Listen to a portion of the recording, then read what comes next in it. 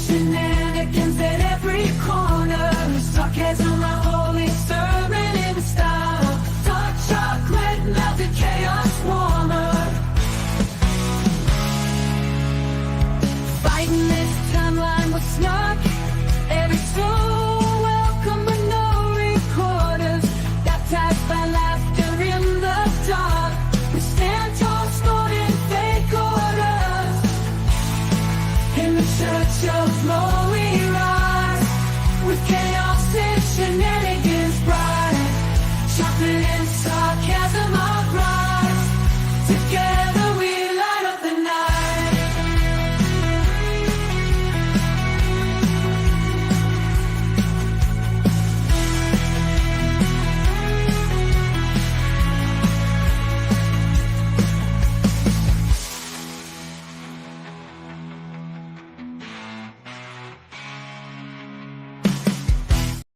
Hey guys, we are back. I changed a wig because of course I did. And we are going to jump into the opening arguments of, daggone it, I hate it when I don't turn down the sound on the YouTube channel, because then I'm like, why am I hearing me in the background? But this is going to be the case against, well, Michigan against Michael Jackson-Bolanos, is I think how you say his name. Now, he is accused, or he stood accused of attacking and unaliving Samantha Woll, a prominent Jewish figurehead or leader. I didn't quite get into this case. I wanted to go in kind of like a juror, so I only know these sort of bits and pieces. Now, Michael was out that morning when she was attacked. According to him, his own testimony, he was breaking into cars, but he did not stab anyone. So this will be the case that we are watching, and we're going to just skip through breaks and lunch times. But I did want to follow this case or watch this again. I know it's very recent that it ended, but it was kind of overshadowed by the Karen Reed case, and there were several charges that the jury was also deadlocked on, and I thought it would be interesting to try to see how they got deadlocked. So without much more of me just yammering, let's get on to this trial. I do have closed captions on, and I have boosted the sound. Hopefully they, aren't religiously against using microphones in this case, because that's going to stink.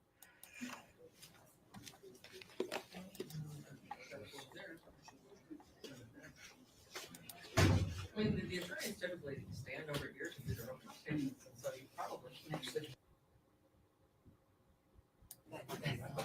Okay, I will. Yeah, they typically stand in the well right in front of the jury. Thank you so much.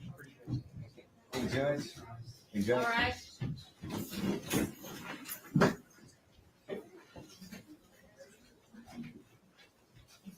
You may be seated. Everyone, please mute your cell phones.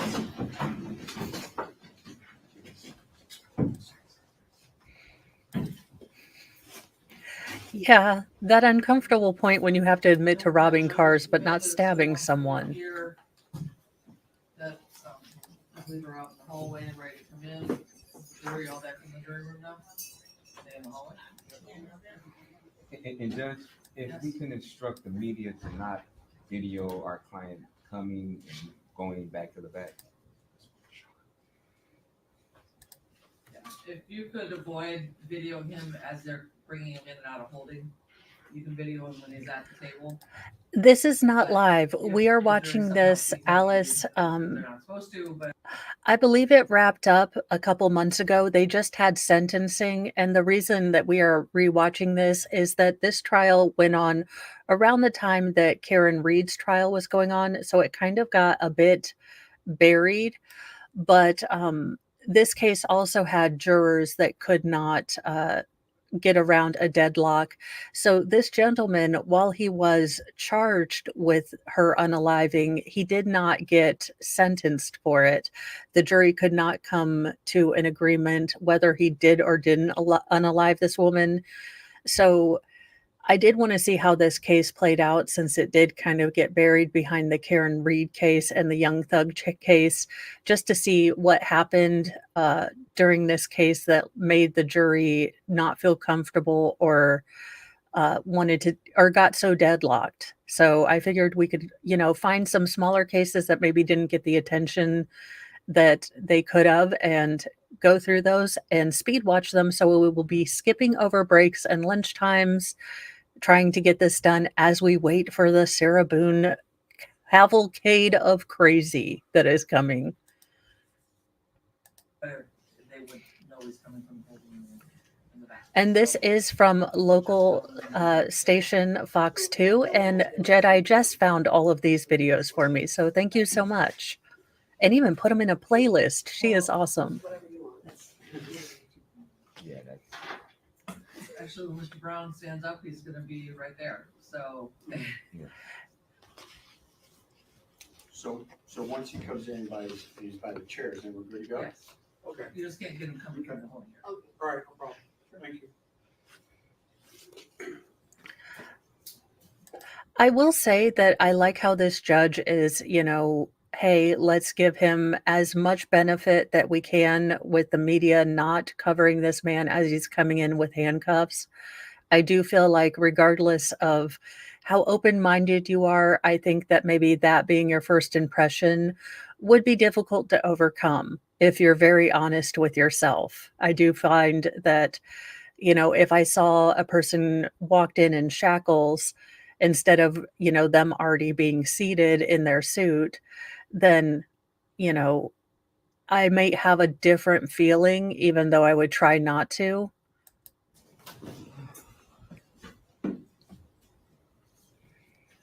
Sir, what do we owe the pleasure? I just had a few free moments. Oh,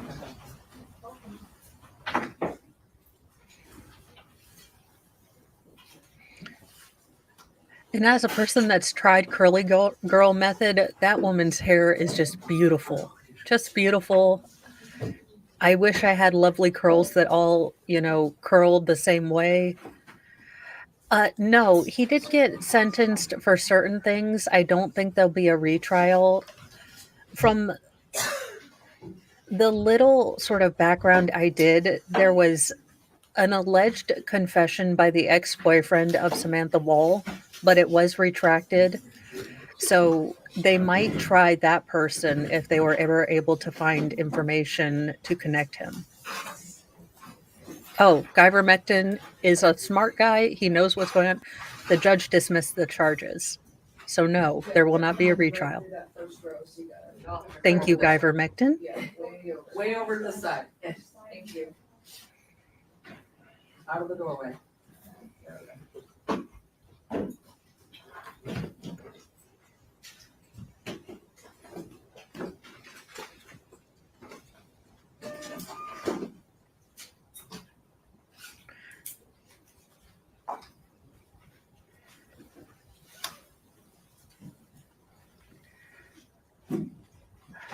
Let me look that up, but I think they were dismissed with prejudice.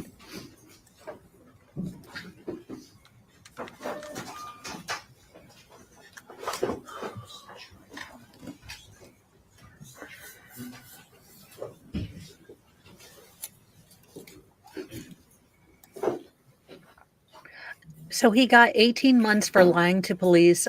The murder and home invasion were dismissed.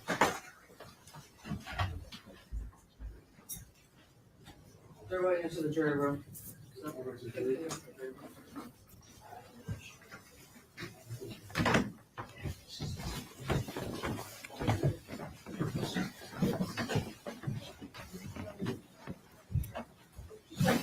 oh, sorry.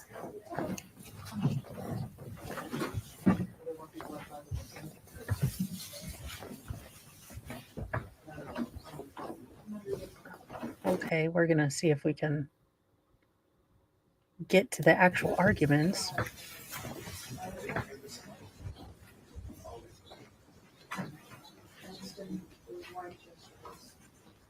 Thank you, ladies.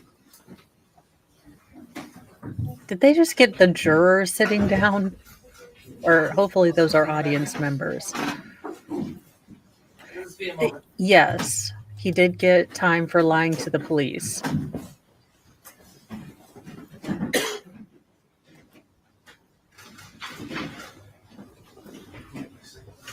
Fill the second row first, and then you can fill the last row.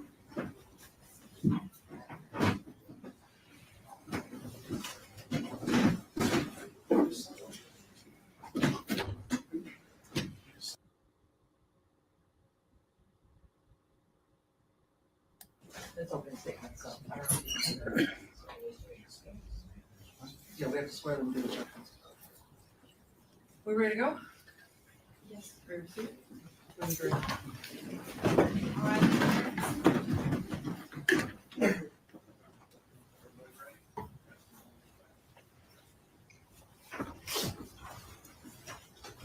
All right, for the jury.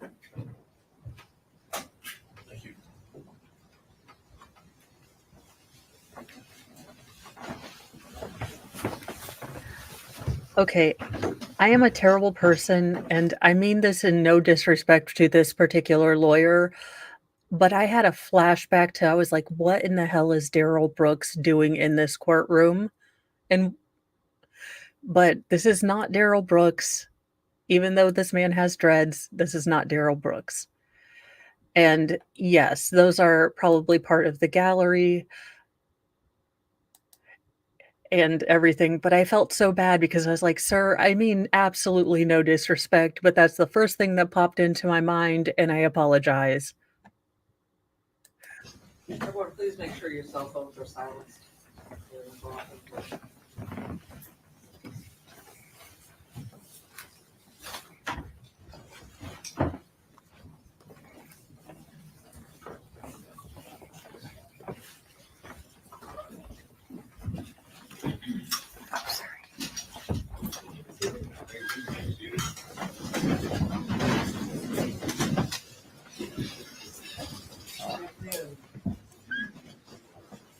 Recalling case number 24-000525, People versus Michael Jackson-Bolanos. This matters on the docket today for jury trial in progress. Francis, please. Good afternoon, Your Honor. Ryan Elson for the people. Dominic DeGrazia on behalf of the people. And Brian Brown on behalf of Mr. Jackson-Bolanos. Good afternoon, Judge Plano, Fishing Mark, UT 82448, hearing on behalf of my client, Mr. Jackson-Bolanos, who appears to me to be great. And I know for the record, Mr. Jackson-Bolanos is present. Our 16 jurors have returned to the courtroom. And we do have members of the press and the public here now that we have more room available. We were admitting them as space became available during jury selection. But for most of the day yesterday, we had 65 jurors in here, and we're going through the elimination process as space became available. We allowed members of the public in. And again, this morning, we had another large panel plus our. Well, he jurors did blame yesterday, God for and then his allowed people in accident. as space permitted in the courtroom. And so we are ready to proceed. We do have our jurors selected now, and we are ready to proceed with the preliminary instructions and then opening statements. And so first, members of the jury, you've been chosen to decide a criminal charge made by the state of Michigan against one of your fellow citizens. In a moment, I'm going to ask you to stand and swear to perform your duty to try the case justly and to reach a true verdict. If your religious beliefs do not permit you to take an oath, you may instead affirm to try the case justly and to reach a true verdict. Could all the jurors please stand and raise your right hands? After the clerk has administered the oath, please respond by saying "I do" or "I affirm." Each of you do solemnly swear or affirm that in this action now before the court, you will justly decide the questions submitted to you, that unless you are discharged by the court in further deliberation. And I think for me personally, this is going to be a hard case for me to watch the family, the friends of the victim, because I know that the state didn't prove their case. And I'm a firm believer that the state has to prove their case. You know, we shouldn't be sending people that you can't, beyond a reasonable doubt, send, away forever. But I can imagine how heartbreaking it is to have to listen to the, coroner's report, the medical report, and all of the things that happened to your friend or family member, your child, and then the person that you are have been assured by the state prosecutors did this, the jury doesn't agree. I can only imagine how heartbreaking and devastating that is. Yeah. Um, Generally, juries are not shown on camera to protect their anonymity, especially, I don't know that this was as much of a high profile case, but especially with the more high profile cases, courts have really taken to protecting jurors' identities. You will render a true verdict, and you will that you will render your verdict only on the evidence introduced and in accordance with the instructions of the court. Thank you, ladies and gentlemen. Please be seated. So now I'm going to read to you the preliminary instructions in this case. If you follow along best by reading along, they're in the binder that you were given. That is your binder for the duration of this trial. In addition to the instructions I'm about to read, you also will have a notepad for taking notes and a pen, and also Now, some half sheets. Mr. white Jackson-Bolanos color that you can write questions. Was and does have a fairly lengthy criminal history, mostly property crimes and things like that, but he is no stranger to a courtroom. So let's see if we can get through instructions, because they're generally the same every case.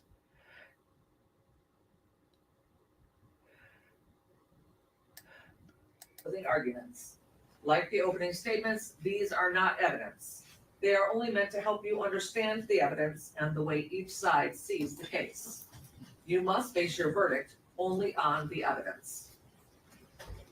So the defendant is charged with 4 separate crimes, and they're the sheets next to this instruction 2.4 list each of the elements for the crimes that are charged. And so I'm going to read them to you now. In count 1, the defendant is charged with the crime of first-degree felony murder. And to prove this charge, the prosecutor must prove each of the following elements beyond a reasonable doubt. First, that the defendant caused the death of Samantha Heather Woll. That is, that Samantha Heather Woll died as a result of stab wounds. Second, that the defendant had one of these 3 states of mind. He intended to kill, or he intended to do great bodily harm to Samantha Heather Woll, or he knowingly created a very high risk of death or great bodily harm, knowing that death or such harm would be the likely result of his actions.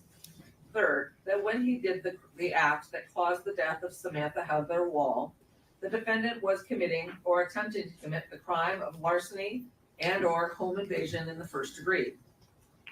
For the crime of larceny, the prosecutor must prove each of the following elements beyond a reasonable doubt. First, that the defendant took someone else's property. Second, that the property was taken without consent. Third, that there was some movement of the property. It does not matter whether the defendant actually kept the property or whether the property was taken off the premises. And fourth, that at the time the property was taken, the defendant intended to permanently deprive the owner of the property. And then for the crime of home invasion first degree, the elements are first, that the defendant entered a dwelling without permission. It does not matter whether the defendant got his entire body inside.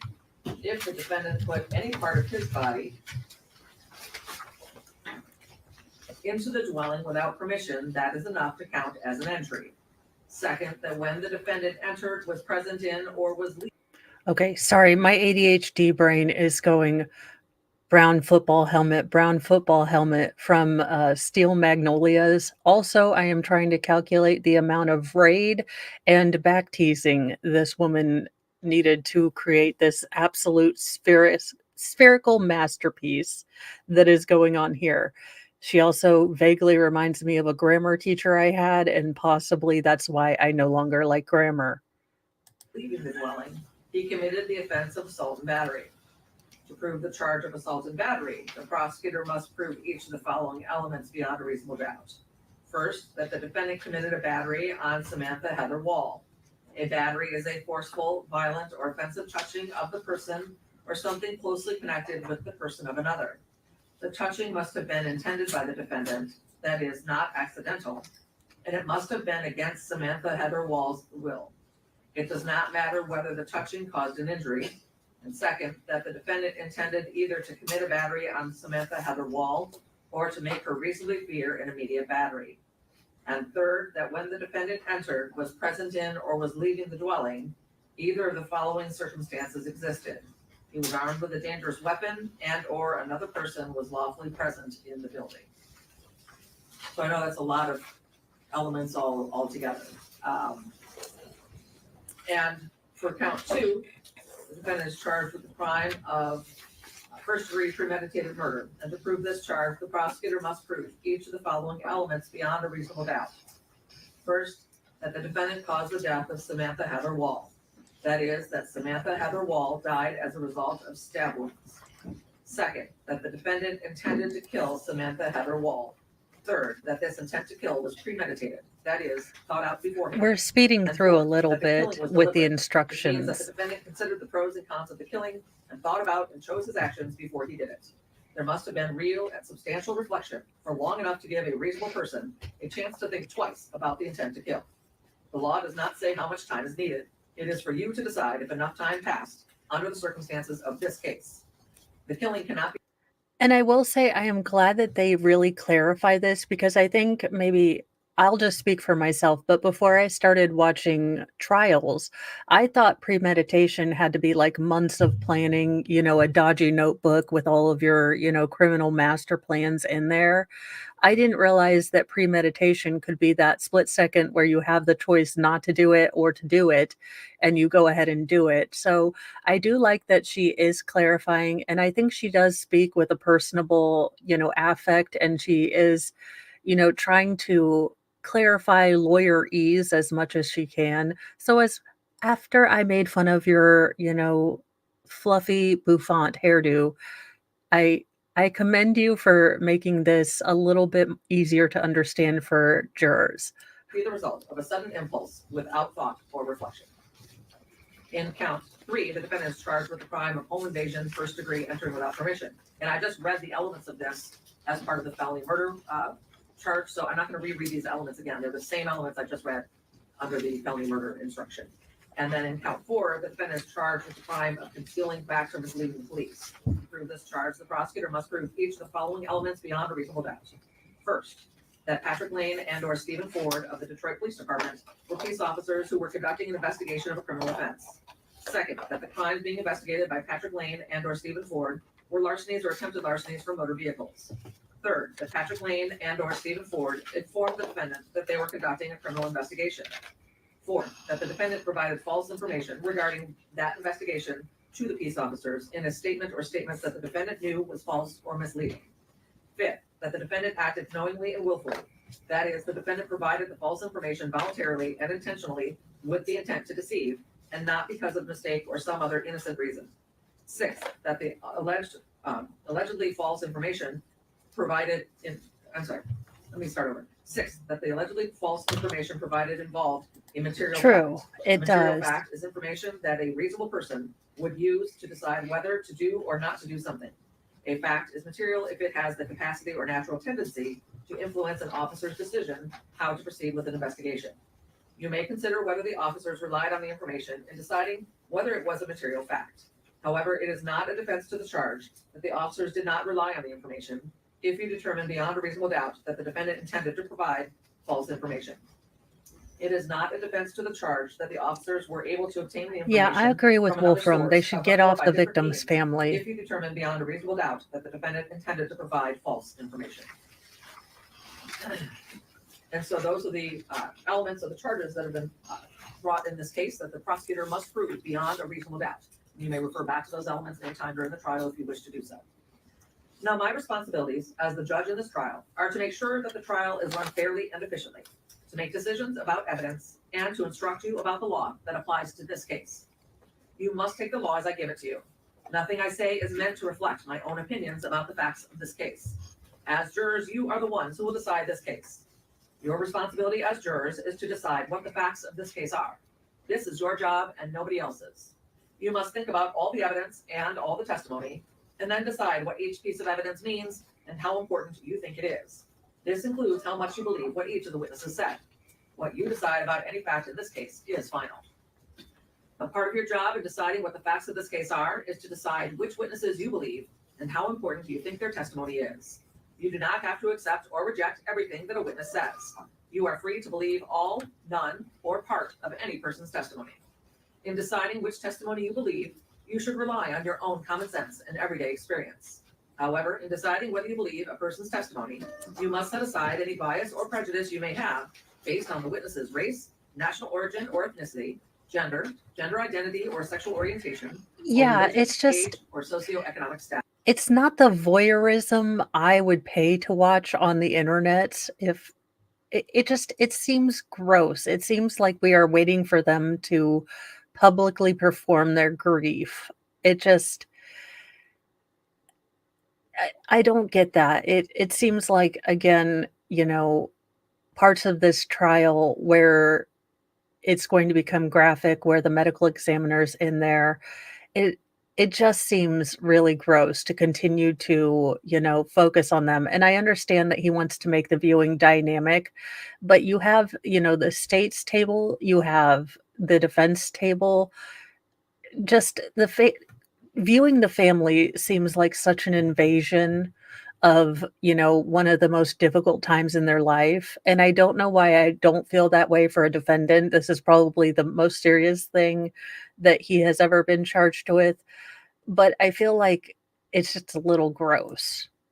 And I can't square why I don't feel that way for the defendant, other than to say that, he is getting to prove his case in front of the public, and the public is there, and we can say, hey, something seems hinky or anything like that. So in his case, it is actually beneficial for us to be watching this case to maybe start an outcry if we see injustice. But to focus on the victim's family, it just seems like if it bleeds, it leads, and just grossness. There is no fixed set of rules for judging whether you believe a witness, but it may help you to think about these questions. Was the witness able to see or hear clearly? How long was the witness watching or listening? Was anything else going on that might have distracted the witness? Does the witness seem to have a good memory? How does the witness look and act while testifying? Does the witness seem to be making an honest effort to tell the truth? Or does the witness seem to evade the questions or argue with the lawyers? Does the witness's age or maturity affect how you judge his or her testimony? Does the witness have any bias You or are getting prejudice or any fat. personal interest in how this Good case is Lord, decided? Thor. Have there been any promises, threats, suggestions, or other influences that affect how the witness testifies? In general, does the witness have any special reason to tell the truth or any special reason to lie? And all in all, how reasonable does the witness's testimony seem when you think about all the other evidence in the case? Now, when Thor, it's the time for you to channel's decide the case, original you are only pet allowed to consider sidekick. the evidence that was admitted in this case. No, Evidence includes none of only you the are getting sworn on the testimony of keyboard. witnesses, You're the 40 exhibits pounds that are of note. admitted into evidence, and anything else I tell you to consider as evidence. Now, the My questions the lawyers Lord. ask the witnesses are Your not evidence. butt. Only the answers are evidence. You should not think that something is true just because one of the lawyers asks questions that assume or suggest that it is. Now, I may ask some of the witnesses questions myself. These questions are not meant to reflect my opinion about the evidence. If I ask questions, my Oh, only reason would be to No, ask about no, things that Thor, may the not have been computer fully doesn't love you explored, back. or to Stop. clarify something for the record. No, Now, often I what's hear me wrong ask with the you? witness, was that a yes or a no? If they shake their head or they give me an aha or an uh-uh. No. Now, you may take notes during the trial if you wish. Of course, you don't have to. In a case this long, it is really helpful if you take notes during the trial when people are testifying, because we do not have transcripts readily available to give to you, at a moment's notice. It could take a couple of days to get transcripts prepared and give it to you. So if you take notes about what people are saying and things that you deem important, it may help you when you're in deliberations to look back at your notes and remember what was said in the courtroom. Now, if you do take notes, you should be careful that it does not distract you from paying attention to all of the evidence. When you go to the jury room to decide your verdict, you may use your notes to help you remember what happened in the courtroom. If you do take notes, do not let anyone except the other jurors see them. And then you're allowed to take them in during deliberations. And during recesses in the evenings, you'll leave them on your chair. No one will have access to them. The courtroom is locked. So no one will have access to look at your notes. When your jury service is over, your notes will be collected and destroyed by the court staff. What? Okay. I would be like, no, I'm keeping my notes. I'm writing a book, my time in a jury, if I had done it, or nullification, my thoughts on jury service.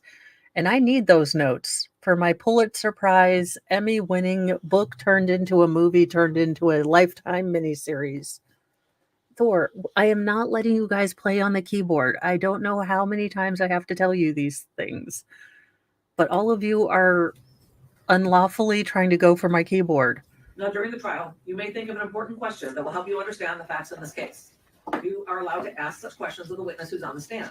Make sure it's a question that witness would have knowledge of. If it's something that somebody else might have knowledge of, wait till that witness is on Oh, the stand. cool. They're going to have um, jury But questions. you are allowed to ask questions of the witness, but you have to wait until both parties have finished their questioning. And when they're done, I'll turn to the jury and say, are there any questions from the jury? At that time, raise your hand, let us know you have a question, write it on the Or half sheets you're that are going to in your get a binders. restraining The order deputy is from the gonna come and get that from computer. you. And the Stop. attorneys are gonna approach the bench and they're gonna read the question with me. She's Because they just do have not the right into to you. object if that question would violate one of the rules of evidence, or if there's some legal reason why. that Good question morning, cannot be publicly asked. blessed. So they'll come up, And they'll look at it, if it's allowed to be asked, I'll ask it, and if it's so I do like this practice. Indiana has this practice as well, where jurors can ask questions of the witness currently on the stand. And I think that's a good way to maybe forestall some of the jury questions during deliberations. And I think it's a practice that should be put in place in all courtrooms. I think that, you know, the jury asking stuff should be an important part of the trial. I mean, again, these are the people that we are charging to make lifelong decisions for some of the, defendants. Let's let them ask questions. If something wasn't clear, then let's let them clarify it and get that particular witness to expound upon things so that we can get a better jury. They're working with more facts instead of less. not, you won't be asked. And so if your question is not asked, it's because I determined What under in the the law that the actual question hell should is not be going on asked. here? Do not speculate about why the question was not asked. In other words, you should draw no conclusions or inferences about the facts of the case, nor should you speculate about what the answer might have been. Sorry, Also, in Thor considering was the standing evidence, you on should not my give greater weight to testimony on my merely remote. because it was Now, given how in do I answer to fix questions this? submitted by the members of the jury. Oh, what did you Now, if do? you cannot hear something There that we is go. said or presented, or if you cannot see a witness or evidence, please raise your hand immediately, and we will ask to have it repeated or turn up microphones. Also, I know sometimes jurors in seats 9 and 10 have a hard time seeing. You can kind of come down and sit the step here if you want, or you can take a seat next to juror number 16 so that you can see the screen better, because I know just the angle of it from those two seats is really difficult to see.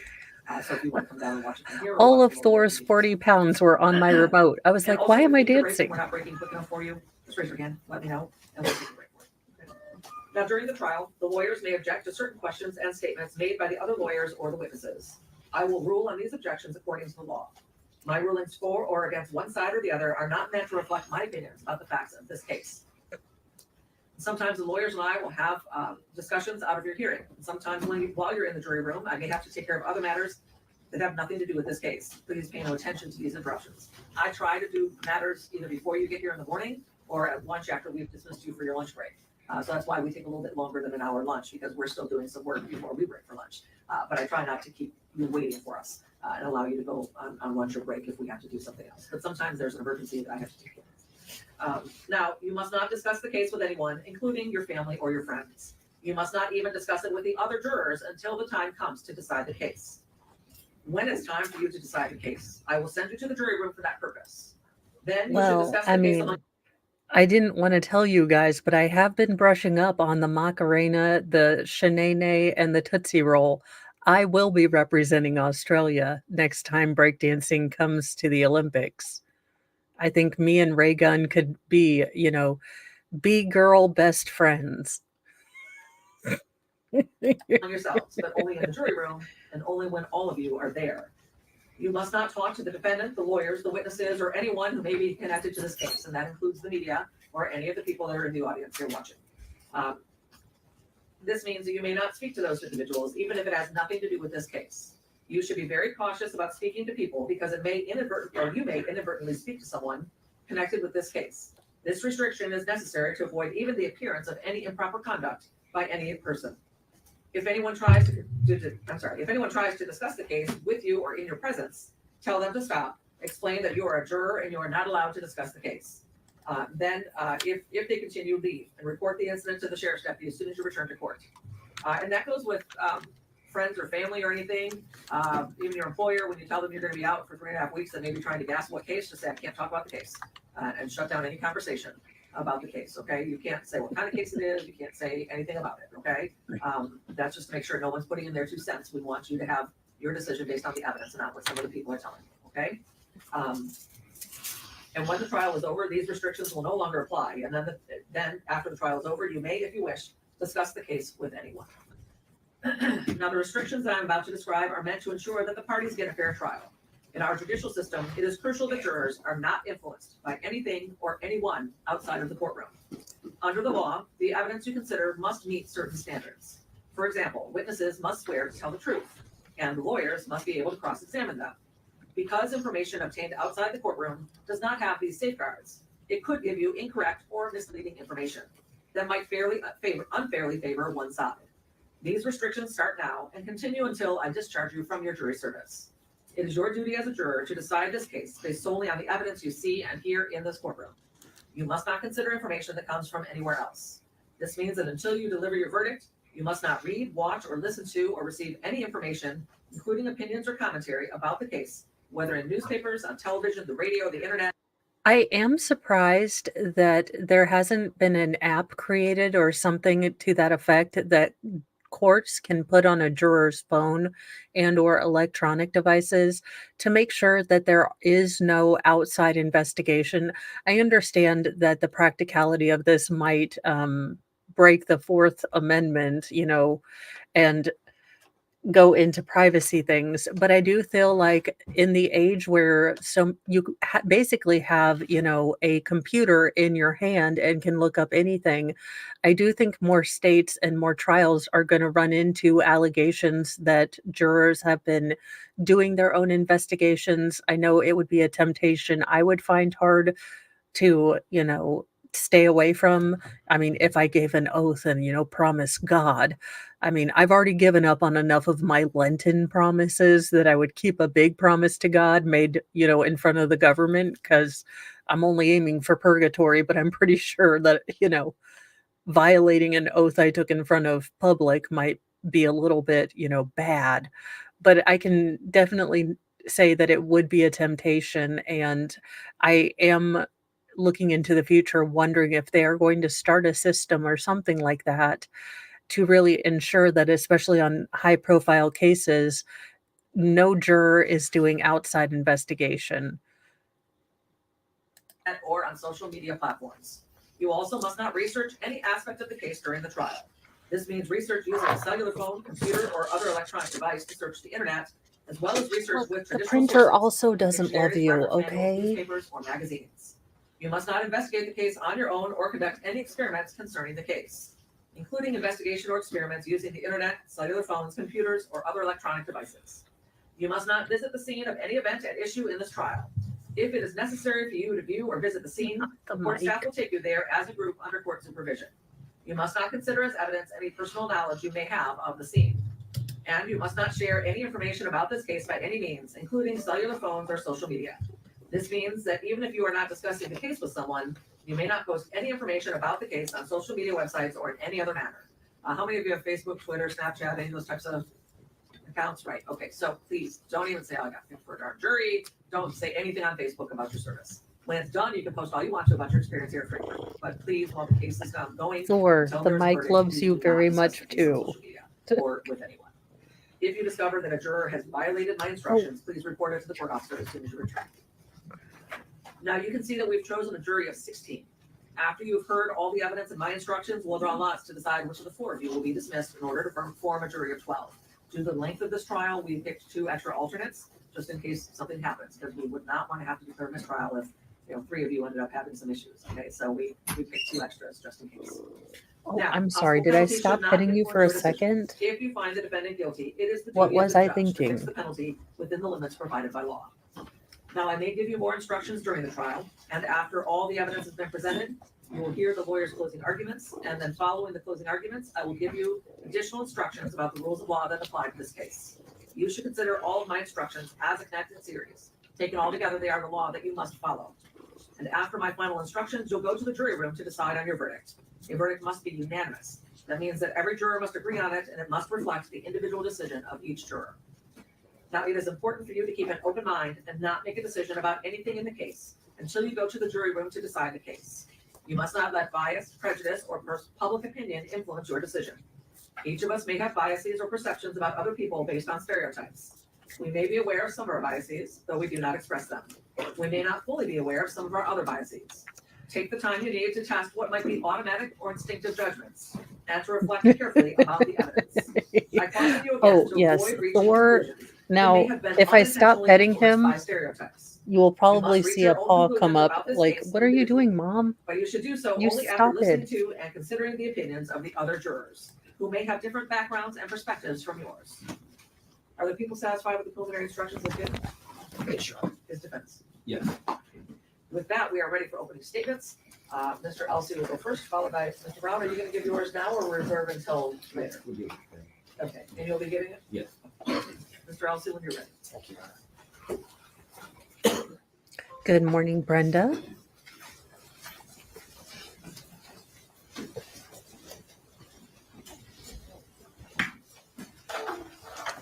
No biting. Just 1 second, Your Honor.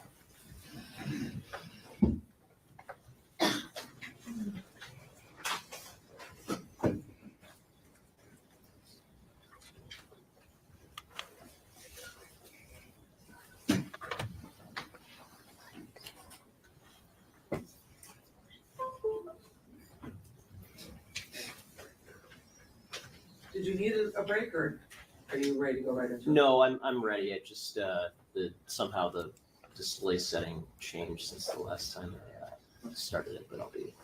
Oh no, not a PowerPoint. Please, dear God, not a PowerPoint.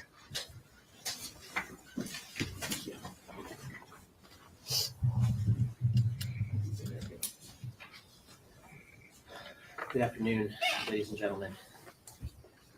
There is a reason that we lock our doors at night when we go to sleep. It is because of people who lurk in the night, people who could do us harm.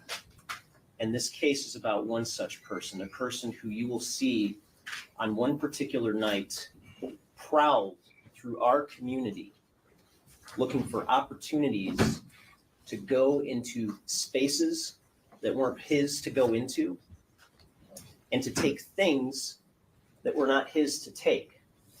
And the most important thing that he ended up taking that night was the life of a woman named Samantha Woll, who you will hear was a somewhat. So I will be writing notes during this opening of what the state intends to prove with their evidence. And then we can kind of go over as we get toward the end of the case and see if they check those boxes or what they said they were going to prove happened, because the jury was deadlocked on every charge except for the lying to police. So we know the verdict, but I really want to pay attention to what the state claims that they were going to prove versus what they did prove and see where the jury came to be deadlocked. Prominent member of our community, the president of the downtown synagogue. And on the very last night of her life, on a night when someone was lurking in her neighborhood, she left her front door open. She gave him an opportunity to take from her. And that mistake turned out to be tragic, because at her home, at a place where she was supposed to be safe, she was stabbed to death. And the evidence in this case is going to show you that the man who did this to her is this man right here, the defendant, Michael Jackson-Bolanos. They didn't catch him until close to 6 weeks after her death. But when they did, he still had her blood on a jacket that he wore that night and on a backpack that he wore that night.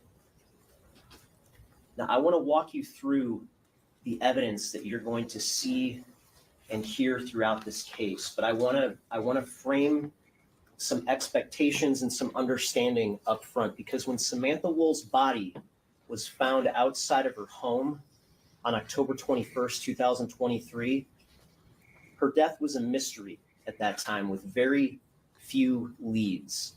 And you're going to see that this case was investigated by something called the Homicide Task Force, which includes homicide detectives from the Detroit Police Department, investigators from the Michigan State Police, and personnel from the FBI who worked together to identify Samantha Woll's killer. Now, I believe that the FBI was involved. This particular murder, I believe, happened very closely after the October 7th tragedy that happened in Israel and the subsequent, Israeli retaliation or justified going in there. I really don't care to get into that. I am not learned enough to get into that. I have my own opinions, but spouting them off on the internet seems to not be conducive to anything because it really isn't my fight.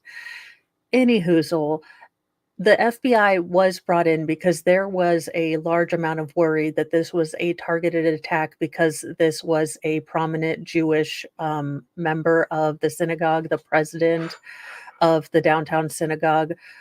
Now, from what we have learned and articles that are put out, this was not shown to have any links with her religion or any political, kind of links, but that is why the FBI was involved. There was genuine worry that this was a retaliatory strike because of her religion or maybe her belief system. And part of what you're going to see in this case is the many steps that were taken in this investigation to show you that this was an investigation that started out very open-ended at first, with other suspects, other persons of interest looked at. And the investigation used cutting-edge investigative techniques, including forensic data from various sources, including forensic science, to zero in on the defendant. And I want to caution you, the presentation of this sort of forensic data, it's not splashy. Despite the camera that you're going to see in the courtroom throughout the trial, it shouldn't be dramatic. It's tedious. It's time intensive, which is why this trial is going to last so long. So I'm going to ask for your patience throughout this process. And that's especially so because the first few days of the trial, you're not going to see any evidence even directly implicating the defendant. Instead, we're going to show you the same evidence that investigators had to work with at the early part of this investigation, the same clues that they had, the same limitations that confronted them, and the same foundation of evidence that was ultimately put into place that led them to the defendant.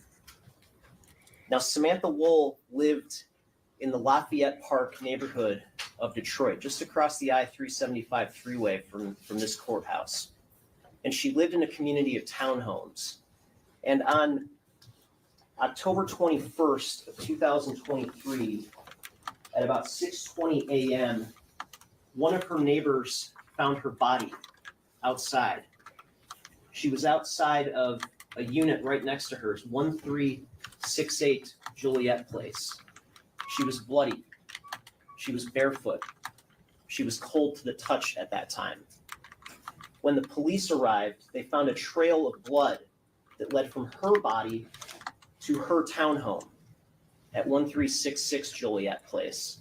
There was blood on the door. Inside the hallway leading to the living room, there was blood on the floor. There was blood smeared on the walls. Inside the living room, there was more blood. Pillows and blanket on the floor. Her contact lenses on the floor, suggesting she had been asleep before this attack happened. Okay. And when the police started, I'm already finding several hinky things with this, and maybe they'll explain it as they go into the evidence. But you're telling me a woman lives in Detroit. That's like living in Gary, Indiana, and she left her front door unlocked? Something about that, a single woman living by herself in the Detroit area, not locking her front door. That sounds hinky. That sounds like she was ready for bed because most people generally take off their contacts when they are getting ready for bed. Now, I would assume my brain goes to she let someone in. It generally doesn't seem to me that a single woman would not lock her door, but maybe she didn't lock her door or she was expecting someone to come by. But that does seem a little odd to me. Started to investigate her activities leading up to this night. They found that she went to a wedding in Sterling Heights that night and got home at about 12:30 a.m. And the police got a hold of her cell phone, which was found near her couch, and they performed something called a forensic extraction on that phone. They got all the data that they could on that phone so they could analyze it and try to see what her activities were leading up to her death. And they found a couple of important things.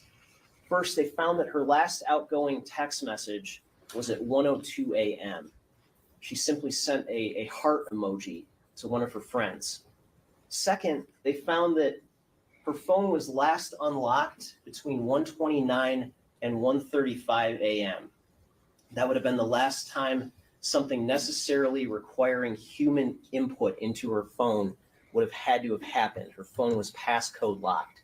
So that narrowed the suspected time range of her murder between when her phone was last used to 6:20 a.m. Hey, you lefty. Now, the police also found that she had an ADT system at her home, an alarm system. And there were sensors for that system. There was one by the front door. There was one attached to the back door. There was one attached to a basement door that led to a common hallway shared by other units in the building. And there was a motion sensor in her living room. And the police went to ADT and they used a search warrant to get data from that system to see if there was any information they could get about the system's activities the night of her death. And what they found was that although the ADT system wasn't armed that night, the system was still collecting data. And they found that at 12:31 a.m., her front door opened, consistent with her getting back from the wedding. They found that at 12:32 a.m., there was motion present in her living room. At 12:35 a.m. until 12:38 a.m., her back door briefly opened and then shut. And when police arrived, they found that the door had been shut and it was in the locked position when they arrived. At 1:01 a.m., there was a message in the data indicating that the front door was still open, and there's no indication that the front door ever closed that night. At 1:24 a.m., there's an indication in the data that living room motion sensor was idle, meaning it wasn't detecting any more activity inside the living room at that time, any more motion. The next time that activity was detected, the next time motion was detected in the living room was at 4:20 a.m. And the system was idle again at 4:22 a.m.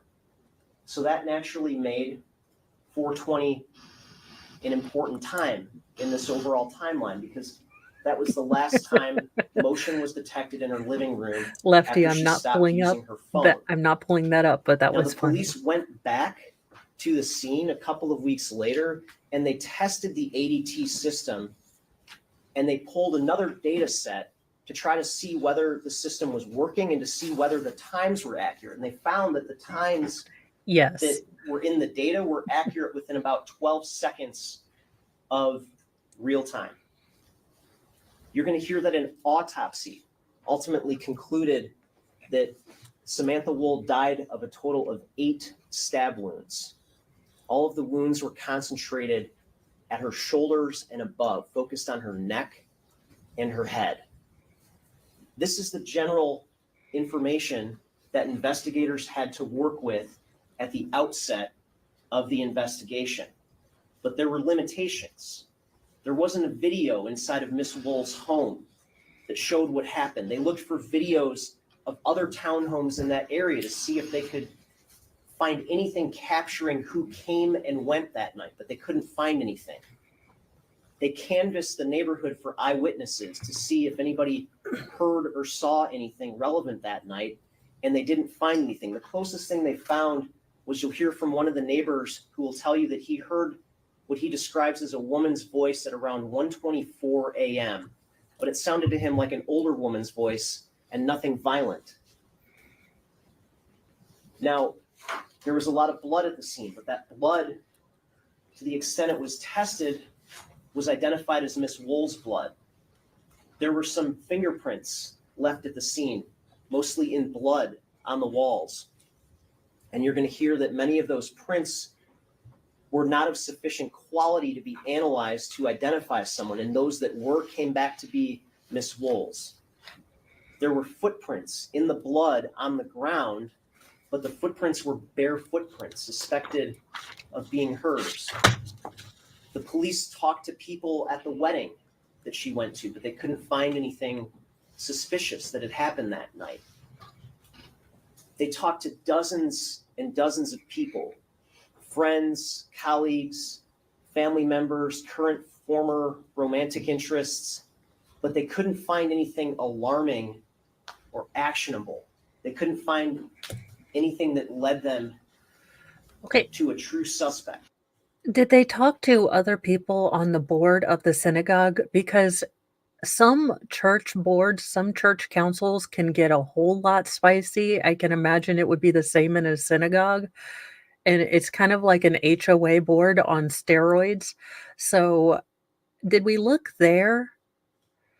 Because multiple stab wounds, and I'm not an FBI-ologist. I am not Caffey Daffy, so, take this with a grain of salt. But multiple wounds to both the neck and head seem very deliberate. Doesn't seem like somewhere you would aim if you were maybe startled and ran into someone. I would think, to attack someone's face, to attack someone's neck is generally a fairly personal thing, and especially to stab someone is a very up close, personal sort of way to attack someone. In Generally, I would think you would be looking for someone who she felt comfortable leaving the door open to. It doesn't make sense in my head that a person that invested in an ADT system leaves their door open for hours upon hours in the great state of Detroit, or the great city of Detroit. So, I don't know. I mean, again, I'm not a professional. I have not been to the FBI, but this doesn't seem to be fitting. A robber walked in on someone just yet from what they've laid out. Now, the first major potential break in this investigation happened on November 7th of 2023. And that potential break, you will hear, was something that didn't even involve the defendant. You're going to hear that Miss Woll had an ex-boyfriend named Jeffrey Herbstman. And you're going to hear that on October 22nd of 2023, the day after Miss Woll's body was found, Mr. Herbstman came in to speak with the police and gave a statement and was cooperative. And he will tell you that the last time that he saw Miss Woll was on October 7th, after seeing her at synagogue. He will tell you that the night of her death, he was home after he returned from synagogue, and he stayed there all night. He will tell you that they dated for about a year, from approximately October of 2022 until July of 2023, but that their breakup was generally amicable. But you will hear that Mr. Herbstman has a history of depression and that he did not take her death well. And on November 7th of 2023, you're going to hear that he was in Kalamazoo for work, and he called the police during what he will describe as a panic attack. And when the police came and questioned him about why he was upset, you will hear that in a frantic state, he told them that he had essentially convinced himself that he may have killed Miss Woll, but he couldn't remember anything about it. And he couldn't articulate why exactly he felt that way. Now, because Mr. Herbstman made that incriminating statement, when he testifies at trial, he's going to testify with something called use immunity. And what use immunity means is we can't force somebody to sit in that witness chair and acknowledge that they previously made an incriminating statement. And so for the hour or so that he's in the witness stand, whatever he says can't be used against him in a future criminal proceeding. But you will hear that what he says is not anything that could be used against him in a future criminal proceeding, because he will tell you that he had absolutely nothing to do with Samantha Woll's death. All right, I already don't like this. I don't like that we are having to preface that someone confessed, but it was because he was having a bad day. And I understand people react to grief differently.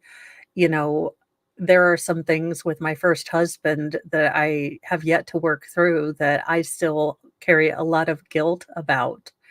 So I understand maybe struggling with that, but unless they are going to bring some more concrete evidence, it sounds like we have a bunch of her blood, her fingerprints, the door left open, the back door possibly opening for a little bit, and the fact that this gentleman has her blood on his clothing. It does throw into the mix more than reasonable doubt that you have a person that is confessing for whatever internal motivations he has. That is a bit worrisome, and I can see why they're trying to cover their bases. They're trying to bring it up before the defense does, but this is not sounding like a strong case thus far. And he will tell you that when he said what he said on November 7th, he had just gotten an increased dosage of the antidepressant that he was on. He used some cannabis, and he had this one-time delusional panic attack that set in and prompted him to feel. Sir, as a person who has chronic pain and takes CBD products, I can assure you that a gummy never made me want to confess to a stabulation. Now, it did make me want a bunch of Doritos, but I mean, I guess to each their own. Feel what he felt and say what he said. But because he said what he said, he was deemed a suspect, and the police looked into him, and they tried to collect evidence against him. And they had this ambiguous statement from Kalamazoo. You're going to hear, though, that the police did not find any evidence placing Jeff Herbstman at the scene the night that Miss Woll was killed. They didn't find his DNA at the scene. They didn't find his fingerprints at the scene. You're going to hear about a lot of video that was collected from surrounding areas. He didn't materialize in any of that video. You're going to hear that they didn't find any evidence that he left his home that night, that his phone placed him at his home the entire night after he returned from synagogue, consistent with his statement. You're going to hear that they searched his cell phone. They downloaded it and forensically extracted at two different points. First on October 22nd, when he first came into the police, and then again in Kalamazoo when he was taken into custody after he said what he said, and they didn't find anything incriminating on his phone. You're going to hear that they tore up his car, they tore through his home, and they didn't find any physical evidence connecting Jeff Herbstman to Samantha Woll's death. They found a knife in his car, a pocket knife. It was forensically analyzed. There was nothing relevant found on it. They found a couple of items in his car, including a dog collar that initially tested positive for suspected blood, but it turned out not to be human blood. Samantha Woll's blood did not show up in his house, in his car, on his clothing. And Jeff Herbstman was eventually released and cleared as a suspect. Now, what you will see is that when he was released, it was publicly reported that a suspect was released in this case on November 11th of 2023. And the very day afterward, it was later found, once the defendant's phone was recovered, that the very day after that news report was made that a suspect had been released, the defendant was searching the internet for how to get out of town. Detroit same-day passport showed up in his search history for that day. Now, while some of the investigation team was focusing on Jeff Herbstman, another part of the investigation team was focusing on the one other major lead that they had. And that is some video from near Miss Woll's home. Near her building, there is an elementary school called Chrysler Elementary School. And that school has a camera that points down Joliet Place. The camera isn't positioned such that you can see Miss Woll's unit or her building, but you can see the parking lot that Joliet Place dead ends into that is close to her building. And when police got a hold of that video, they scoured it. They looked at hours and hours of that footage. And what they found was that at 3:52 a.m. and at 4 a.m., just before that motion was detected in her living room, there was a figure in that parking lot who appeared to be tampering with some cars. Now, this caught investigators' interest because it tended to suggest that here we have someone engaged in criminal activity in the same area of Miss Woll's murder on the same night of her murder. It was also something that caught investigators' interest because that very same night, one of the cars that was parked there, and it's not visible in this still shot, it's just to the left of the green circle where the tree obscures part of the image, but one of those cars had its tire slashed that same night that Miss Woll was stabbed to death. So the police engaged in a colossal effort to pull as much video as they could from all of the surrounding area, any building they could find that had a camera on it, to try to retrace the footsteps of the individual that they saw tampering with cars in Miss Woll's parking lot. And they pulled video from dozens and dozens of locations. And when they analyzed that video, they got a pretty good sense of what this individual's trajectory was during the night of Miss Woll's murder. And when they were able to identify that individual's position at specific places and at specific times that night, the FBI went to T-Mobile to see whether T-Mobile could identify any cellular devices that were consistent with being in some of those same locations as this individual at the same time as the individual was depicted on video. You see, these phones that we carry around with us, they're constantly interacting with cell towers. Even when we're not making calls, data is being sent back and forth from our phones to cell towers. And our providers, like T-Mobile, keep records of that data. And that data can give investigators a pretty good idea, not a perfect idea, but a pretty good idea of where our phones have been at specific times. And when the FBI worked with T-Mobile to identify devices consistent with following the trajectory of the person identified in the video, they found that there was one device that matched that trajectory, and it was the defendant's phone. And you're going to see through a combination of that cell phone evidence and video, you're going to see the defendant's route that he followed that night. And you will see that at 12:42 a.m., just as Miss Woll. Okay, state, unless you can, positively prove that he was the guy that did this, I don't understand how. Okay, give me the reason. I need to be able to place him doing the assault and the unaliving. Because right now, yes, you probably have him on car theft theft from cars, breaking into cars. But how that escalates to a really very frenzied sounding attack inside a home, and I'm trying to look up his past criminal record to see if he has a history of home invasions or things like that that would make him more likely to jump from a fairly non-confrontational crime of,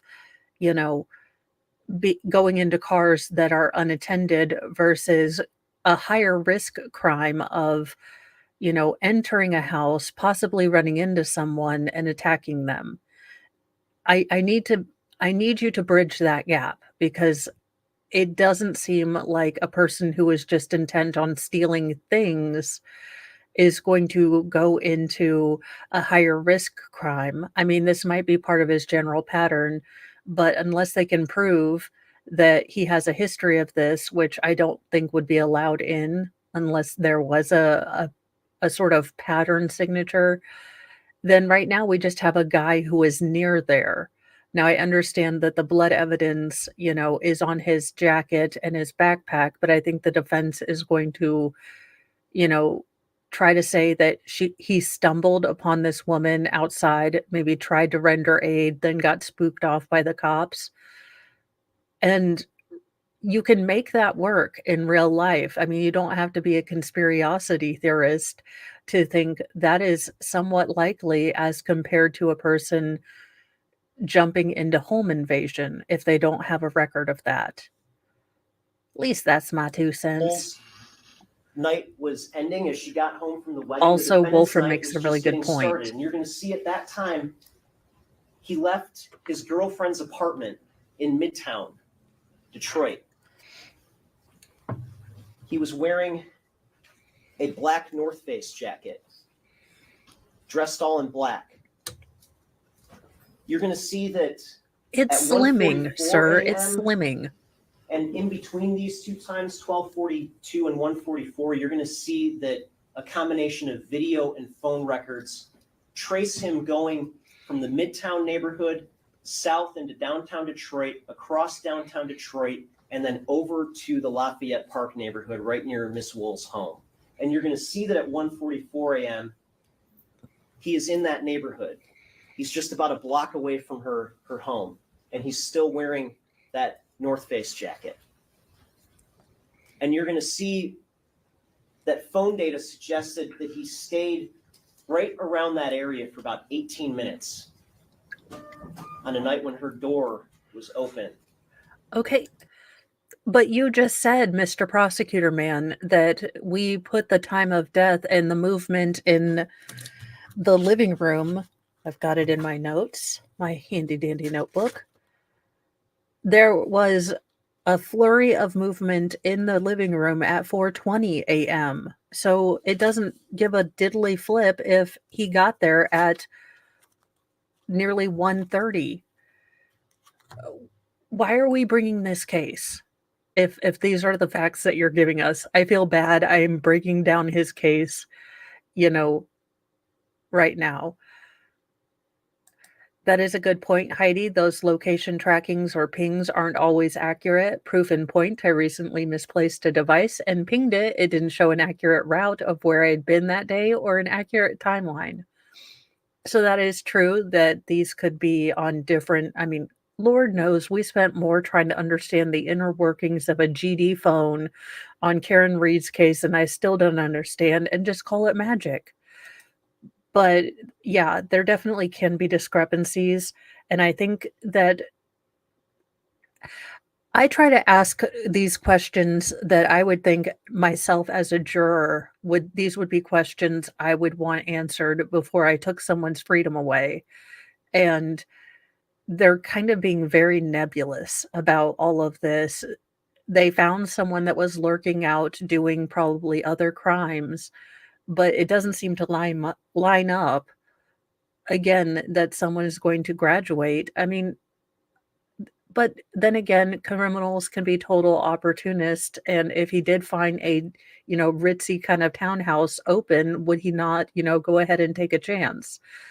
So hopefully they can prove a little more. Obviously they did not prove their case to the jury's satisfaction, but The first time he passed through the area that night, you're going to see that at 12:16 a.m., and this comes from materials recovered from his cell phone, that at that point in time, he took a video from inside a secured parking garage at a building called the Ducharme Place Apartments, which is just down the street from Miss Woll's home. He simply took a video of a car and then later texted it to his girlfriend. You're going to see from there, phone records and video then trace him leaving the Lafayette Park neighborhood and going into the Rivertown neighborhood. And then at about 3:05 a.m., he's observed on video going into a parked car and emerging with a white bag. And that white bag is important because in some of the video going forward after this 3:05 a.m. mark, the video is a little grainy and it's hard to see exactly who you're looking at. But you will see that in the grainier video that the person that's being tracked is carrying a white bag. And you will see that the person tampering with the cars in the parking lot right near Miss Woll's home, right before motion was activated in her living room, was carrying a white bag. You're going to see that at 3:12 a.m., video and phone data places him in the Harbortown area where he is observed jumping over a brick wall into another secured parking area to tamper with more cars. You're going to see at 3:24 a.m. that he crosses back over Jefferson and starts moving toward the Lafayette Park neighborhood again. And at that point, at 3:24 a.m., he's wearing the North Face jacket, he's carrying the white bag, and he's wearing what appear to be blue surgical gloves while walking alone in the middle of the night. From there, you will see that the phone data traces his route back toward the area of the scene, where you will see this individual tampering with cars in the parking lot near Ms. Woll's home. There is a gap in video between 4 a.m. and 4:20, but you will hear from the FBI special agent who mapped the defendant's phone records that during that time, and especially at 4:20, at the very moment that that motion was activated in Samantha Woll's living room, that the defendant's phone was consistent with being right in that area. And in fact, he will tell you that if he had been looking for the defendant in real time at that point, using the data that he has, that's the very first place he would have looked for him.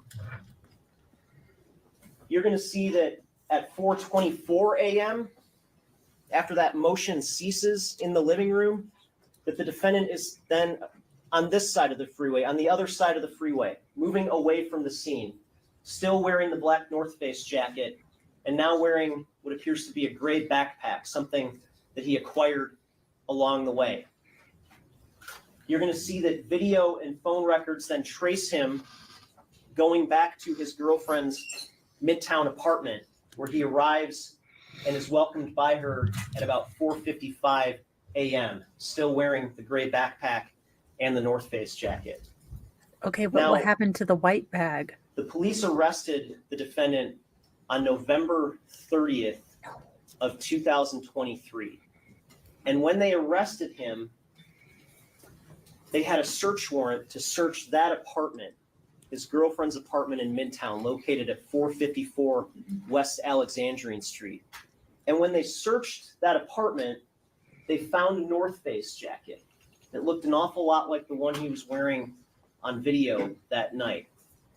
And that North Face jacket was sent to the Michigan State Police Crime Laboratory to be forensically analyzed. And they found that there were 2 spots of blood still on that jacket. And that blood was swabbed and it was tested for comparison with Miss Woll's DNA to see if her DNA was in that blood, to see if that was her blood. And you're going to hear that forensic scientists, when they testify, they don't talk in terms of matches or certainty. They talk in terms of probabilities, scientific probabilities. Okay. So she had 8 stab wounds to her head and neck, which means you could have gotten arterial spray. I mean, you've got massive arteries and, blood supply going to your neck.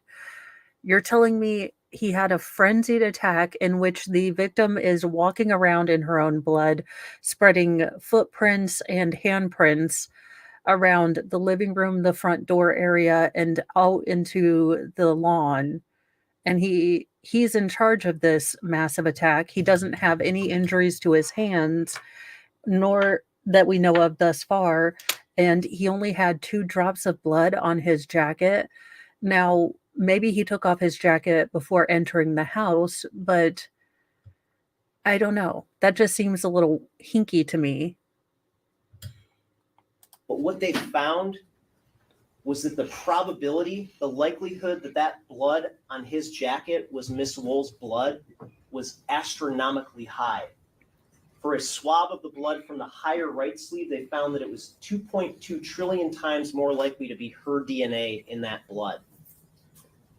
For a lower right sleeve swab, they found that it was 32 quintillion times more likely to be Samantha Woll's DNA in that blood. 32 quintillion is a number that is so large, it is 32 followed by 18 zeros.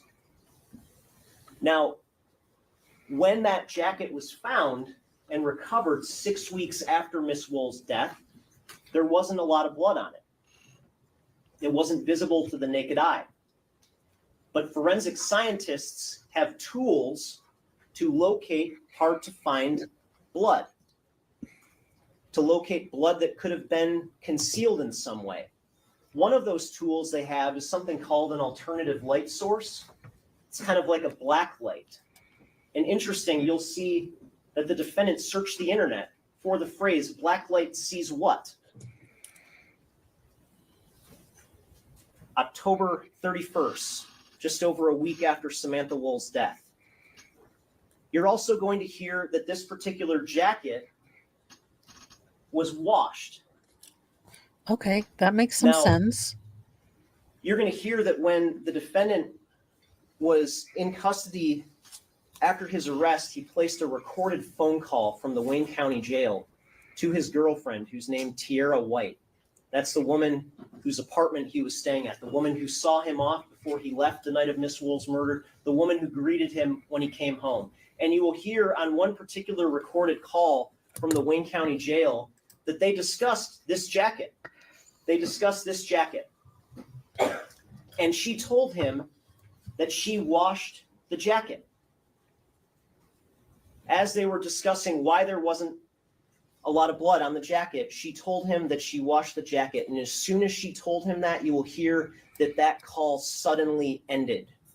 And you will hear that several minutes later, he called her back and he lashed out at her for saying that. And he said, and I quote, "I don't want to hear what you got to say about that shit." Now, at any rate, when the police arrested the defendant on November 30th, they also searched his vehicle that he was arrested in.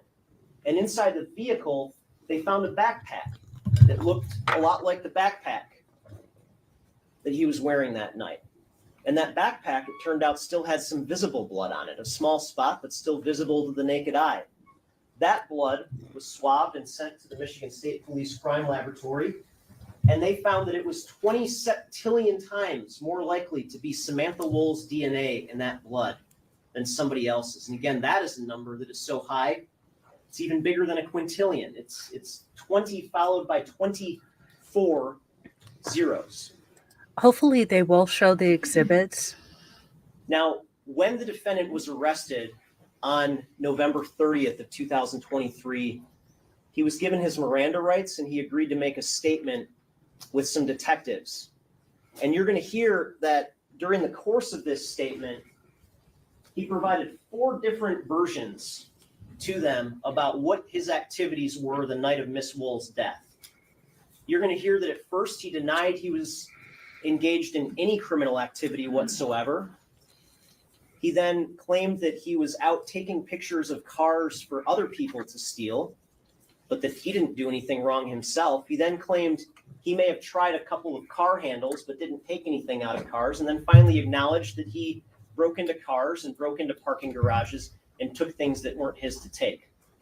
You're going to hear that during the first part of this interrogation, that the investigators did not tell him that he was under investigation for a violent crime. They did not tell him that he was under investigation for Samantha Woll's murder. Yet, during that first part of the investigation, he repeatedly volunteered to those detectives, even though there was no mention of violence on their end, that he didn't do anything violent to anybody. He didn't hurt anybody. He didn't rob anybody. And you're going to hear that he had no innocent explanation for that blood that was ultimately found on his jacket and his backpack. He denied seeing any body. He denied seeing any crime scene. He denied seeing anything out of the ordinary whatsoever. Now, when he was arrested on November 30th of 2023, There were also some knives that were recovered. There was a knife recovered inside his girlfriend's apartment, a pocket knife that was inside of a men's jacket. And there was also a knife that was recovered from his own person when he was arrested. And you're going to hear that when he was originally arrested, he was pulled over in Roseville. And the trooper who placed him under arrest patted him down but didn't find the pocket Well, knife. I mean, And so he sat yeah, I there thought that with was this how you played trooper the game. on the way downtown for about 30 minutes without letting him know that there was a pocket knife on him. It was finally recovered once he got into the interview room Okay. at police headquarters. Who the hell put him in handcuffs and didn't search him? I mean, I don't know that I trust the honor system with criminals. And yeah, if she was had already been attacked, gotten out of her house to try to get help and then ended up in the lawn, I believe what the defense is going to argue is that he came upon her, he tried to render aid, but he got spooked when he saw the severity of her wounds and maybe heard the police coming. And since he'd already been doing not so legal things, he ran. So there are ways to excuse this blood. And I think that the state should have had a better case before they went to trial. I mean, they basically spent the first 30 minutes of their argument saying, look, I know this case is kind of weak. We were kind of confused about it at first, but then we found this guy and we tried to link him to it as best we could, is the kind of vibe I'm getting from this. Headquarters. And when asked about the knife, the pocket knife that he had on him and why he had it on him, he said that he carried the pocket knife on him as a seatbelt cutter to cut his seatbelt off if he ever got into an accident. He was released on November 30th pending the DNA testing, but when the initial DNA results came back on December 10th, showing the blood on his jacket, he was taken into custody again, and he was questioned again. And again, he had absolutely no innocent explanation for how Samantha Woll's blood got on his clothing. So in sum, ladies and gentlemen, you are going to see that on a night that the victim left her door open, that the defendant was in her neighborhood, Yeah, I mean, engaging in crimes of opportunity. these are fairly reasonable lines of attack for the defense to make. And this what he's laying out here, unless he has experts that can marry all of this together, people that can absolutely show that this is the gentleman in grainy, Bigfoot foot film is the same person. Again, he hasn't given us the absolute link that will tie him to holding the knife. I mean, and are we talking pocket knife like Swiss Army? Are we talking, folding blade? I mean, pocket knife evokes Swiss Army knife for me, and I don't generally think of it as an offensive weapon. If he's talking about a 3 or 4 inch folding blade, that's different, or a box cutter. I could even but this case seems like it was I can't believe it got out of grand jury, is kind of what I'm throwing out here with what we have been given thus far. I mean, so his cell phone does put him in the area. But again, I mean, he only has, and I understand that the jacket has been washed, so that could change things. They found one spot on the upper right sleeve, one spot on the lower right sleeve. The backpack did have visible, blood still on it. But if you were involved in a frenzied attack, generally people involved in knife fights will hurt their little, murder mittens because the knives get slippery when covered in blood. So generally you will end up with wounds. Think Joel Guy Jr., after he went on his attack with his parents, he had to go and get medical assistance because he cut up his hands fairly severely. So right now, I am wondering how this got to trial with the evidence that we have. But I am interested to hear how the defense is going to frame things. And, maybe they frame things in a much more easy to understand way. And defenders know their audience. Maybe I believe this attorney, his defense attorney that's going to open, has been part of this general area of the community. So maybe he is able to frame his client's actions in a way that, while not condoning, breaking into cars, can explain it in a way that the jury can digest it and give an alternate sort of thought as to who did this. That she was stabbed to death that night, and that her blood was still on his clothing weeks later. As a result of this, the defendant has been charged with murder, he's been charged with home invasion, and he's been charged with lying to the police. And at the conclusion of this case, I'm going to ask you to find him guilty of each and every charge. Thank you. Thank you. Mr. Elsey, Mr. Brown? Good afternoon, ladies and gentlemen. So it doesn't sound, if the prosecutors had found the murder weapon, I believe that would have been one of the big things that they talked about in their opening statements. Thus far, they haven't said in their opening statement that there's any way to correlate any knives that might have been on his person or in his girlfriend's apartment to this crime. So let's see what the defense says. I love taking notes.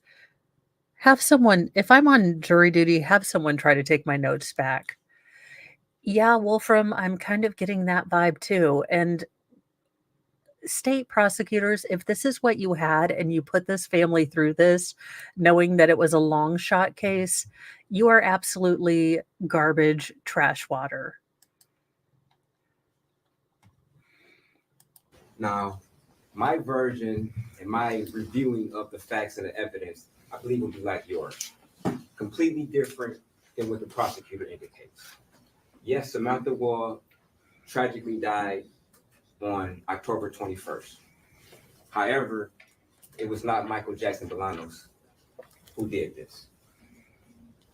She was stabbed 8 times in the neck, in the back of the head, in the back of the neck.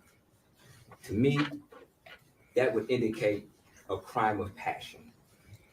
This wasn't just some random person walking into her. Again, sorry, your actual good lawyerness. I am just like, God, if Daryl Brooks was a good lawyer. But again, he's speaking my language. He's speaking my language. It really, these are questions that I think anyone would ask. And welcome, Christine. I hope you're having a great day. So right away, I'm already liking him. I don't understand how that tie matches that shirt in any way, shape, or form, but I'm digging the vest. Her house trying to steal anything. And another thing the prosecutor would not indicate, nothing of value was taken from her house. She had valuables, her purse was in plain view, credit cards, cell phones, laptops, plain view. Now, I suggest if anybody came into this particular house to steal something and to stab her 8 times, surely they would have taken something of value. Another thing that the prosecutor will not mention. She was beaten up. She had contusions on her face. She had bruises on her face. She struggled. Whoever this was, she struggled with them. And this particular situation took time. This wasn't a situation that took 1 minute to do. It was evidence that there was a struggle in multiple rooms. There was fruit from the kitchen a basket that was knocked over.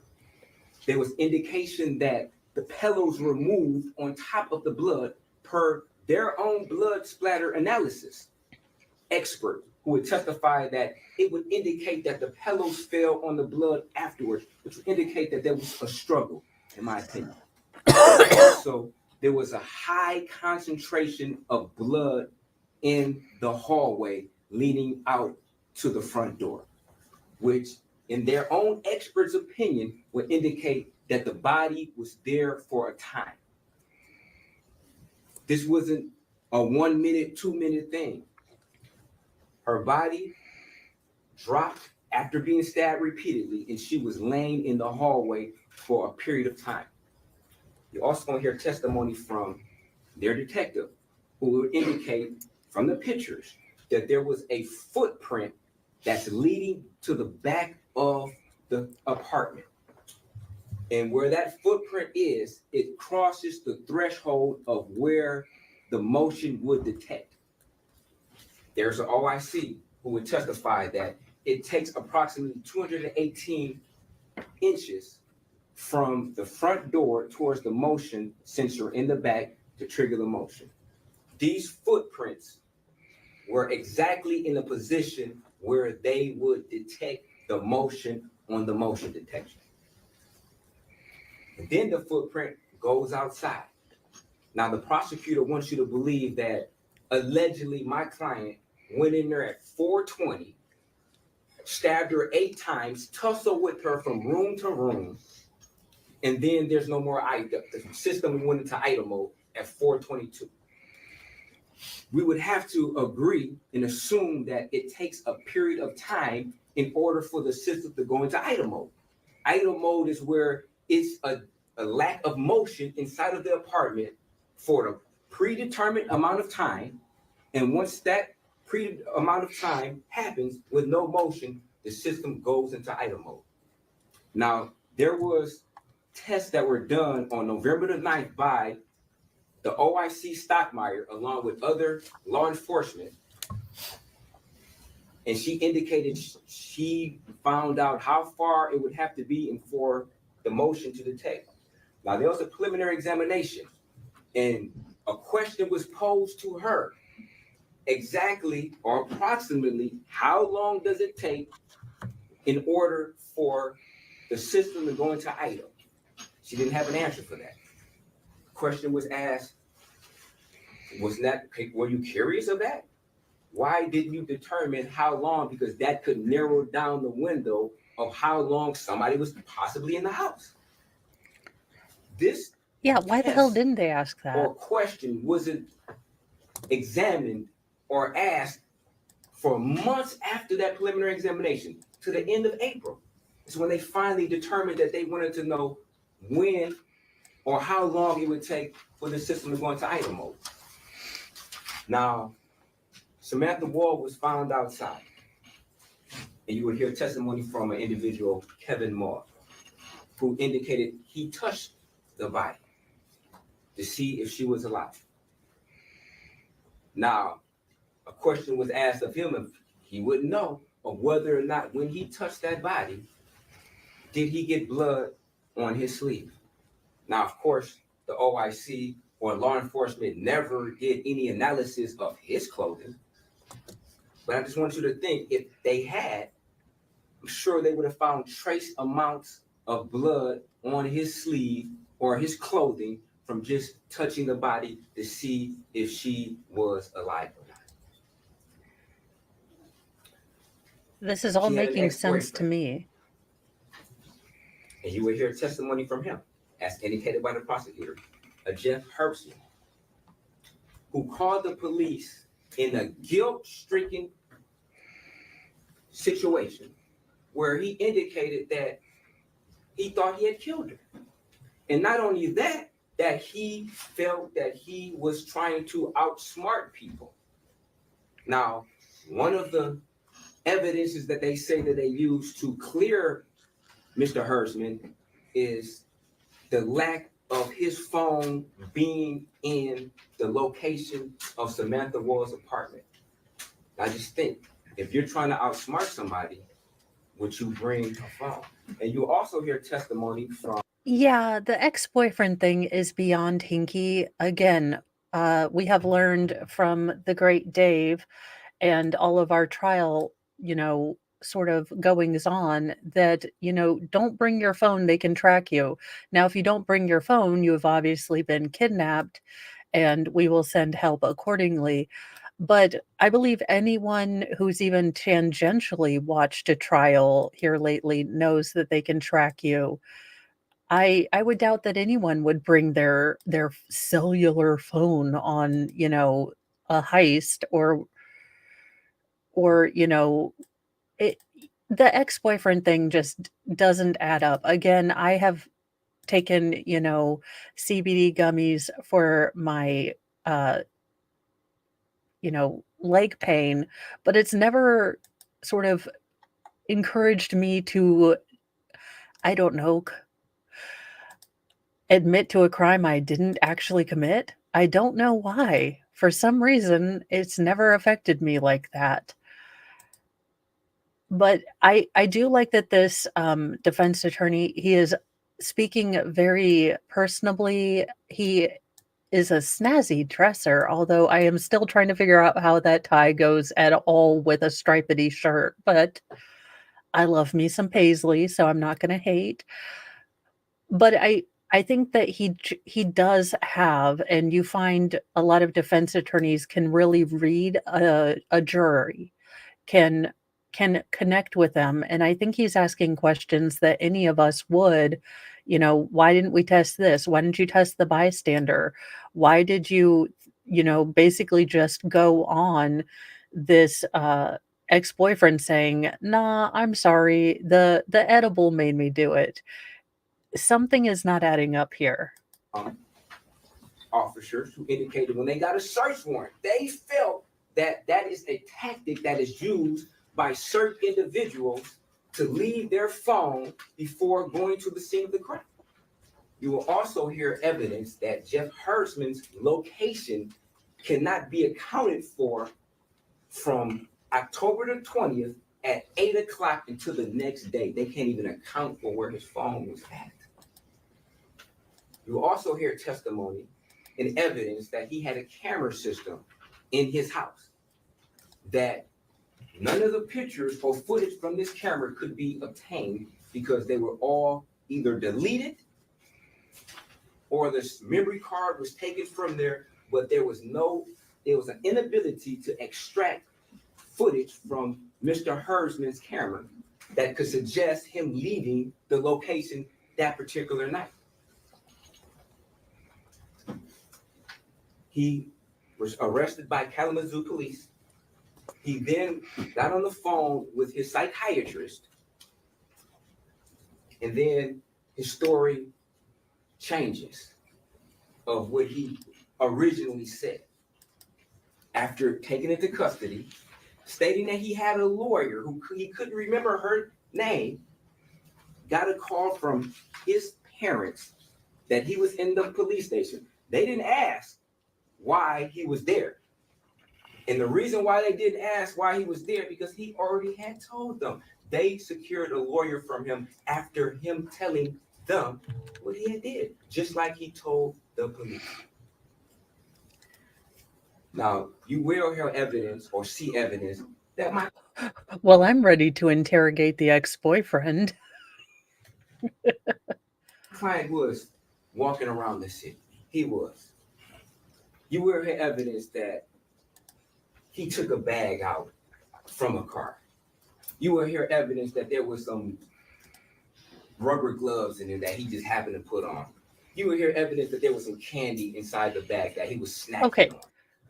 We don't just happen to put on rubber gloves, sir. Look, I'm on board. I was on the train. Don't make me have to pull the little rope thing and get off the train. But he put on gloves because he was robbing cars. I mean, let's be real here. Let's keep it 100. He was robbing cars. He had gloves on. I'm following you with the rest of this stuff, but like he just happened to put on gloves. It was cold outside. No, he happened to put on, surgical gloves so he wouldn't leave his fingerprints. as he walked around. You will also hear evidence from a Detroit police officer, Chad Osmond, who indicated that when Mr. Jackson-Bolanos was arrested, that he in fact told Officer Osmond that, yes, I was in the area. I seen somebody laying on the ground. I walked over to the body to see if they were alive, and I touched her. And I realized she was dead and ran off. Judge, objection could be approached.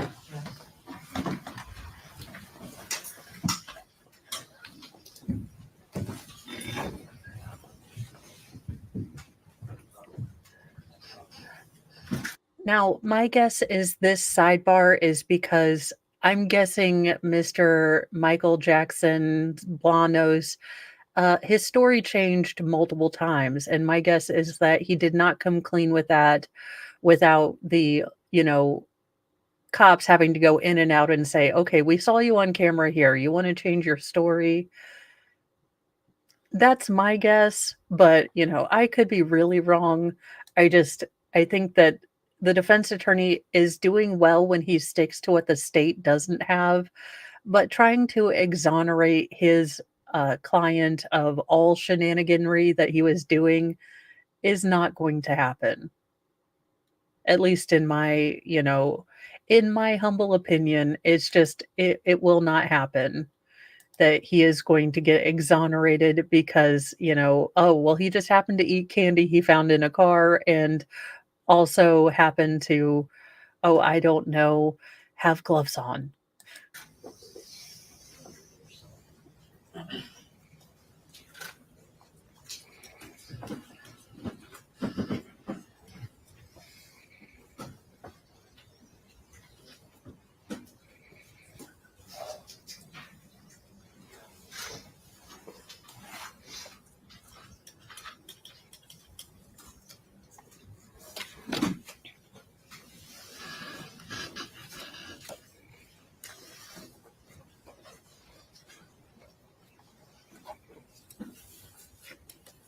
That would be stricken. That is referencing hearsay, and you're not to consider that. Okay, so it was hearsay. As they have said to his office. So you will hear evidence from their blood splatter analysis expert, who would indicate that there was a projection of blood that came from Ms. Woll that was on the wall. Now, you would see video footage of my client who left, was walking around, not covered in blood at all. You would see a copious amount of blood inside of this particular location. So think about it this way. There's a reason that, oh Lord, what did I do? Okay. It has been conjectured that Jack the Ripper was behind people because when he cut in the throat area, there's a lot of blood that happens there, and he didn't want to be part of any of that spray. There would have to be just a vast amount of blood on you if you are in a struggle, if you are in this. So if he can produce pictures that are not grainy, that show him fairly quickly after this incident in the same general style of clothing or very similar, without a bunch of blood on him, without looking disheveled, I think that is going to be a nail in the coffin, or at least a single nail in the coffin of the state's case.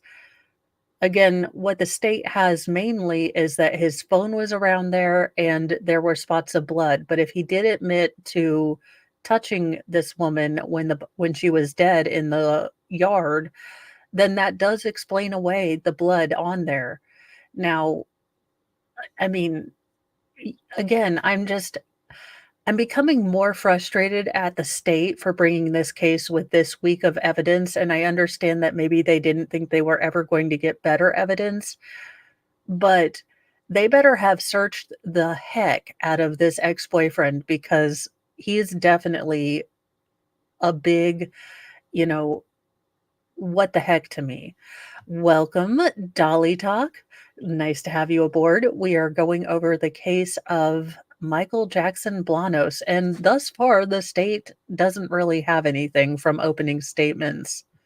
No shoe prints, nothing that would indicate that my client walked through a pool of blood in multiple rooms. None of my clients' clothes were ever discarded.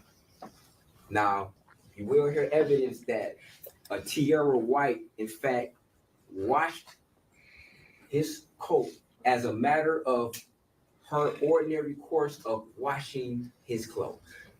She would state that he would wear this jacket, which is more akin to a hoodie, that he would wear, she would wear it, and when he comes home from wearing it, or when she comes home from wearing it, it's thrown into the dirty clothes hamper and then subsequently washed as a matter of course. Now, the telephone call that was referenced by the prosecutor is my client at that point in time had no idea she washed it. He's indicating like, hey, if I did what they said I did with all this blood, I'd have been covered in blood. It had been covered in blood. And then she makes a statement like, oh, I washed it. Unbeknownst to him, this was news to him, unbeknownst to him that she washed this particular jacket. He never instructed her to wash the jacket. He never tried to discard the jacket, throw the jacket away, the pants he was wearing, the shoes he was wearing. None of these items were ever. That does give me pause. So, if what the state is saying is correct, and he was there, he had time to do the tussle and everything else, those shoes should be covered. And there would be a high likelihood that there was a footprint that they can correlate to those shoes. Unless the state decided to not, delineate that evidence as part of what they intend to show. A lot of these decisions of what they tested and didn't test it are not making sense. And if this is the way that this trial is going to go, I'm starting to see why the jury was deadlocked about the home invasion, about the murder, about all of these things that the state doesn't have concrete evidence to link him. And especially on top of that, the cherry on top of that is that you have the ex-boyfriend calling and claiming that he did it, whether in a fit of guilt or in a fit of severe anxiety and grief. None of this makes for a good case. And I would think, as the state prosecutor, it is your job to only bring cases that are solid. Not, iffy cases that maybe we can get this person, but actual solid cases where you can prove beyond a reasonable doubt that this is the person. I know I am living in Pollyanna land where prosecutors actually give a darn, but that would be what I would assume and how I would hope that justice works, but I'm always proved wrong. Ever discarded. Now, the prosecutor is going to try to submit multiple knives that my client just happened to have. One of them in an old jacket that he didn't wear for months that they found in a pocket.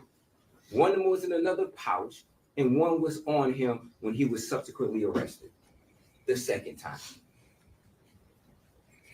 These knives were sent off to be analyzed.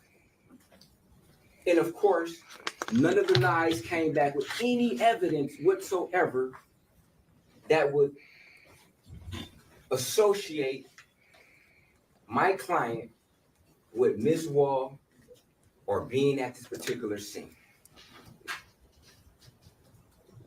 The only evidence that they have is Thor, a stop doing trace downward cat on me. spot on the back of a sleeve. The back of the sleeve, not the front. There's no blood anywhere on the front of his jacket. There's no blood on the front of pants. There's no blood. I said, this guy looks weird, but is a good lawyer. Dave and I did a trial. He was a defense lawyer for her. He's gotten a couple not guilty verdicts in murder trials. Uh, Dolly, I said, oh my God, if Daryl Brooks was actually a good lawyer. Because I felt bad. I was like, sir, I'm sure you are a great lawyer, but you kind of remind me of Daryl Brooks, and I'm sorry for that. But he does have a very personable way of talking. I mean, again, he is bringing things up in logic. And speak to me in logic if I'm on a jury. Speak to me in logic and evidence because that's what I want to hear. But he is doing a great job of bringing up this reasonable doubt. And I think that's where he's going to earn, all of his kudos on for getting the deadlock jury. at all.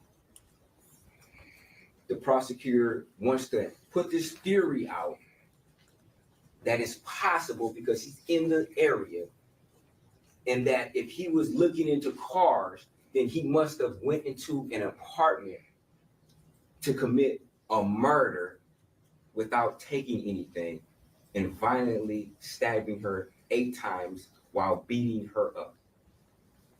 Now, when he was arrested, they photographed his body to see if he had any defensive wounds, any scratches, any evidence whatsoever that would suggest that he had been into a struggle with somebody, had been into a fight with somebody. No evidence whatsoever. Not even the small inkling. Now, my client was arrested twice.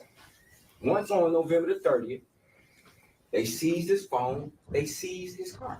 He made no attempt whatsoever to evade or avoid law enforcement, but quite the contrary. He repeatedly contacted the detectives asking, when can he get his property back? Calling them every single day, to the fact that I'm sure they were tired of him. Simultaneously, they had him under surveillance. Unbeknownst to him, he went about his lifestyle, going to work, going to home, taking his friend to work, made no effort whatsoever to try to leave, to conceal, or do anything whatsoever. Now, when he was questioned by the officers originally made reference to glasses that my client had previously pawned, some Cartier glasses, expensive glasses. And if anybody knows about Cartier glasses, they know that sometimes people are, violence happens beyond these glasses. People want these glasses. So when the police are asking him about glasses, Okay. I buy all of my fake glasses from Timu, so I had no idea that Cartier had glasses. So much for me for being a fashion icon. But I'm guessing he's admitting to possibly five-finger discounting these glasses. he's thinking like, man, what you saying? I found these glasses. I didn't take them from anybody. I didn't rob anybody for these glasses at all. So they were being very vague. So, and he indicated, no, I didn't rob anybody for these glasses. Why would they be talking about glasses? So they failed to mention that was the topic of the conversation. So he's already on guard. They're already using deception tactics against my client. They then indicate that they saw him walk inside of this apartment, and they can pinpoint him being inside this apartment, which was a lie. They said they had video of him going into this apartment, which was a lie, which naturally would put him on guard and say, hey, if I did see her, now I don't want to say anything because now you're saying that you saw me do something that I know is untrue, so now I'm on guard. I don't even want to tell you anything because you're using deception against me. And sometimes deception begots deception. And that's exactly what happened in this particular situation. Ladies and gentlemen of the jury, after all the evidence is submitted, we want you to use your logic and reasoning skills to realize that the time frame that they say that this happened in is virtually impossible. virtually impossible for him to come in there and stab her that many times, beat her up in less than a minute, and then he's seen on camera at 4:23, not 4:24, at 4:23, walking in front of Greektown Casino, walking towards individuals who were outside, striking. Made no attempt whatsoever to conceal himself. Had he just been involved Okay. in a bloody murder? Yeah, okay, this part is important because had he been involved in this struggle, been covered in blood, if he walked by people, even wearing dark something or other, I mean, I would look, I am not able to get away with anything. I have resting guilty conscience about all the things. It must be my, Catholic upbringing, but I could not walk away, cool as a cucumber, covered in all this blood and viscera, having unalived someone. I know there are people that can do it, that can turn, their emotions on and off, but I couldn't, and I think that the defense attorney is speaking to the normal human being in all of the jurors. So I really do like him. Surely you're not going to walk towards people. You will be covered in blood. People would notice that as you walk by somebody being covered in blood after the way that crime scene looked. You're going to hear from a witness, James Griffin, who indicated he was sure he distinctly remembered hearing at 1:38 something that really shook him or really got to him. And he felt guilty about it. He tried to convince himself that he did not hear Samantha Woll scream or make a statement, don't do something. Maybe don't stab me, don't hurt me. He distinctively remembers and tried to convince himself that that wasn't the case because he would feel bad and he felt callous for the next 24 hours, which is around the time of when her last activity of her phone was around 1:30ish, is when he heard that. He's then approached again months later by officers, and he changes his story up and says that, oh, that couldn't have been the case. I think it was earlier because I got up to let my dogs out and then I went back to sleep, and I have a watch to substantiate that, I guess suggesting that he went back into REM sleep. If anybody knows what REM sleep is, rapid eye movement sleep, which takes quite some time to get to, that he went back from walking his dog, from waking up, walking his dog back to REM sleep in a matter of like 4 minutes, which That is not possible. No, you have to go through light sleep, through heavy sleep to get to a cycle of REM sleep, which generally only lasts about 15 to 20 minutes. And then you kind of go through this cycle over and over again through the night. Or at least that's what people who don't have insomnia are in theory supposed to do. I mean, I wake up all the time, but yeah, you don't get back into REM sleep in 4 minutes, or at least I don't, and normal people don't. I would think that it was incorrect. He just wanted to convince himself that he did not hear the murder of Samantha Woll because that would be weighed upon his conscience. So, ladies and gentlemen, please pay real good attention to what you hear and just think logically. And I believe you will come back with an idea. Thank you, Jedi Jess, for both the So playlist we're only and at 10 joining. minutes. I don't think we'll get any witnesses testimony in the 10 minutes that we're here. Our normal hours are from 9 a.m. until Okay. 3:45. I am gonna ask you to try to get. All right. So this will be our first witnesses and regular court, things. No, not that.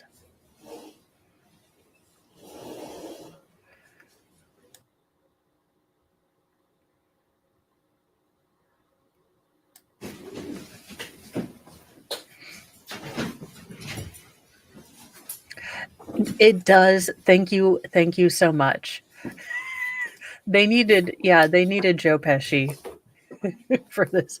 Although I think that, gosh, I don't even know his name. I need to look up his name.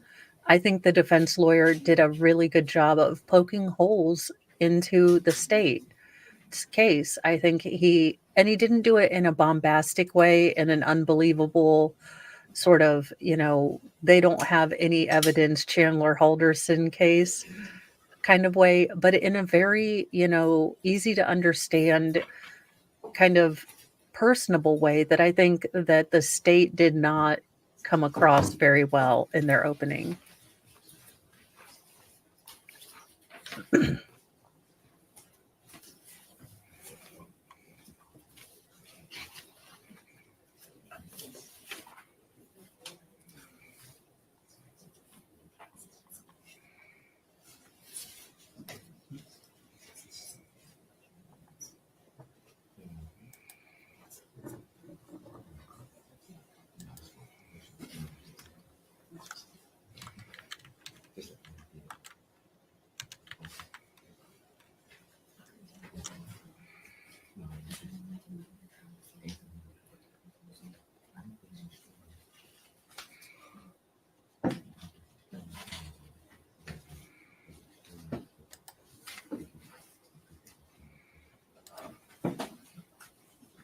Okay. In the interest of being, I am looking for Mr. Mo for a birthday gift, and I think I have found the most perfect birthday gift. Mr. Mo loves Excel sheets because he does all our finances. And I just found a coffee mug that says "a freak in the sheets" and it has an Excel thing. So he is definitely getting that for his birthday. Thank you for joining Mo Does Multitasking. I don't understand the eyeliner only on the bottom. All right. Third Circuit Court for the County of Wayne is now in session. The Honorable Michael M. Van Houten is Pretty presiding. much the state's Please case. quiet or leave the room. Thank you. Good morning, ladies and gentlemen. I apologize for the delay. I had a screen in my tire this morning and had to wait for Blade to come change my tire for me. So I am here now. That hair is teased higher than Dolly Parton's.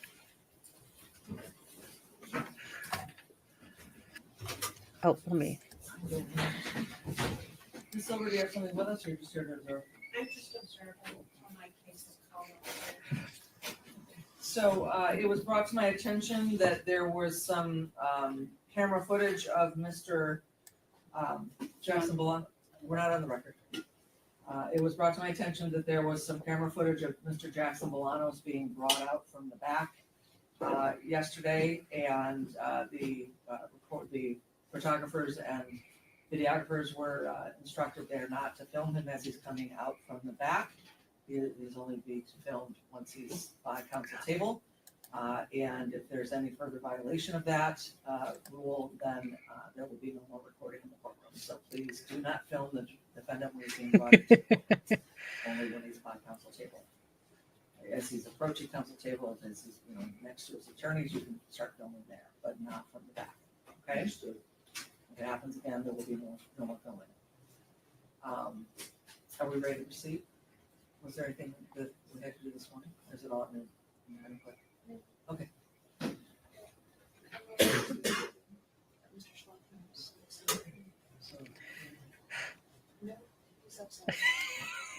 I thought of that. He said he wouldn't use it. I was very sad. So is it ready to go, Mr. Olson? Yes, sir. No, that's a lot of Aquanet and teasing.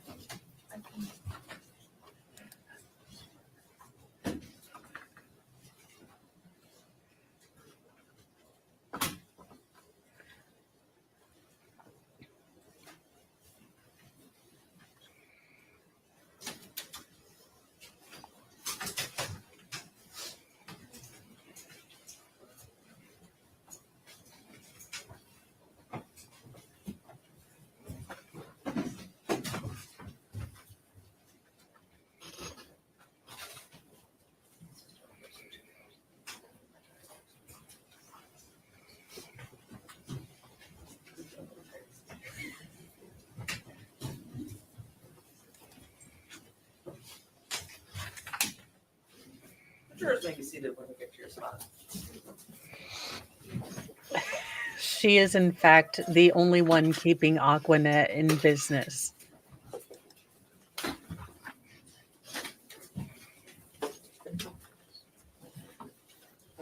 Okay, you may be seated. Good morning, ladies and gentlemen. Morning. Calling case number 24-000535, People versus Michael Jackson-Bolanos on the docket today for jury trial in progress. Appearances, please. Good morning, Your Honor. Ryan Elsey for the people. Dominic DeGrazia on behalf of the people. And good morning, Brian Brown, on behalf of Mr. Jackson-Bolanos. Good morning, Your Honor. Plaintiff petition Okay. 12448. In more ad hominem attacks against the state, because this is just how my brain is working, this particular attorney for the state, he has birthing hips. As a person who also has birthing hips, I do have a card. I can point it out. I do have a pass, but that's unfortunate for a gentleman to have birthing hips.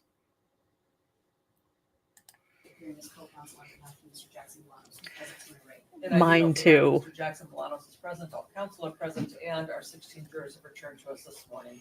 Good morning, ladies and gentlemen, and you may be seated.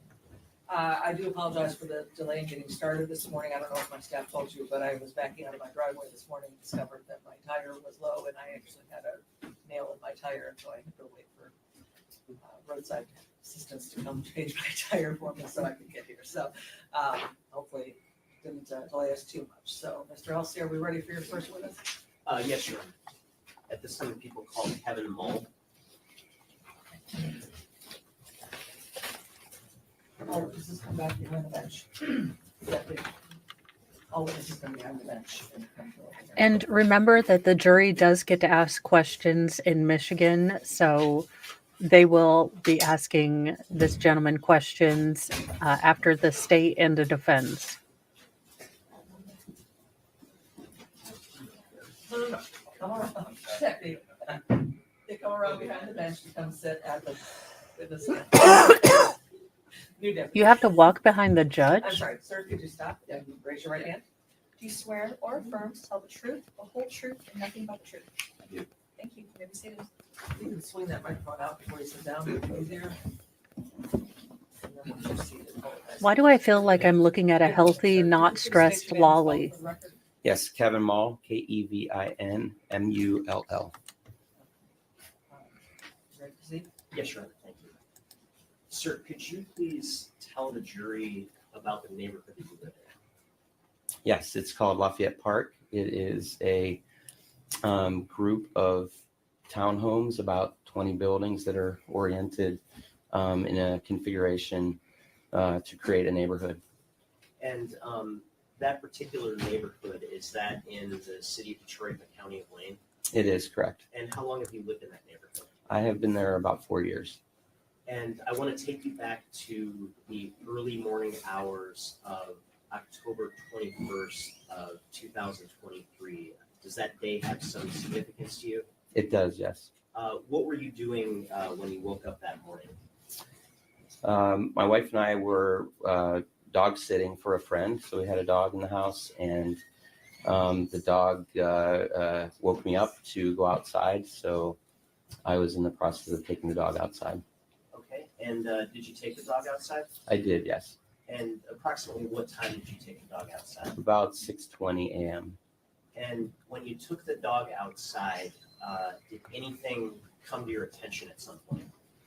Yes. As I went out into the little park that the meadow that's between my building and the building across, where normally we would walk the dog, I noticed something on the sidewalk at the building directly across from my unit. And can you describe what you saw on the sidewalk?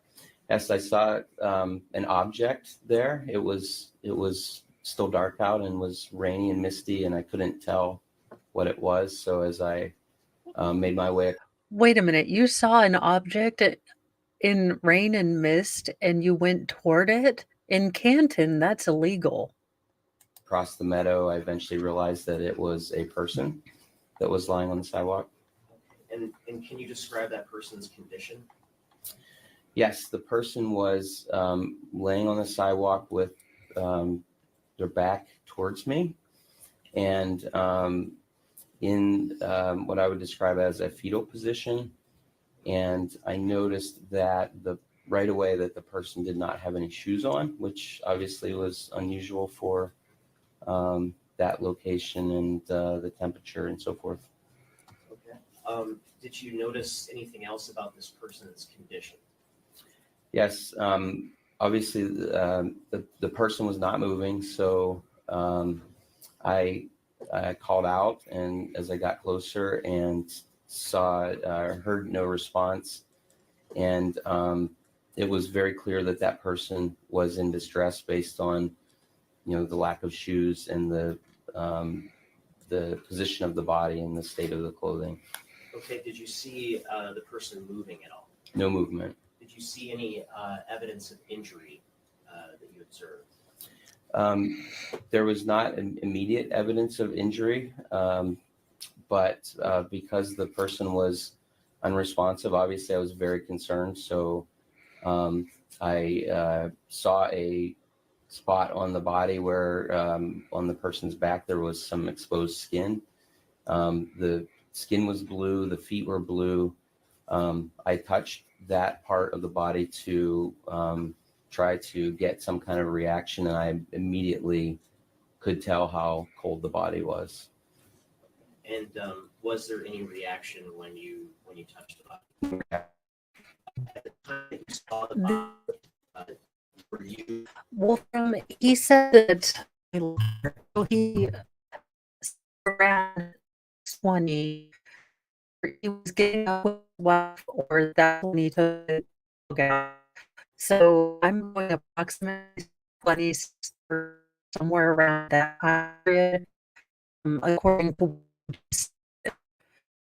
the 2 more hours be on the sidewalk, except the state and defense that Michael Jackson, or I'm just gonna call him MJB, touched her at around 4:24 to 4:23. Actually, it would have to have been sooner that he touched her, because he was caught on camera walking away from the scene by, I think, casino security footage. So definitely, and I think that he would be able to 6:30 October. It might not be lit, but if I come across somebody while I'm outside, do you know what I'm doing first thing? I'm taking my little cell phone, because I'm not going outside without a cell phone, but I'm turning on the flashlight. Oh, sorry. How are we now? Oh, good Lord. What did I do? We are getting ready to tear my room entirely down and fix it up. So I'm kind of going with an ad hoc sort of setup right now as we get ready to start taking everything down, to move my desk, to make a real office area for the time in between, me getting my actual office, which I think will take about 16 years. I'm trying to be kind, but I swear every time I think we're going to start the office, something that is much more important and full family oriented comes up project wise. So we are trying to set my room up so at least I'll have a somewhat functional office instead of kind of the makeshift office that I have right now. Were you aware of who this person was? I was not. I based on the condition, I immediately returned to my home and put the dog in the house and called for my wife to call 911, in which she did. When we returned, it was my wife that recognized her. I did not know her. And what is your wife's name, sir? Jessica Robinson. And can you explain to the jury where the body was positioned relative to the closest building? Yes. So the way the buildings are configured, there are 2 units side by side with 2 doors next to each other to enter the units, and there's a sidewalk approaching the unit. And she was laying more than halfway up the sidewalk. Yeah. Um, So I'm guessing by the way he is telling this story that he just took the dog out. He didn't take his cell phone with him, which is something I guess I wouldn't have ever thought of doing just because when I would take Fry out, even if I went on a walk, I still know someone might try to contact me. So I would always take my phone. Um, I don't know. I hope that's not me. But yeah, someone is breathing rather heavily. It is what it is. At least they're not religiously opposed to using the microphone. They're just more into breathing deeply into it. I hope it's not birthing hips. I am going straight to hell for that comparison. approaching those two doors. And the night that the night of October 21st, that night, did you stay at home that night in Lafayette Park? I did, yes. Did you hear anything that night? I did not. Did you see anything out of the ordinary that night? I did not. And your particular home, you said it was directly across from the building where you found the body? Correct. Did you have any camera on your home? We have a ring, but it's not facing that direction. It's facing perpendicular, so it does not face that direction. And when you touched the body, did you get any blood on you? I did not. Would you have had any reason to have your elbows or your back come into contact with the body? I did not. I was at a distance and reached out, stretched out, and touched only the spot that the exposed skin had.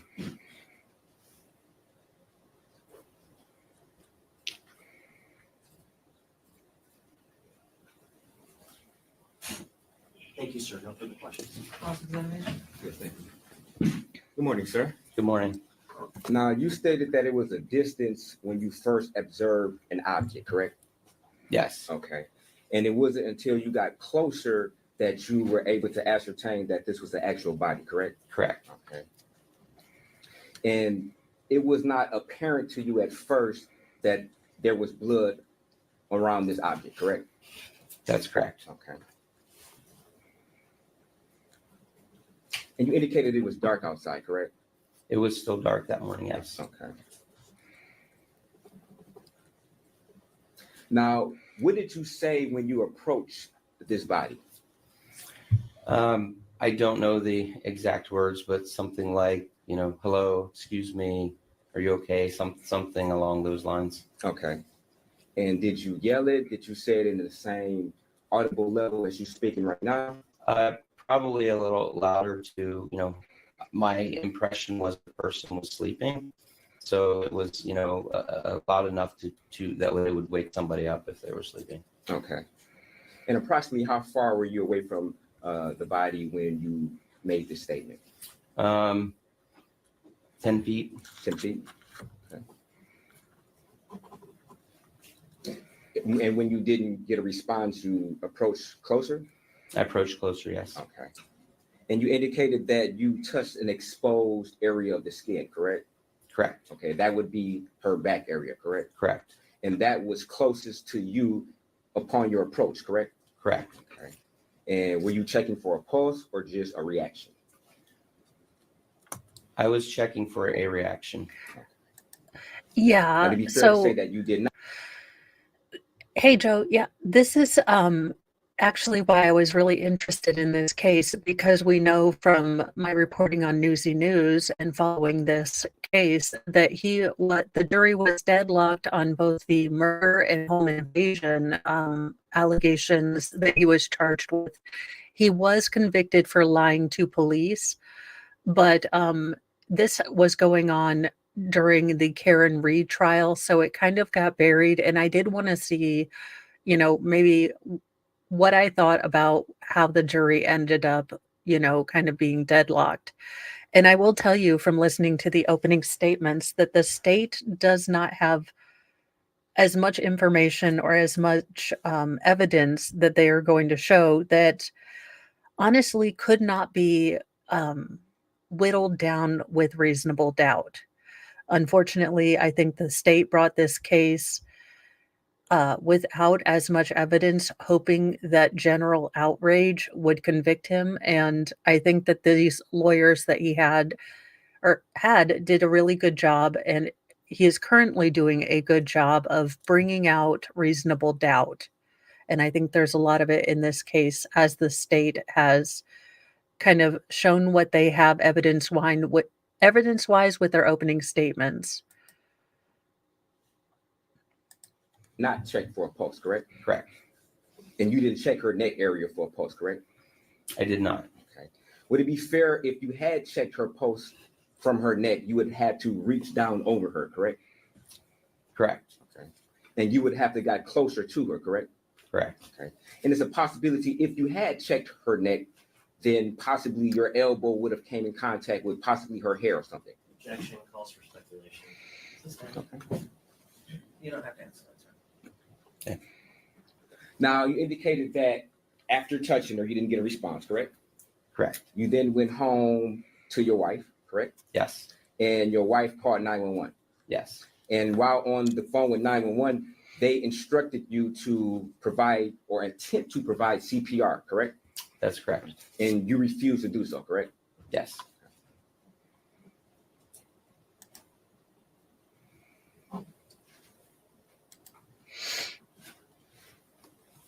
And you indicated her skin was cold to the touch, correct? Yes. Now, approximately how far is your apartment away from her apartment? 50 yards. 50 yards? Okay. On any given night, can you hear what's going on in her apartment from your apartment? Not if doors are closed. And was your door closed that night? Yes. And you indicated that have you ever seen her before in this complex? In passing, but never conversation or direct communication. Okay. And when you This is not the question to ask husbands. Even as antisocial as I am, my husband's like, who are they? Where do they live? And what do they do? And I'm generally able to say, well, no. So this gentleman's door was closed. And you would think that if he is across, a courtyard and basically directly across, you wouldn't be able to hear if it's a sizable courtyard if both doors are closed and these are quality, apartments with good doors on them. My guess is that no, you wouldn't be able to hear a commotion from across the courtyard if you had your door closed, regardless of if hers was opened or not. And welcome, Snivels. But yeah, don't ask the husband. He's gonna be like, yeah, that chick lives here somewhere. I don't know. Ask my wife. you saw her, was she At always least in my alone? Was she dynamic. with an individual? I don't recall. You don't recall? And you indicated that your wife knew her. Did you know her well, from your understanding? Fairly well. Fairly well?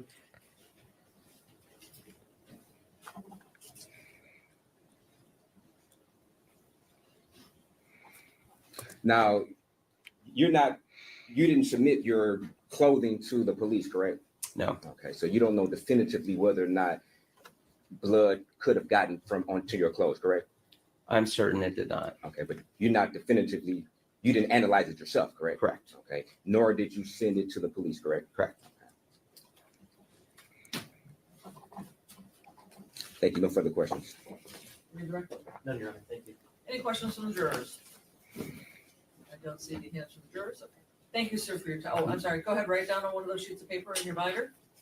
Deputy, if you could please get the note from the juror when it's ready. Counsel approach, please.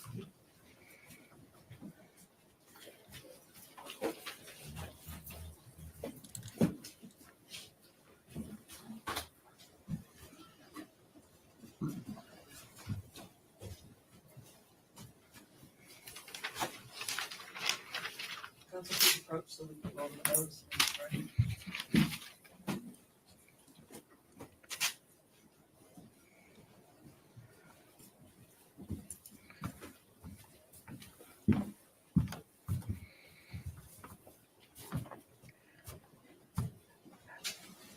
I really, really do like that the jury is allowed to ask questions. I mean, again, I think that you get a clearer idea of what the jury is questioning or asking or wondering.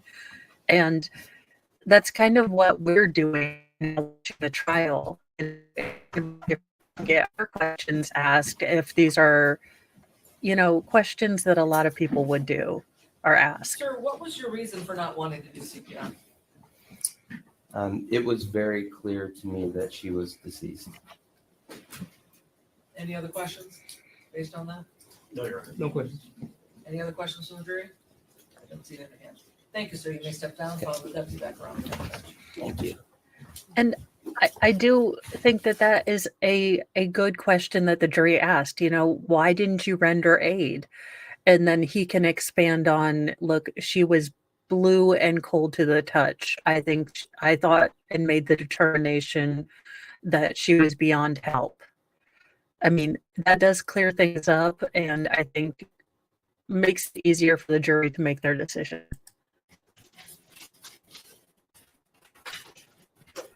Any next witnesses? Thank you, Your Honor. This is the people called Jessica Robinson.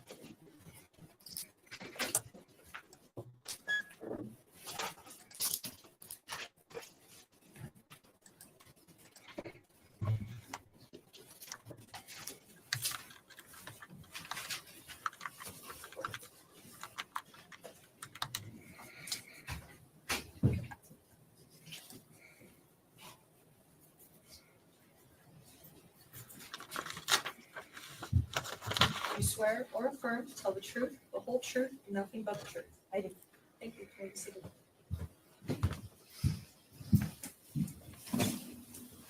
Good morning. Good morning. Please state your name and spell for the record. Jessica Robinson, JESSICA ROBINSON. You may proceed. Thank you, Your Honor. Good morning, ma'am. The gentleman that we just heard from, Kevin Mull, who is that to you? He's my husband. And can you tell the jury what happened when you woke up on the morning of October 21st of 2023? I can. So we were dog sitting for a friend, and our dog was downstairs, and she was getting whiny. It was early. And so we were deciding who was going to go let her out, and he said, I'll go do it. So he got up, got dressed, took the dog outside, and it was a number of minutes. He came back in, and he said, hey, Jessica, there's Objection to hearsay. That I is, think it would qualify as an excited utterance or present sense of expression. Your Honor. I understand what the answers might be. I'll allow it. Your husband came inside and he said something to you. He did. He came inside. I was upstairs. It's a 2-bedroom home. Came in the door. I could hear the door shut, and he said, Jessica, there's a body outside. And I said, What did you do in reaction to him saying that? yes. I said something like, oh my God, what do you mean? And he said, there's a body outside. And I said, we need to call 911. And did you ultimately call 911? I did, yes. And have you had an opportunity to review an audio recording of the call that you placed previously? I have, yes. And I'm holding what's been marked as People's Proposed Exhibit 6. Is it your understanding that that recording is contained on this disc that's marked as People's Proposed Exhibit 6? That's my understanding. And to the extent that you reviewed that recording, does that recording appear to fairly and accurately depict the actual call that you placed to 911 on October 21st, 2023? It does, yes. Your Honor, I move to admit Proposed Exhibit 6. No objection. People 6 will be admitted and you may publish.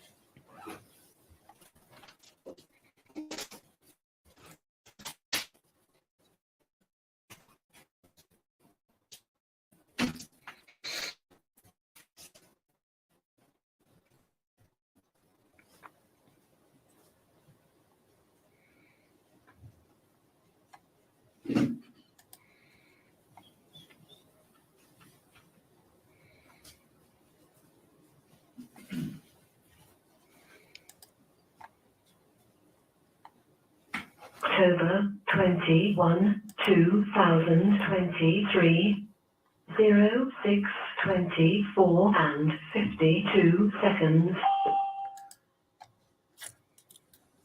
Is State Attorney 911, what's the address of your emergency?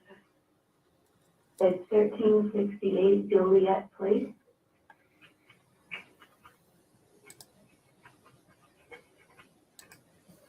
What's your amazing corner cross street? Lafayette and Regard, Is this an apartment, flat or home? townhouses. Tell me exactly what happened. My husband was just out walking our dog. And he told me there is a person, potentially a body, laying on the sidewalk. He attempted to nudge the person and they didn't move and there's blood present. And the person's just laying there. Is it on your block? It's in our property, yes, it's on my neighbor's sidewalk. And that's your neighbor's, that's your neighbor address?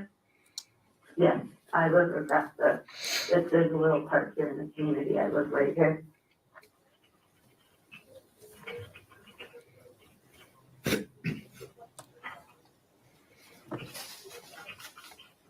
And where's the blood at? Let me ask, Kevin, where is the blood? On the sidewalk. On the sidewalk around the body. We'll go look again as well. Okay. I want you to be safe.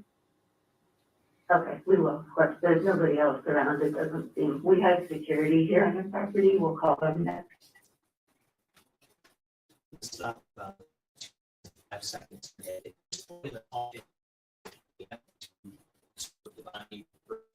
I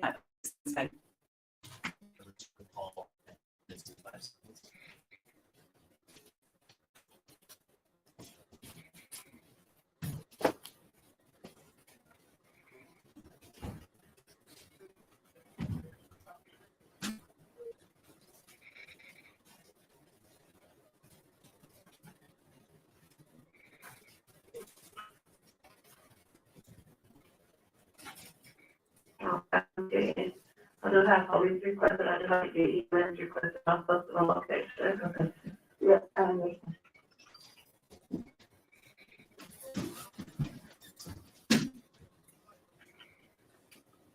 Kevin, can I give you another number to call? Right. Can I give you another number to call? Are you with the patient now? Dang it. No, we're still in our home across the street, we're putting people back out.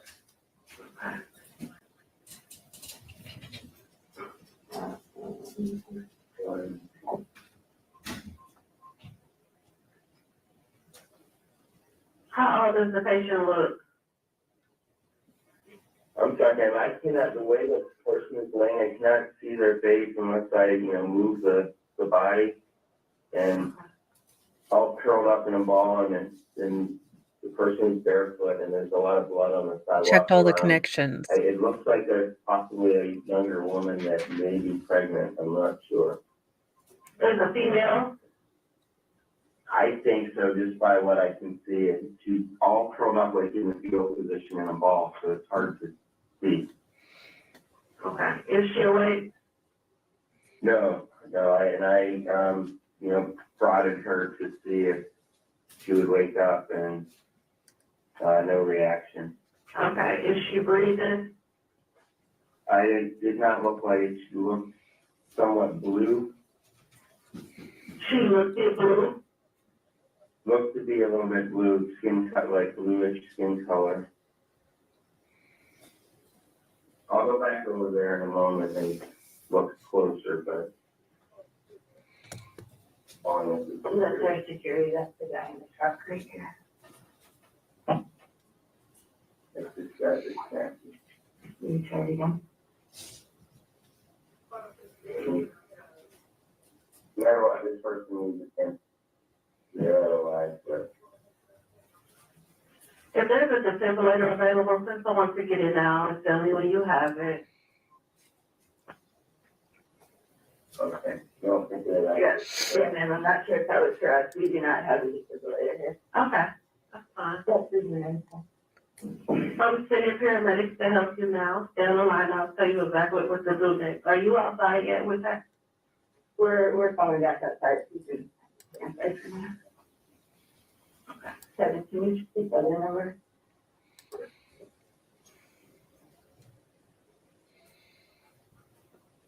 I have a question.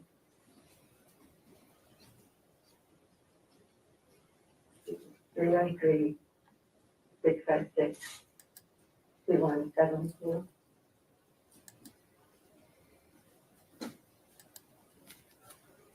Okay, now we're walking back across the walk. Okay. Hi, good morning. A resident here in Park. Good morning. Hello. Good morning. Resident at Lafayette. Oh man, she's not. Good morning. Hello.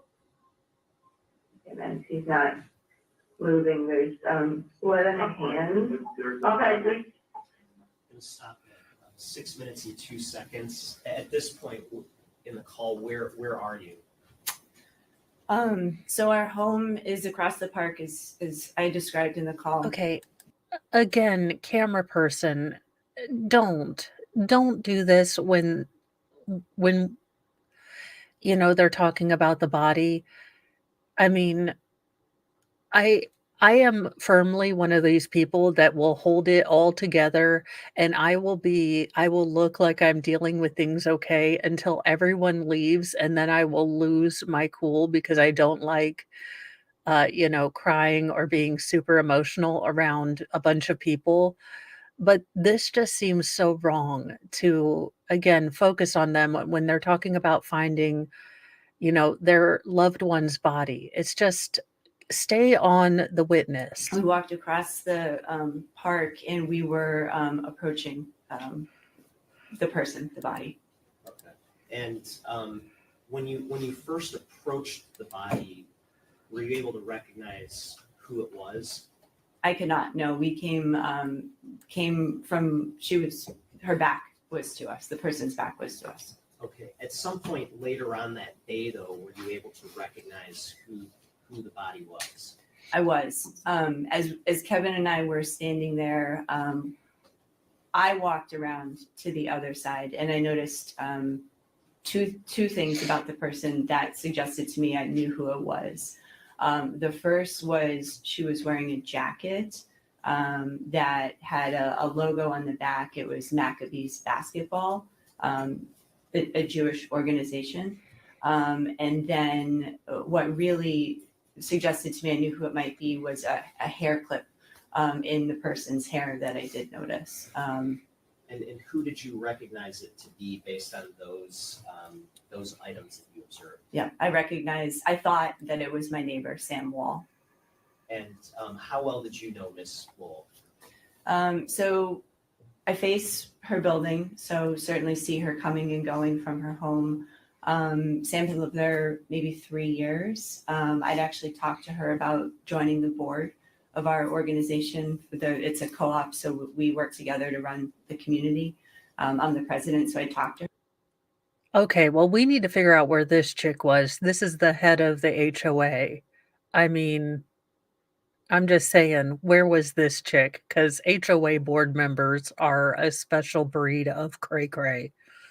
I apologize to any of my chatters who are heads of their HOA, but anyone who volunteers for that is just a little bit off in my book. And yeah, the hair clip and jacket suggests that she was not done getting ready for bed or that she had just gotten home. And so play the scenario out. Say we're dealing with the ex-boyfriend and she's kind of told him, "Look, no, I don't want to see you anymore. I'm sorry." And they are probably having, let's say, this long sort of hostage slash talk about their relationship. And then he finally loses it around 4 when she's like, "I just want you to leave. I am done. It's not going to happen. We're not going to get back together." I can see that scenario. And I am only just slightly joking about finding out where the heck this woman was. To her about that, so I would say I knew her well as a neighbor. And which particular unit did she live Would you like me to say the address? Yes. Yes, it was 1366 Joliet Place And where did you observe her body? on the sidewalk approaching 1368 Joliet Place. And what's the positioning between 1368 Joliet and 1366 Joliet? So the units all share one building. They're all townhouses, so they have front doors that face the sidewalk. 1368 is to the south of her unit, 1366.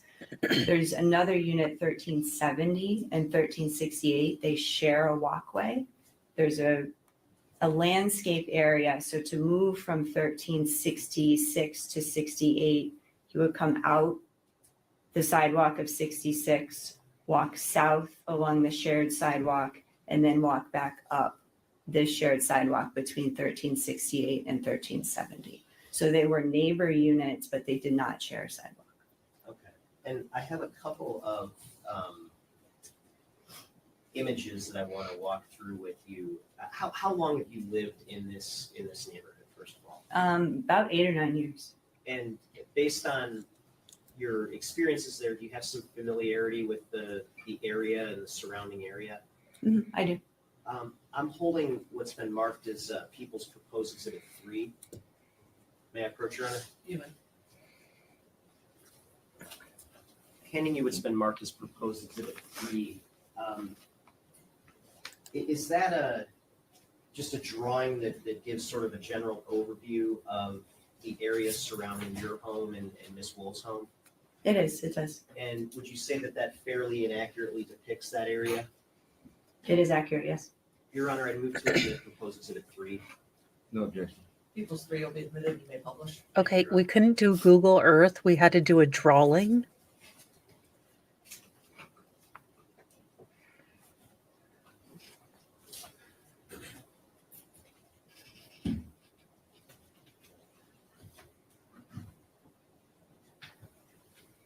So if we look at Exhibit 3, can you explain to the jury where Miss Woll's home would be depicted on this image? Yeah, so it's marked as 1366, and that is correct. That's the building and where her unit would be. Okay, and where would your building be located in this image? So my building is the vertical rectangle behind the tag 1366. So it's over here, Directly to the Okay, right of it? so directly to the right. Yes. Okay. It backs to Chrysler School. And what is between the two buildings? There's two things. The park, which I described, is the south half of what's between those units. It's a grassy area, one big tree, a little playground, and then the other half is a shared parking lot. And do you see the box that is marked Chrysler School? I see it. Exhibit? Mhm. What does that represent? That's an elementary school, and there's a shared path that goes from Lafayette behind our buildings up into Lafayette Park. But it's an elementary school. And did I ask you to review a video that shows some of the surrounding area that we see here on Exhibit 3? Yes, you did. And does that video fairly and accurately depict what that area looks like in general? It does. And does that show us the area sort of starting by near the school, going all the way into the walkway right in front of Miss Woll's building? It does, yes. And to the extent that you reviewed that video, would you say that fairly and accurately depicts what that area looks like now? It is. It's what it looks like. And I'm holding what's been marked as Proposed Exhibit 2. Is it your understanding that video is on this disc that's marked as Proposed Exhibit 2? That's my understanding. Your Honor, I move to admit Proposed Exhibit 2.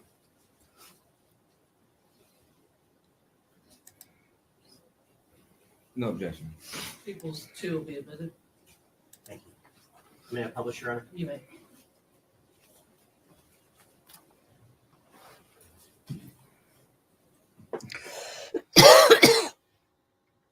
Ooh, drone footage.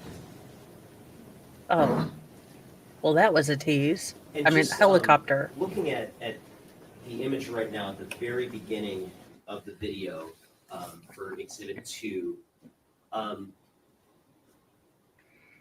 where would this be reflected on this particular map? What sort of area would we be looking at on this particular map on Exhibit 3?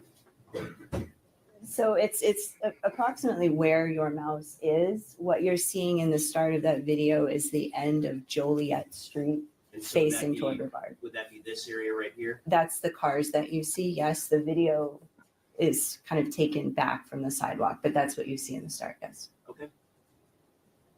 I'm going to continue publishing Exhibit 2.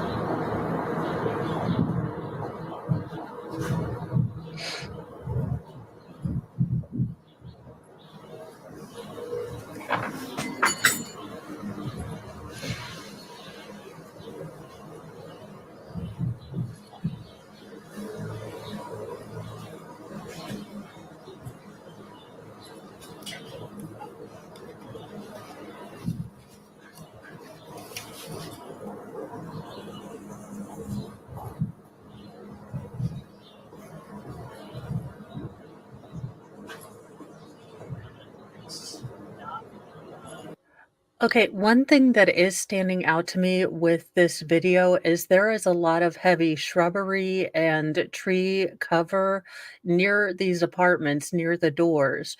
So again, let's play, devil's advocate. But if ex-boyfriend was hiding in the bushes near her door and she opened the door, he startled her, they went into the house and she's like, fine, we'll talk.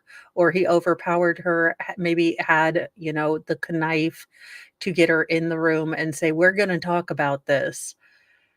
She didn't even have a chance to take off her coat. If you look at it from that, I mean, from what I'm noticing uh, of this apartment area, let's just say that I would not feel comfortable with such overgrowth by the doors. We're at 48 seconds in the video and go back to Exhibit 3 just to kind of reorient ourselves. At that point in the video, on Exhibit 2, where would that be reflected in Exhibit 3? Your Honor, I think he's kind of leading the witness with his mouth. He's hovering over the area where obviously he wants her to indicate that this particular video is being depicted. He did that Do you have a earlier. pointer or something where she could point it out? I don't have a pointer, Your Honor. May I stand? Yes, you may. Yeah, if perhaps you could stand. You may not be tall enough over there, but you can step down and go Okay, see if thank you can point to it. The screen does look kind of high up. I see. Step down, so. So in the video, what you see, you're right here. There's street parking right here, and that's the cars that you see here. It's right here. Okay. And is there an additional parking area in addition to the street parking? So there's street parking along Joliet. There's street parking here. There's street parking here.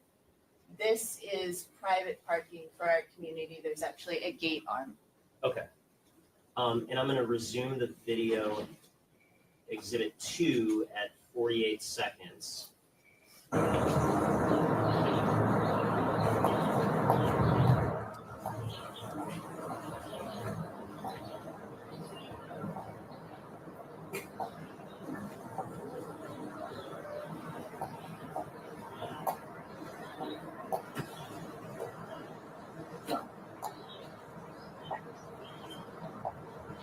Yeah, I'm really not a fan of those bushes obscuring the door. And I'm going to stop at 1:20. And again, just to orient ourselves looking back at Exhibit 3, can you sort of explain sort of the general route that we were just looking at that was being traversed in the video? So again, the video started here. We walked this way, and we're now walking down this sidewalk right here, and the cars that you've started to see are right there. Okay. And resuming the video at 1:20.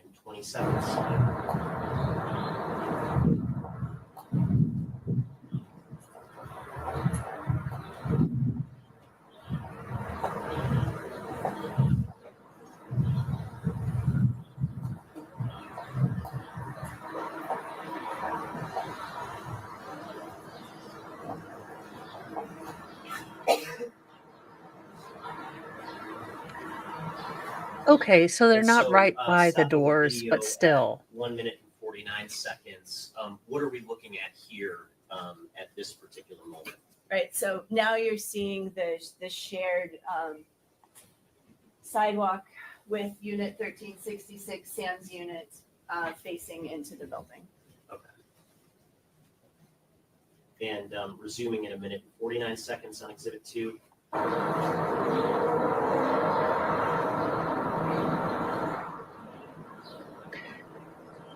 I would not feel comfortable with it, but I watch way too much Law and Order SVU. Now, at this point in time on the video, are you able to see the area where her body, where you observed her body? I would say it's very close. The area of the body was here on this sidewalk. Okay. Perhaps a little bit closer down here, but generally in this area, yes. And resuming the video at 1 minute and 59 seconds.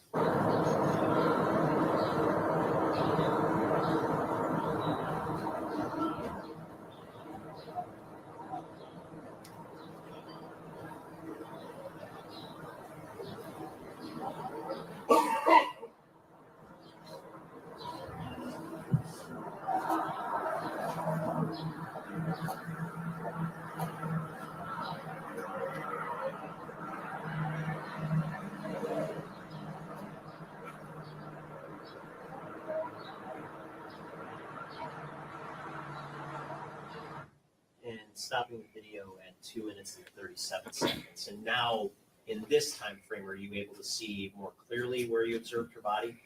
I would say yes. I assume the body was right here at where the intersection of the sidewalk and the main sidewalk and the sidewalk to the units is. So right here. Okay, thank you. If you can have a seat again, I think we'll move on from here.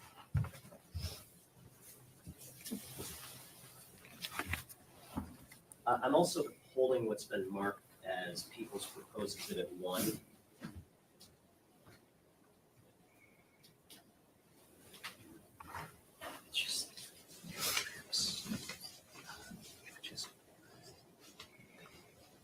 May I approach the witness, Your Honor? You may. And ma'am, handing you Proposed Exhibit 1, what is Proposed Exhibit 1? It's a series of aerial maps, photographs of my neighborhood. And do those maps appear to fairly and accurately reflect your neighborhood and the surrounding area? Yes, they do. And how many images are there in that exhibit? There are 4. And are those all just at different sort of points of zooming in or zooming out? So they start with a very high overview and then zoom in closer to the property, yes. Your Honor, I would move to admit Proposed Exhibit 1.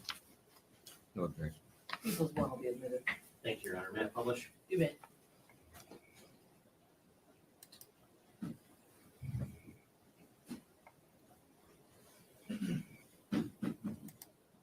Okay, and starting with page 1 of Exhibit 1, just to orient us, and you might need to get back up for this, I'm sorry.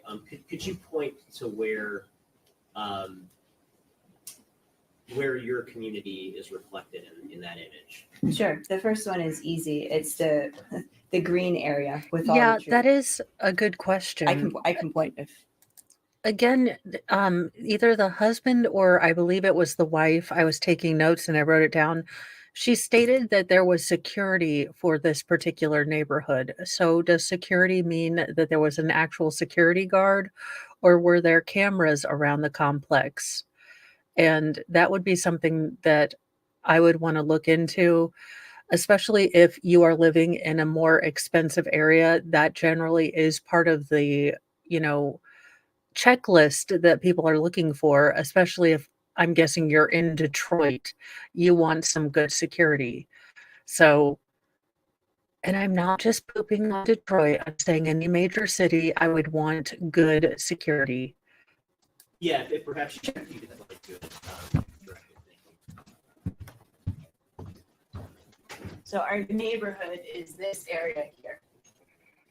Okay. And where is downtown relative to that neighborhood? Here, this is Campus Martius.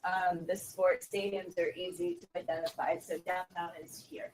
Okay, and how about Midtown? Are you able to see any portion of Midtown on that? Yes, of course. So this is Woodward here, and this is Little Caesars up here, and so Midtown starts when you cross the freeway. So up into the. I too give directions by where Little Caesars are. And I moving feel to the seen. Second page of Exhibit 1. Again, just to orient ourselves, can you point to where?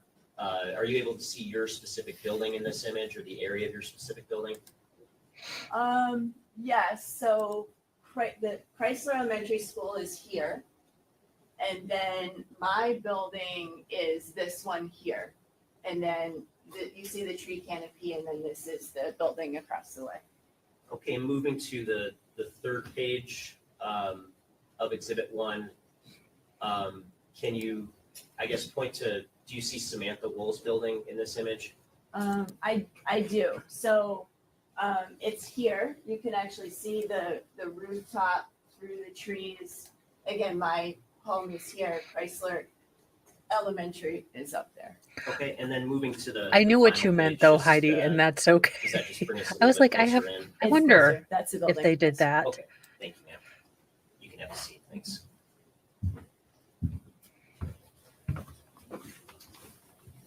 Now, after you observed the body, did you make any efforts to try to figure out whether anyone else was home in the units adjoining to Miss Woll?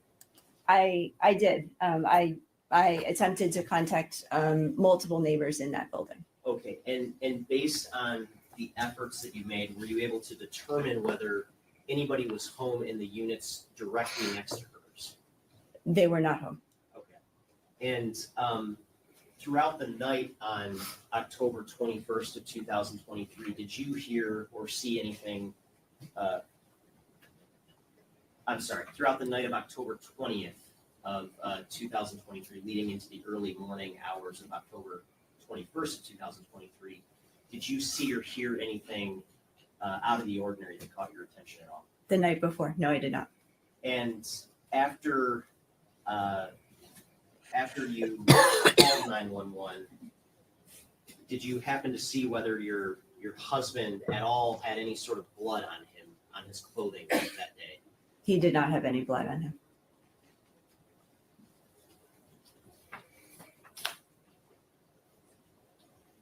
Okay, thank you, ma'am. No further questions. Thank you. Good morning.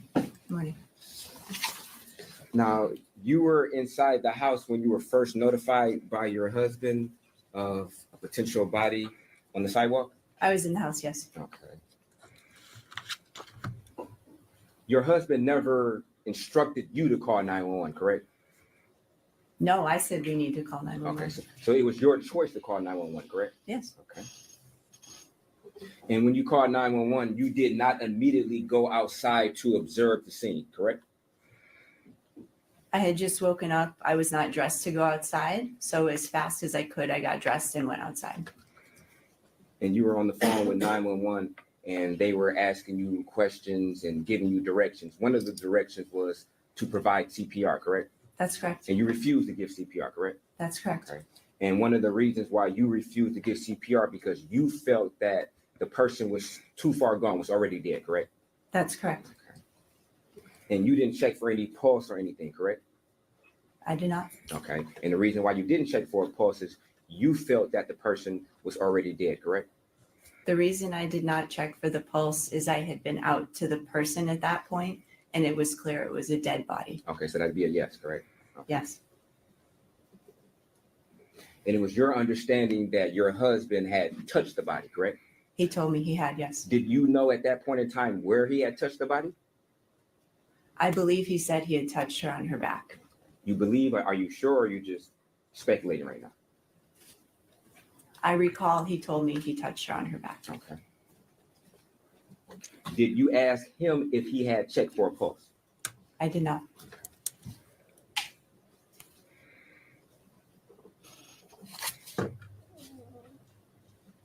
Now, when you walked around the body, did you like lean over the body to see her face, or how were you able to ascertain that it was who you thought it was?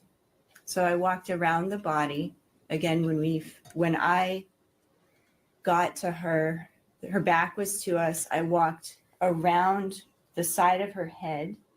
So my back was to the unit facing now her face. Okay. And I could see her face, but not entirely well. So it was not her face that I recognized first. It was the other items I described. Okay, and you said you recognized a hair clip. A hair clip. And did you recognize that from approaching from the rear, or did you have to walk around before you noticed that?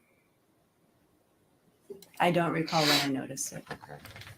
Would the hair clip would it have been in the back of her hair? Yeah, it was on the back of her hair. And it'd be fair that you approached her from the back, correct? Mm-hmm. Okay.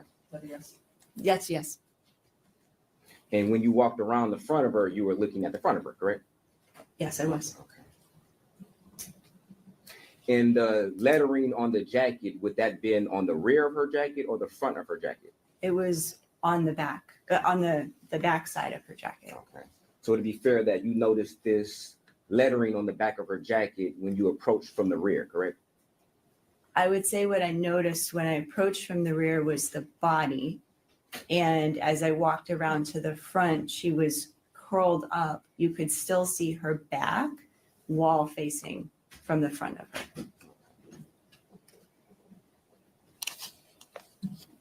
You would agree that there is a line of bushes that connects the joint sidewalk of apartment 1364 and 1366 to the joint sidewalk of 1368 and 1370. There's a row of shrubbery there, yes. Okay.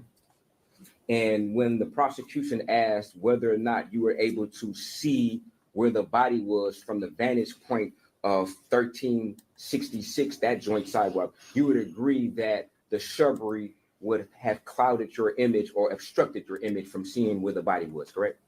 No, I said from that particular picture, I would say you could see the body. Not all of it, but you could see it from that sidewalk. Okay.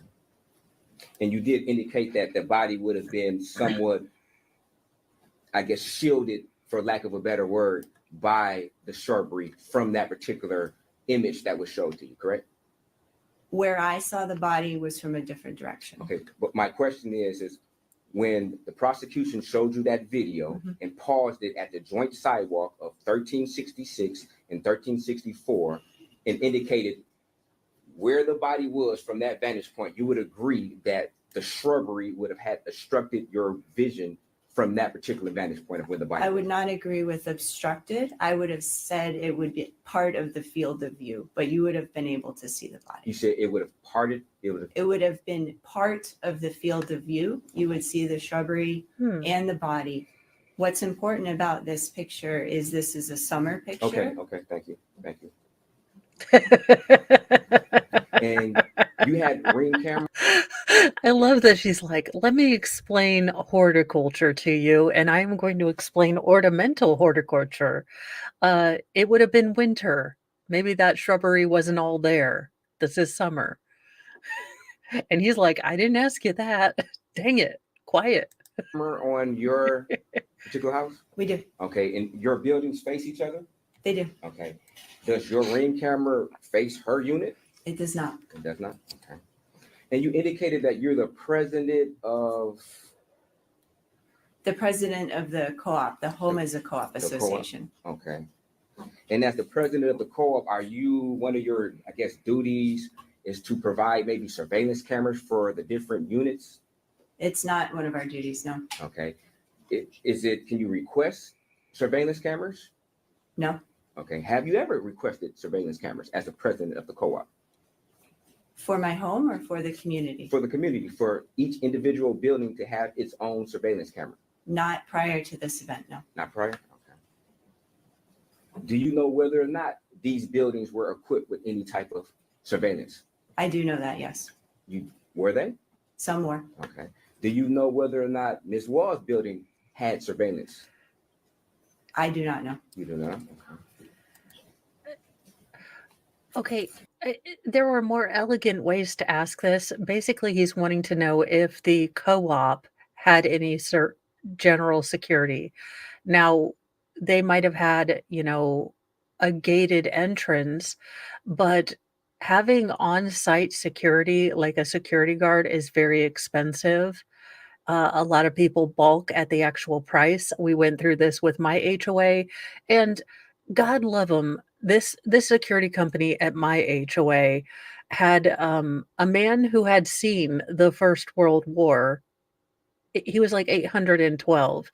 His son, who how do I put this delicately or not so delicately? Doctor now would question whether he's snacked between meals. And then we had a man who legitimately looked like he combed his hair with a balloon and like Barney Fife. And we paid a good chunk of money for these gentlemen to sit in a truck by the front entrance of our neighborhood. Yeah. But then we switched to cameras because, some of us pointed out, "Hey, in an event of an actual emergency, what is, World War II vet, his larger sized his gentleman of size son and Barney Fife gonna do?" That might have been me. I might not have put it so pleasantly. This might be why I wasn't elected to the board, although I did try to run to help people. Did you Never ever try to inquire help. as the president of the co-op? No, we're each our own homeowners. Okay. Do sometimes different co-ops, is it one co-op per building or is it one co-op for the whole complex? Our co-op is 5 buildings. There are 4 co-ops in that neighborhood. Okay. Does her building exist inside your co-op? It does, yes. Okay.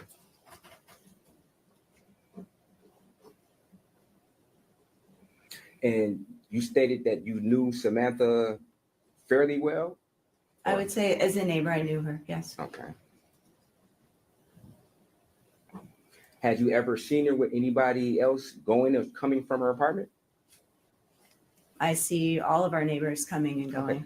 My question Okay, is, Miss did you Kravitz. specifically see Samantha coming and going from her apartment with anybody else? In what time period?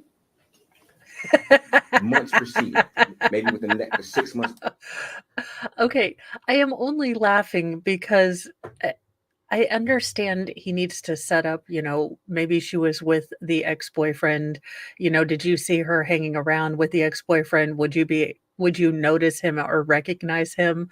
But the fact that they're both getting so almost kind of argumentative with each other and ticky-tacky over, "Have you ever seen her?" And she's like, "Well, what time?" You can tell she's on an HOA board. She's like, "And what particular dates do you have for that? Do you have what we call receipts?" I don't remember anything. That preceded this particular incident. I'm sorry, I don't recall. You don't recall? Okay.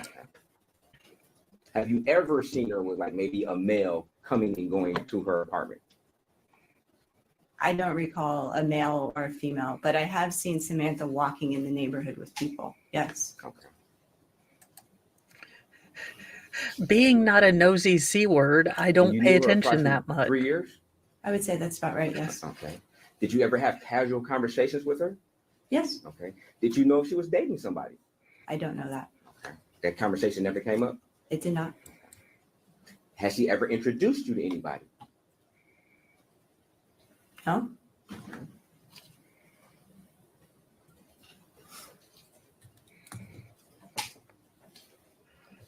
Yeah, forget meeting the parents. When you introduce your significant other to your HOA co-op president, that's how you know it's not a situationship, it's a real relation dateship.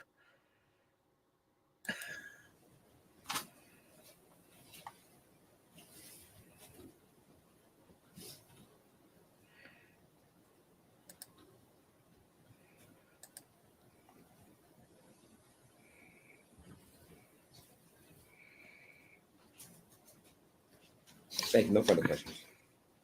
Regret? Nothing, Your Honor. Thank you. Questions from the jury? Write it down, please. Counsel approach.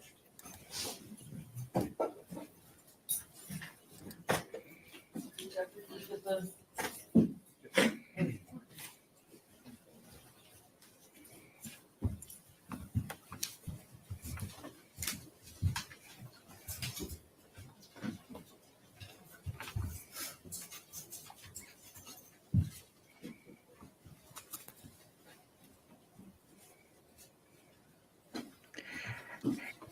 Yeah,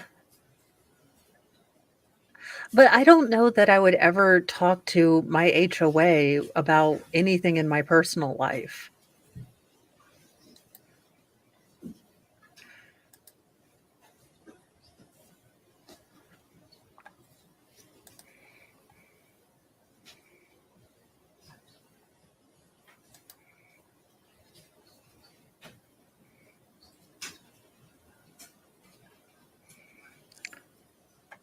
Then again, I leave you alone, you leave me alone, and we both have a wonderful, wonderful, neighbor kind of feeling.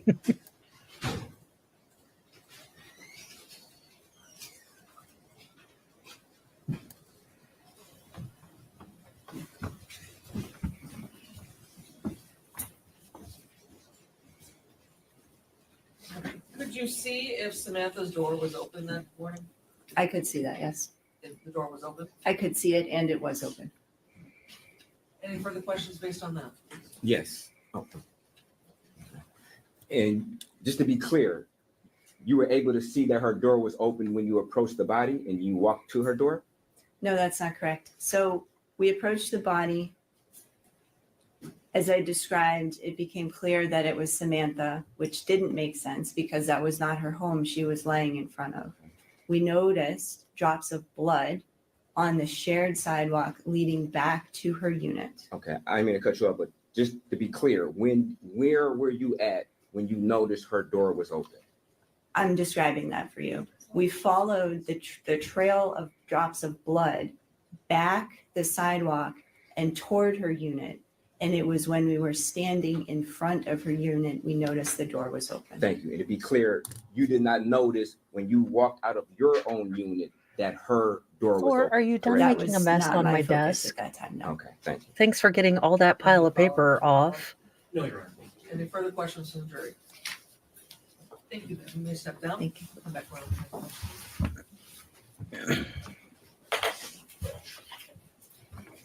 Oh, we need those exhibits.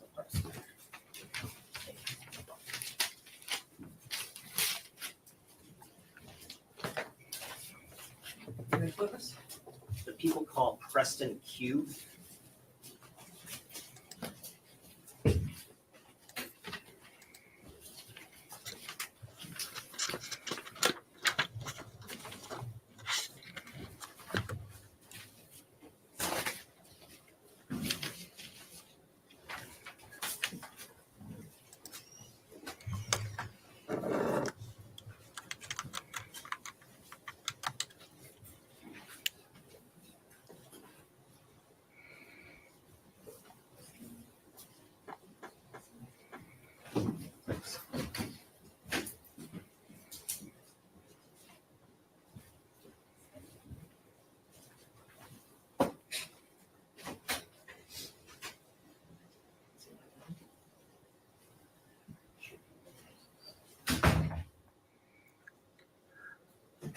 I'm trying to read his tattoo. I'm like, when microphone words.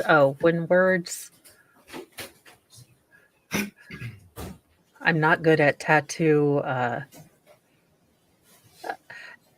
Well, Wolfram, at least he's not focusing in on the victim's family. So I kind of don't want to yell at the camera guy for a close up of a microphone tattoo. Do you swear or affirm to tell the truth, the whole truth, and nothing but the truth? I do. Thank you. You may be seated.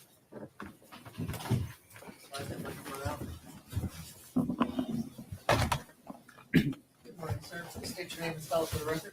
My name is Preston Koo, Preston, last name Koo, Kue. You may be seated. Thank you, Your Honor. Sir, what do you currently do for a living? I am a police officer currently at Clinton Township. And how long have you been with Clinton Township? 3 months. And did you work as a police officer somewhere else before you joined Clinton Township? Yes, sir. I used to work for the city of Detroit for 8 months. And during the time you were with the city of Detroit, what were your responsibilities? I was a patrol officer at the 11th precinct.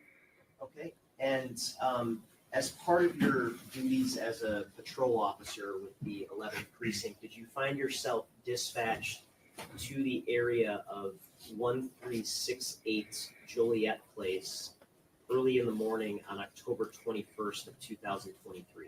Yes. Now, is that area in the 11th precinct? No. And what was it that prompted you as an 11th precinct officer to be dispatched to an area outside of the precinct? We were just told by dispatch to go to District 7. Okay, so you're responding to an area in the 7th precinct, is that correct? Yes, sir. Now, that particular morning, were you alone or were you with a partner? I was with a partner, And what was your partner's name? Dowd, Eric Dowd. Okay, and when the two of you were dispatched to that location, were the two of you equipped with body-worn cameras? Yes, sir. And as far as you know, were your body-worn cameras functioning? Yes, sir. They were. And could you just explain just briefly for the jury what a body-worn camera is? A body-worn camera is issued to every officer, and it's worn either on the front or anywhere that's placed. It's recorded at all times whenever we're dispatched to a run. And when you made this particular run, were you and your partner in a vehicle? Yes, sir. And was that vehicle equipped with any sort of camera system? Yes, sir, it is. And what sort of camera system was that vehicle equipped with? It's equipped with a dash cam and a back camera for the prisoner. And to your knowledge, was that camera system functioning during the police run that you made on October 21st, 2023? Yes. And what was the reason that you were dispatched to 1368 Joliet? All right, I already have questions about why he hopped from Detroit to Clinton. I thought it almost said Canton, and I was like, you have got to be kidding me. But it's Clinton. I do think, with several stories in the police of police officers jumping from department to department because of bad behavior, that might be a question that the jury or the defense is going to ask. Why did you transfer out? And woe betide this man if it's because of unsatisfactory performance. Place at that date. We were dispatched there for a dead person observed run. Okay, and do you recall what time you arrived at that location? I do recall it was around 6:38 a.m. Okay, and when you got to that location, can you describe what you saw? We first arrived on scene with Medic 8. We walked towards the home of 1368. We first saw I first observed the blood trail coming from 1366, coming all the way towards the body in fetal position. And When you say Medic 8, what are you referring to? Fire EMS Detroit. Okay, so were they on scene before you got there or after you got there? Before we were there. And once you made those, I guess, basic initial observations, what was Area. Okay, what did you do to preserve the crime scene? We blocked off the area with tape, and to do the protective sweep, we went inside the home to make sure there was nobody inside. Okay, and when that protective sweep was done, was anybody else located inside of the home? No, And when we're saying the home, which home are you referring to? it was 1366, the one that she resides in. Okay. Before your testimony today, did I ask you to review a clip of your body-worn camera? Yes, you did. And that clip that you reviewed, does that clip just encompass the first couple of minutes of your time on scene? Yes, sir. And does that clip fairly and accurately reflect some of those initial observations you would have seen when you initially arrived on scene? Yes, it does. And I'm holding what's been marked as People's Proposed Exhibit 7. It's a disc. Is it your understanding that that clip, that the recording of that clip is located on this particular disc? Yes. Your Honor, I move to admit Proposed Exhibit 7. No objection. 7 will be admitted and made public. Thank you, Your Honor.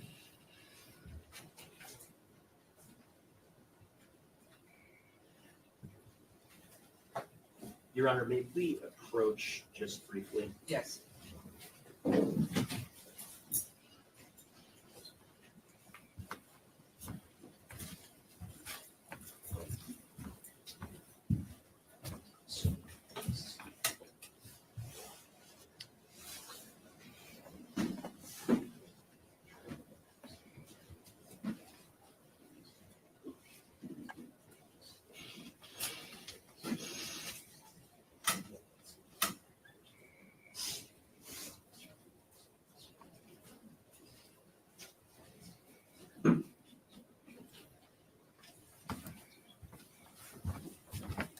So, this exhibit is going to contain some rather graphic, footage and photos, this one and the next several exhibits, showing the body of, Ms. Wall. So if you feel you're not able to handle looking at those images, I suggest maybe you step out of the courtroom, before we show those images.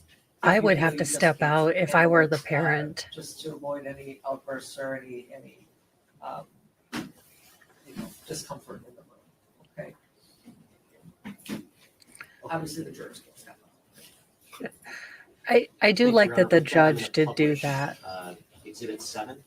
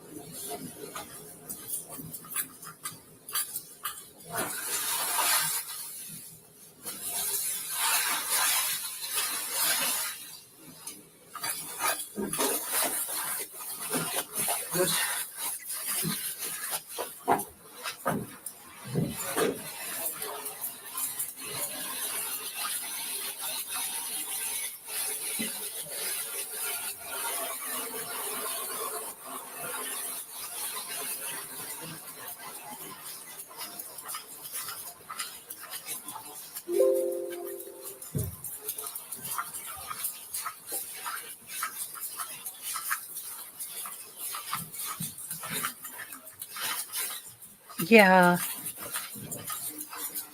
it was interesting to see.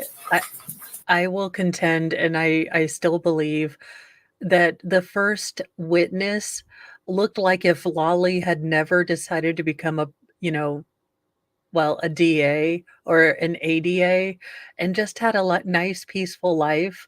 That is what Lolly would have looked like if he hadn't chosen evil. I'm just kidding.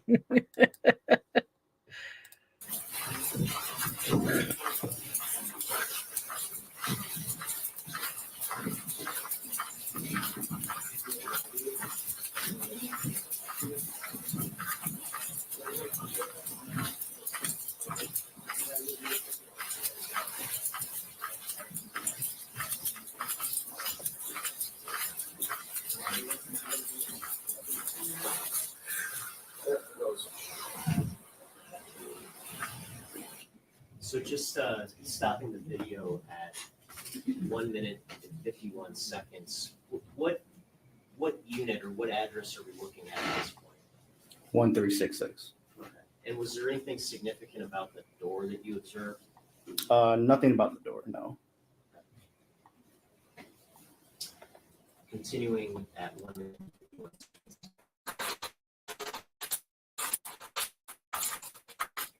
Just stopping here.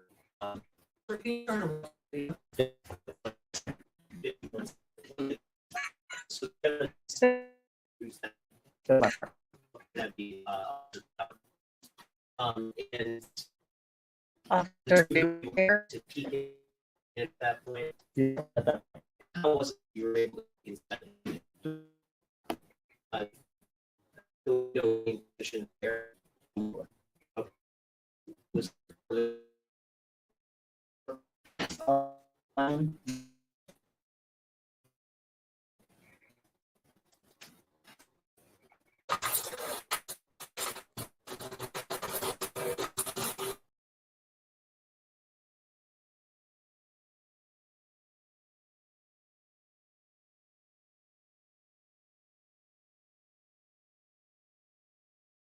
issues. Let me see if it will reboot, or we might have to call it a day because it looks like we have some construction going on.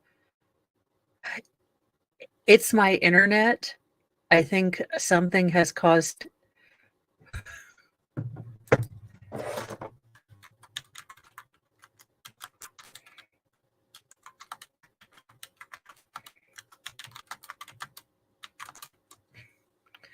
All right. Now are we back? Let me check my.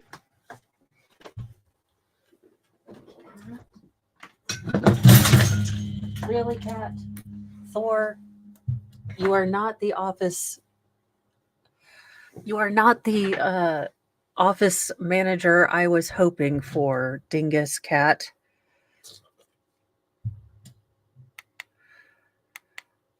All right. Well, this is what we are working with right now.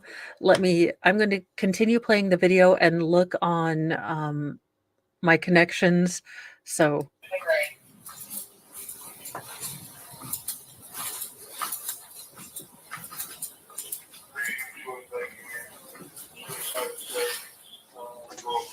Yeah, that's right.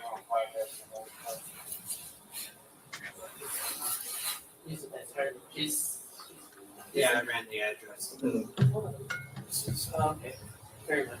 Well, I thought there might have been in conjunction with something else. You guys are? We're looking forward. Yep. Okay, and just stopping the video there at the end of it. You mentioned that your vehicle that you had that morning was also equipped with a dash camera system. Yes, sir. And have I asked you to review some footage from that system? Yes, sir. And the footage that you reviewed, does that appear to fairly and accurately reflect your dash camera footage from that morning? Yes. And that shows the positioning of where your vehicle was that morning? Yes, sir. I'm holding what's been marked as people's proposed exhibit 8. Is it your understanding that footage is on this particular exhibit? Yes, sir. I believe that proposed exhibit 8, Your Honor. No objection. People's aid will be admitted to be published. Thank you, Your Honor. And I'm not going to publish at that time. Okay. Or at this time. No further questions. Thank you. Cross-examination? Yes.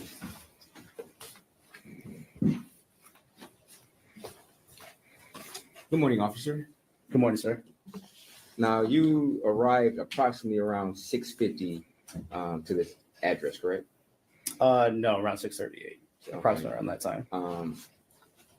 Were you able to watch your body cam that we just viewed? Yes. Okay, and you would agree that the time on your body cam indicates 6:51 or 6:50, correct? Well, it was around the time, but yes. Okay, and that's when you first arrived, correct? Wait. Yes, sir. Okay, so you would agree Wait a that minute, you wait. arrived on the scene around 6. How is I think we know why he has left this particular police station. 6:38 is in no way near 6:51. I know I am too type A to function, but that is not like a scotch off. That is way off. And maybe it's lack of attention to details. Because that would annoy the crap out of me. No. Are you stating that your body cam your body cam timer or time is off? I wouldn't say that, sir. So It's just the time of activation, and when we call out, we're there. But you would agree when this particular video started, you were driving, correct? Yes, sir. You were driving to the location, correct? Yes, sir. And then you got out of the car, correct? Yes, sir. And then you walked up. Yes. And you would agree when this video started, it was approximately 6:50, correct? Yes? Yes, sir. Okay. And you would agree at that point in time when the video first started, you haven't even arrived at the scene as of that time, correct? We arrived in the vicinity, sir. Okay. So Yes. you would agree that you arrived at the scene around 6:50, yes? No, sir. You would not? Same, Wolfram. Okay. We've got Xfinity just to be too, clear, and I am I not understand. Just to be clear, amused. this video starts at 6:50, correct? Is that a yes? Yes. You can't say or Yes. Yes. This video shows you driving to the scene, correct? Holly, I don't know. This is the same issue I have every time the state or someone brings someone up. Every witness should be told, look, answer the questions on cross as well as you can, be honest, and, if they catch you up on something, we will fix it and redirect.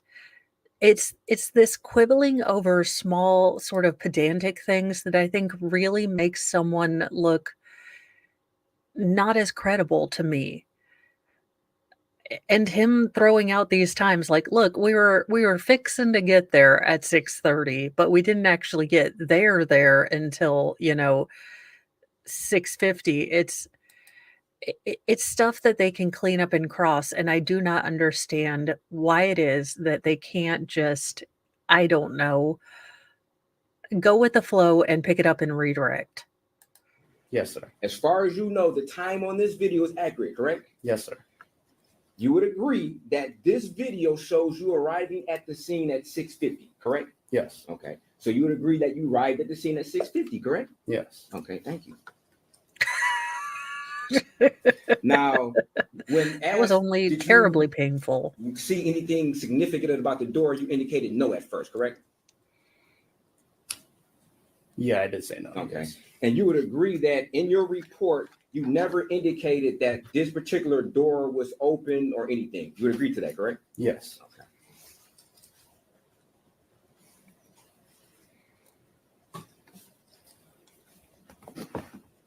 And as far as you know, you don't know how the door became open, right? If one of your partners opened it or not, do you? Yeah, I don't know.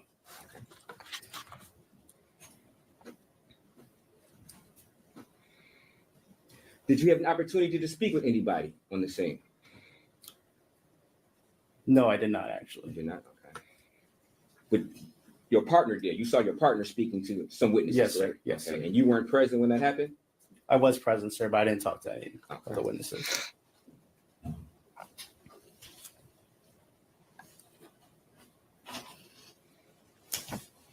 As you were walking down the pathway leading up to 1368, were you able to see the body as you were walking up?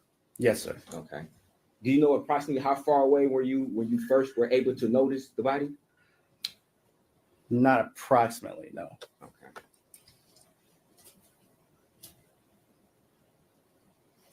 Would it be fair to say that there was some shrubbery or some bushes that were around this particular body?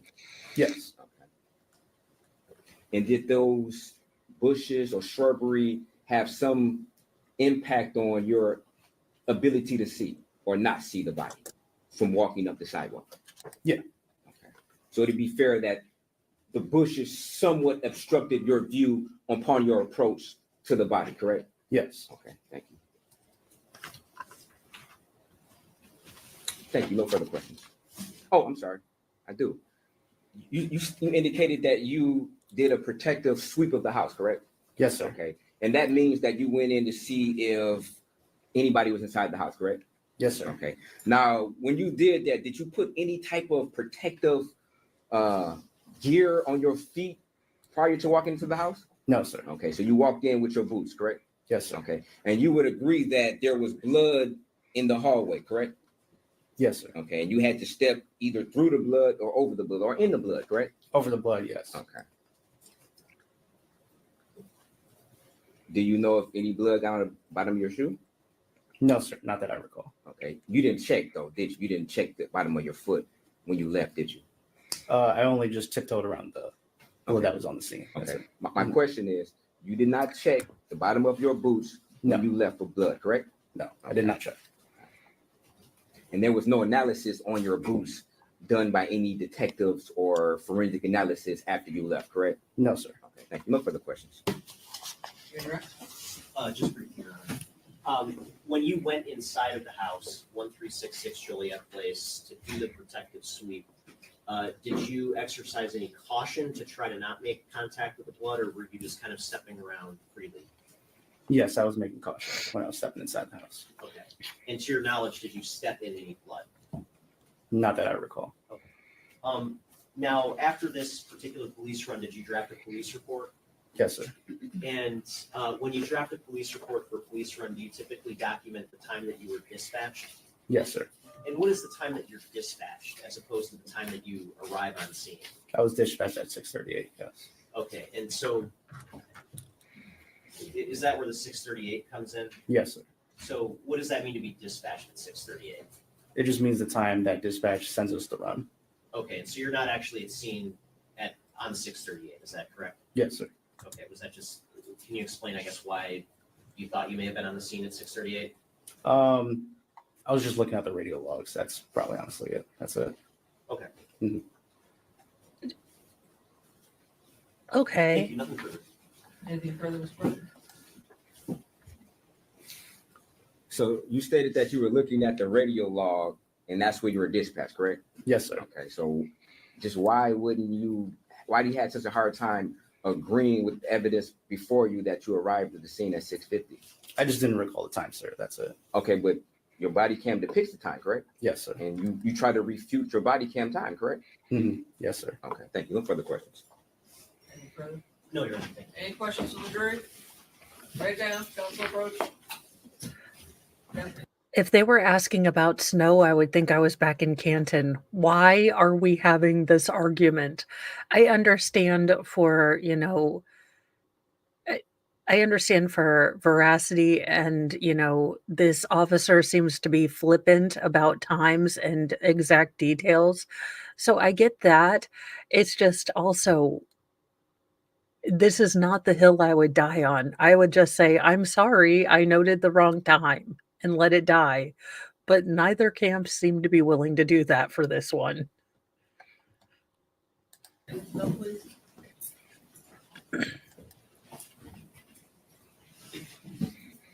Since you're on the far end, you might want to go through the well.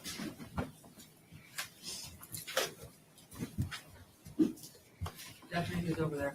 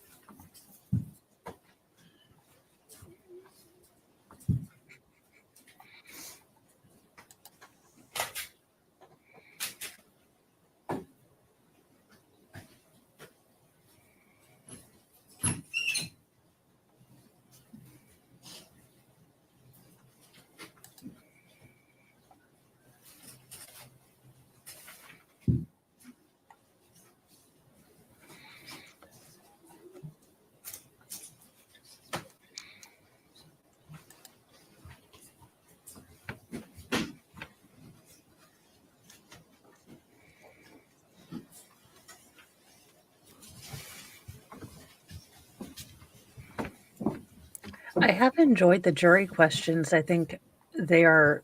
Was the inner door at Samantha Woll's residence, the 1366 residence, open upon your first view and the outer storm door was closed?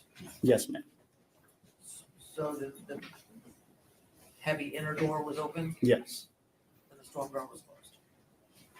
Yes. The storm door was closed, but the heavy door is open. Yes.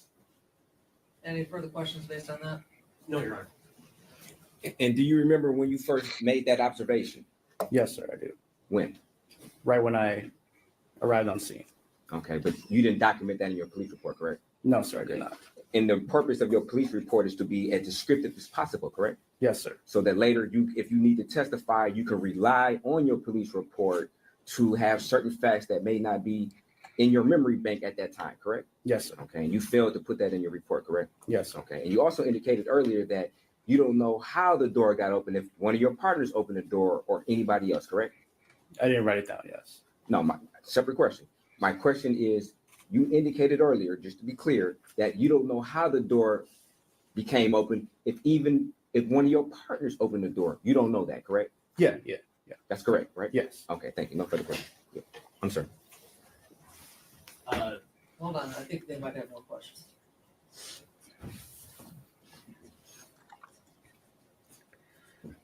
Well, he has the And just to be supremely clear, uninterested when the look prosecutor down. played the video and he stopped and he asked you, do you know anything significant, notice anything significant about the door? You indicated no, correct? Yes, sir. Okay, and that was upon your approach to the residence, correct? Yes. So it'd be fair that even watching the video, you did not observe that this particular door was open upon your approach, correct?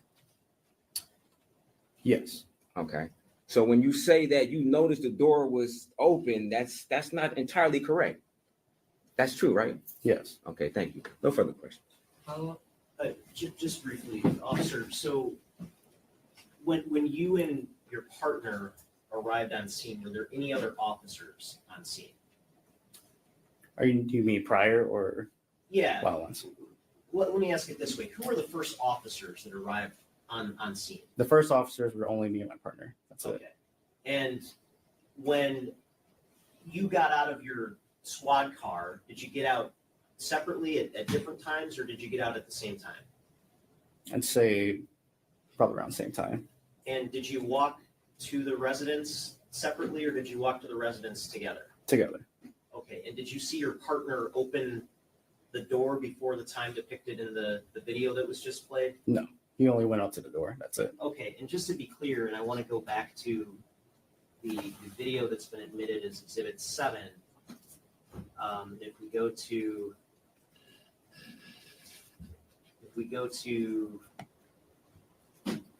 1 minute and 48 seconds into the video, what are we looking at this point in the video? And you're not object. I believe we're asking based upon his knowledge. We're not asking him to look at the video and then make some determination on what he sees or deduces from this video. We're going based upon his Objection overruled. You can ask him to clarify something he's seeing on the video. What he observed himself. Right, but I believe he's going to ask him, okay, this is the point in time you're approaching the video. Let him ask before. Okay, 1 minute and 48 seconds into the video is shown on the screen right now. Is that Yes. correct? Yes. And can you take a look at that for us? Up until this point, have you or your partner approached that door? No, not at this point because we saw the trail of blood first. That's why we were standing right there. And at this point in time, were you able to look through that front door? Yeah. Into Welcome, where? welcome, Into our Casper. home. Why and why? Because the door is open. No further questions. Any other questions from the jury? Thank you, sir. You may sit down, come back on the bench. I feel like this is the no child left behind cop, and I mean that, well, okay, I kind of mean that meanly, but he doesn't seem to quite get the drift of questions at all, and they're fairly simple ones. But I feel like I'm stuck in class again, and someone has asked a question just after it was explained. Next witness. People call Officer Derek Dowd.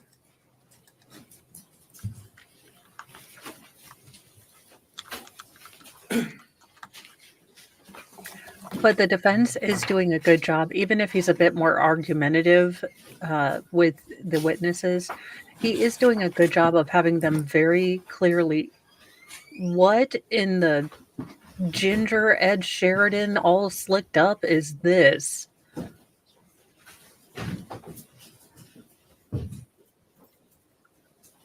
Do you swear or affirm to tell the truth, the whole truth, and nothing but the truth? That's fine.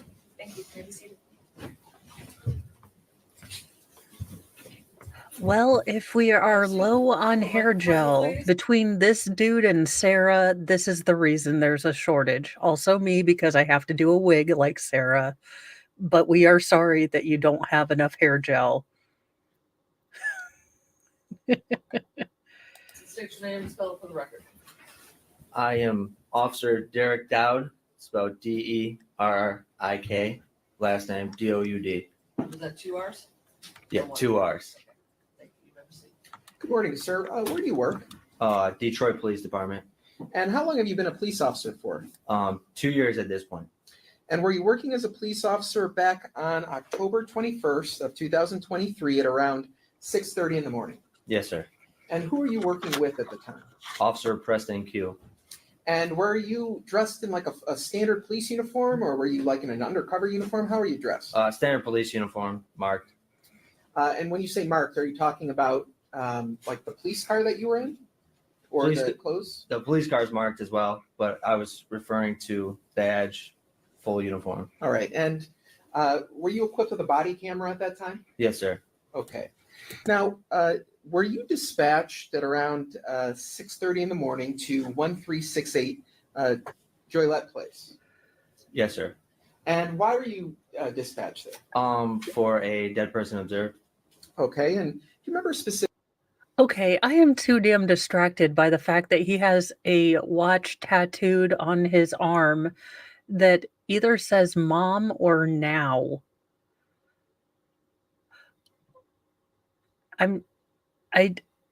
What is going on here, Detroit? I need you to explain yourself.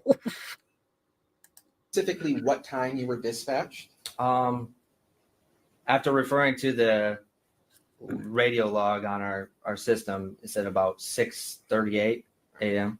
And did you also complete a police report?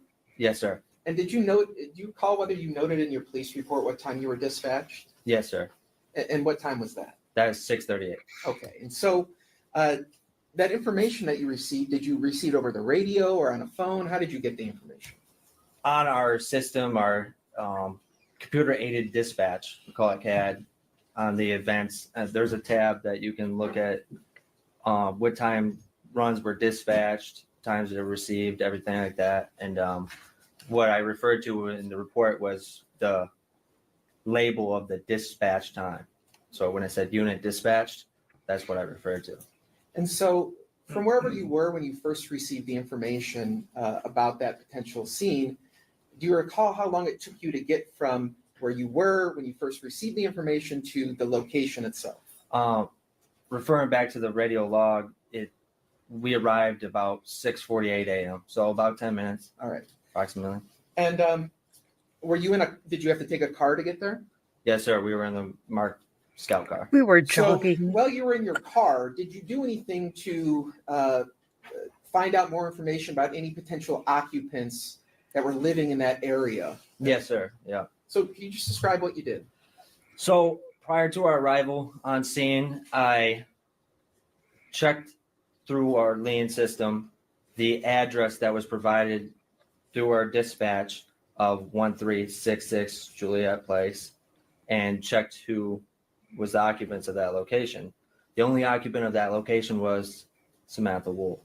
All right, so if I can just break this down a little bit, you mentioned something called the lien system. Yeah. What is the law enforcement information network? Just briefly, if you can summarize that. It's a system that we use that we can run names, addresses to find out information. So you would register to an address, run firearms, vehicles, all sorts of things. It's a network that's used by law enforcement to check on information as such. And are you able to access that from your police car? Yes, sir. And so you managed to look up the potential homeowners at 1366 Joliet? Yes, sir. All right. And along with the name, were there any photographs that you're able to access of that individual? Yes, sir. All right. There's a lien photo that's provided when you run somebody's name, and I observed that lien photo just in case it was that person prior to arriving on scene.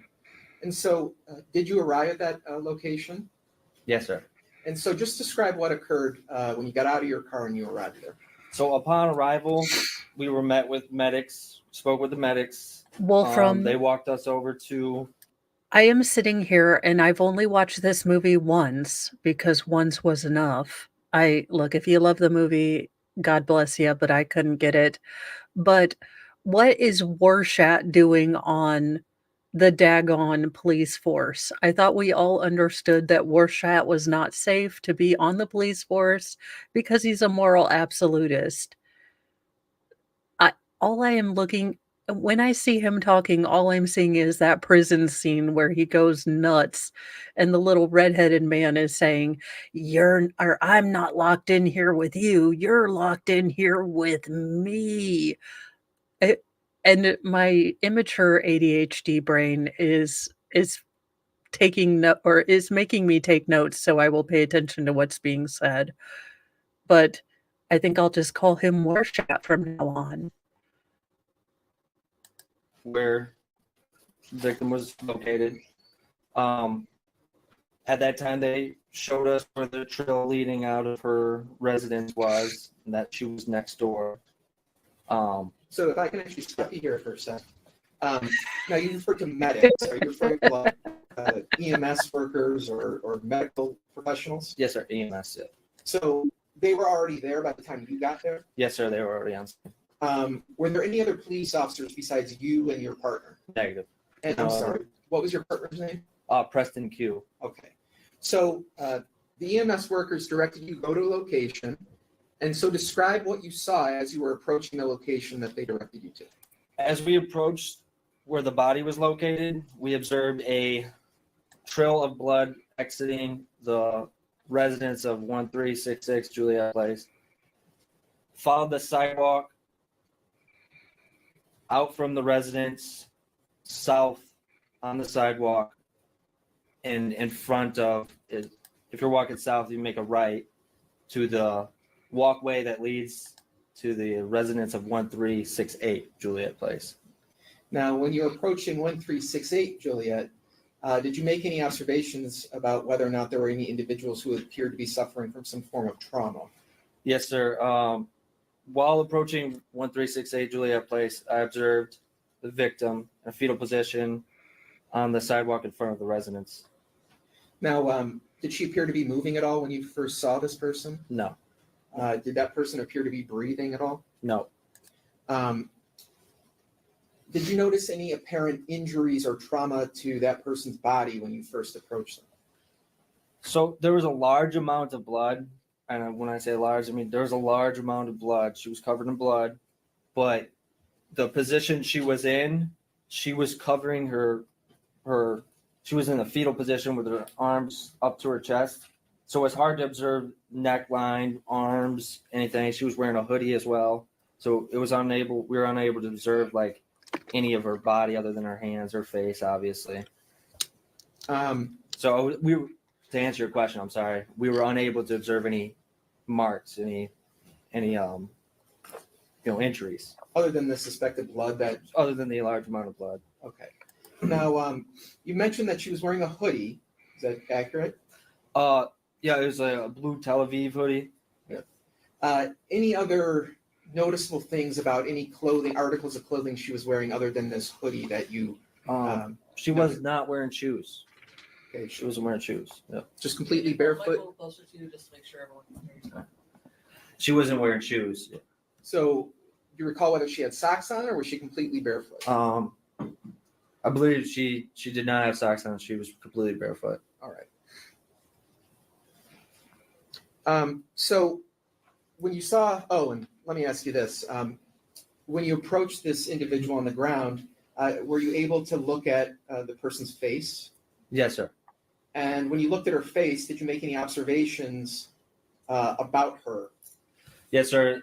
When I observed the victim's face, and after observing the lean photo of Samantha Woll on the lean network, the images matched.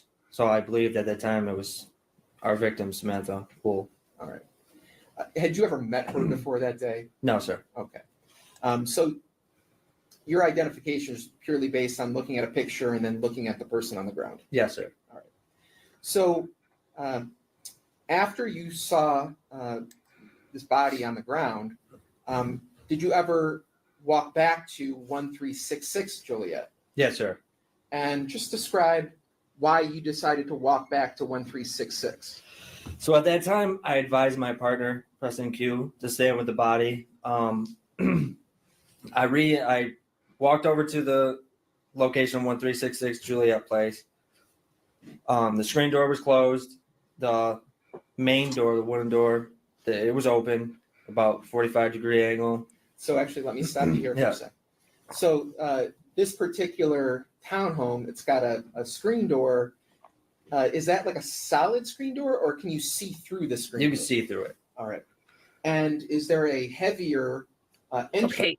If a screen is solid, it's opaque and you can't see through it. I mean, okay, never mind. I'm still blown away by by Warshat and the tattooed watch. I can't. Entry door, I guess behind the screen door. Yes, sir. Yeah. All right, and just describe how the heavier interior door was In relation, yes. So if my left hand were to represent that screen door and the heavier main door was my right hand, it would be about 45 degrees open this way, being the hinge this way. So if that screen door opens this way, the main door opens this way.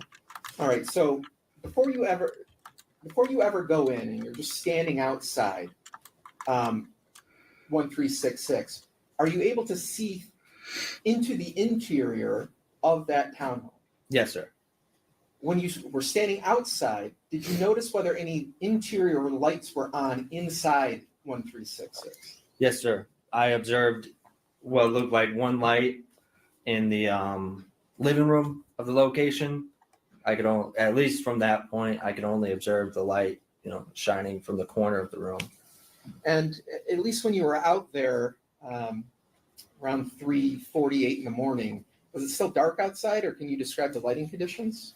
You said around 3:48 in the morning? Yes. Do you recall? As in the afternoon? No, I'm sorry. 6:48 in the morning. Yeah. When you arrived there, can yeah. you describe what the lighting was like when you first got there? It was nighttime. Okay.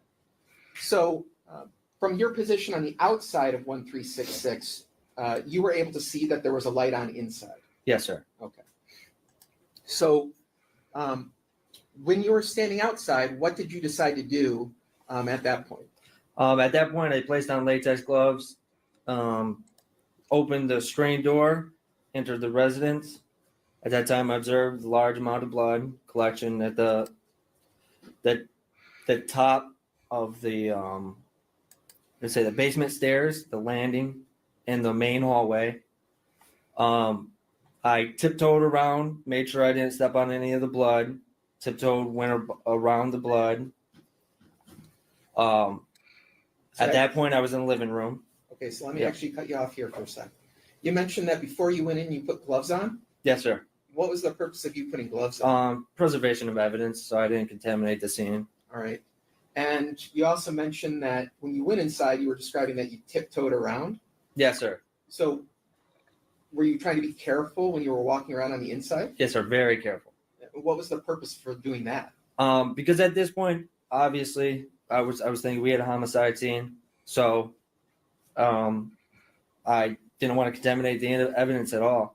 So I used my, best ability to make sure I didn't step in any blood. Now, and I yelled parkour. I believe you said you'd been a police officer for 2 years? Yes, sir. Okay. Is it your job when you were working that night to investigate homicide crimes, like as a detective? No, sir. Okay. Are there other police officers whose job that is? Yes, sir. In terms of collecting evidence, swabbing items for DNA, is that another one of your job responsibilities? Negative, sir. That's Okay. not. So, if I understand what you're saying, you're making an effort to touch or do anything when you're getting that.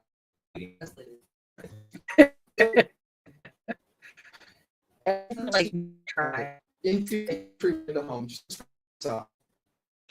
I proceeded. I observed a large amount of blood.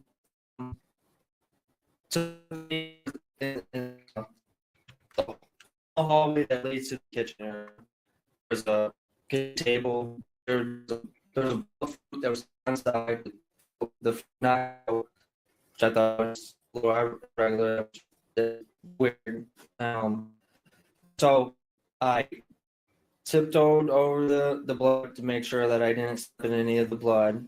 I then was standing into the living room of the location. At that time, I observed the couch in the living room.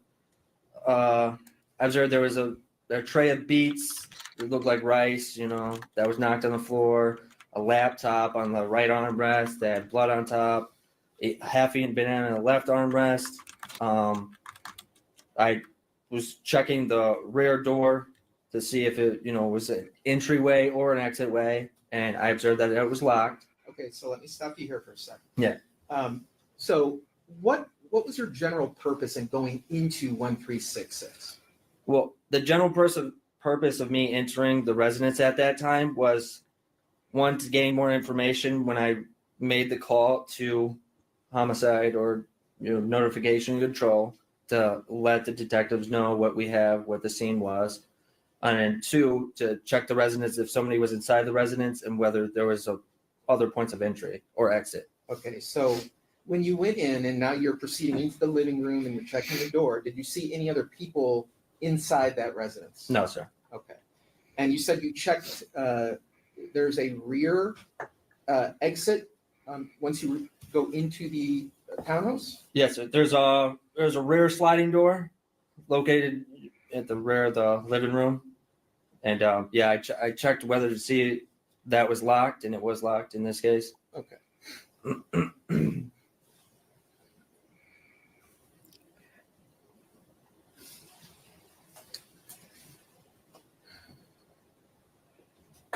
Now, aside from making your observations about the nature of the room itself and checking the door, did you do anything else inside 1366?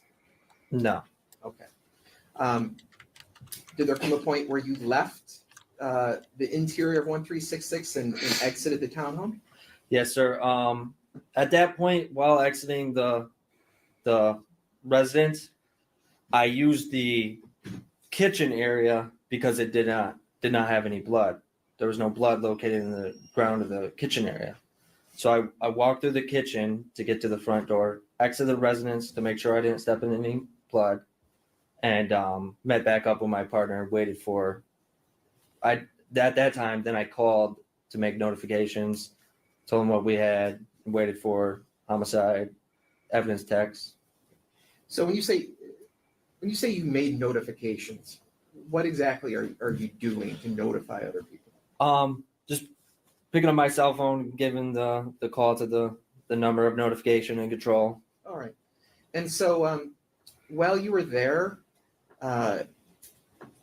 did you have an occasion to talk to any non-police personnel who may have been potential witnesses? Yes, sir.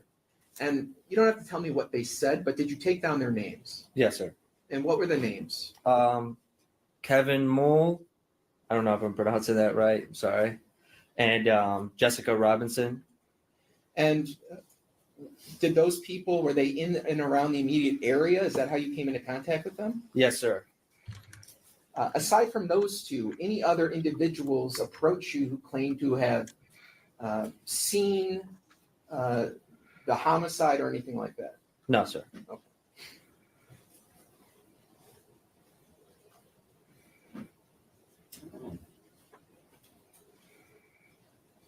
I mean, for those non-mutants, unlike me, who get up at 4:30, 6:30 is pretty early, so I wouldn't expect a bunch of people to be out. But, well, I mean, then again, if you are in a fairly well-to-do area, and you would assume that people would be starting to get up at least and get ready for work. But it was during the time of, it wasn't that far back though. I don't know. I'd be up, I'd be nosy, I'd be vacuuming my front yard, what's going on? Now, eventually, as you're out there, do other police officers, like from the homicide unit or evidence techs, come there while you're still there? Yes, sir. And did you do what's called a canvass to look for any items while you were there? Yes, sir, we did. All right. Now, when I use this word canvass, what does that word mean to you? To canvass an area is to basically search whatever the designated area is for item of evidence. So that means for this scene, we had K9 MSP at the location as well. So dogs searching the area, the immediate area, and us going through the bushes, seeing if we could find a knife or some type of weapon used in the crime. Now, just talking about what you did, what did you do to look in the area for potential items of evidence? I searched through many of the bushes in the area. He even climbed inside the bushes, checked the grounds, checked to see if there's any blood, anything like that. And did you find or recover any items of evidence when you were doing this canvass of the area? No, sir. Okay. I wonder what the canine tracked, if anything. I mean, sometimes they can get a lead or a track.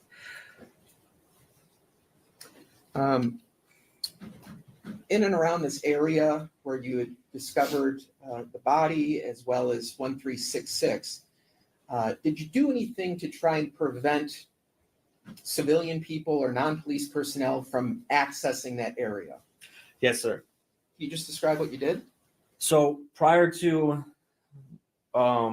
we had a sergeant from number 7 make the location to give us crime scene tape. But prior to that, we stood in front of the location and ensured that nobody entered the residence and ensured nobody walked on. Why didn't you have crime scene tape? Officer, between you and Officer No Child Left Behind, who was your supervisor? Because you don't have crime scene tape, you can't really recall a bunch. You seem really cocky for a man that has a hands the size of mine, and I have exceptionally small hands. I have kindergarten hands. He was not really good at dodgeball. You can just tell because At least at that time, small hands, you that can't grip section the of ball the and sidewalk fling that we it. were on. Later, after our sergeant made the location, he provided a crime scene evidence tape. We taped off the whole area. And so while you were there trying to prevent people, non-police officers, from getting into that area, did you have any problems with non-police officers interfering in that area? Oh, not a single one. No. Okay. Now, have you had an opportunity to review any of the footage from your body camera that night? Yes, sir. Just one.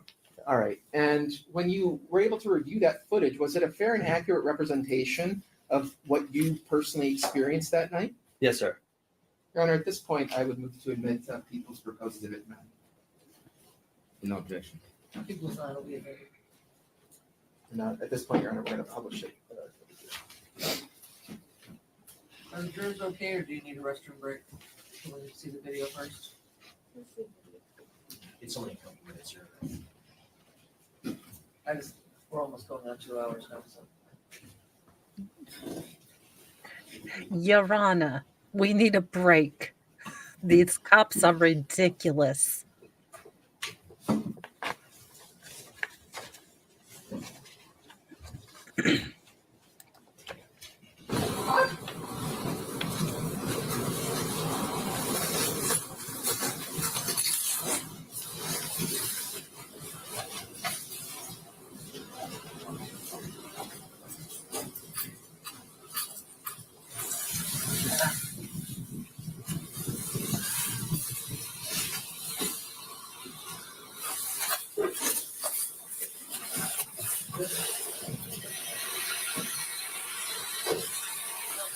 Hey, how you doing? Good to see you. Yeah.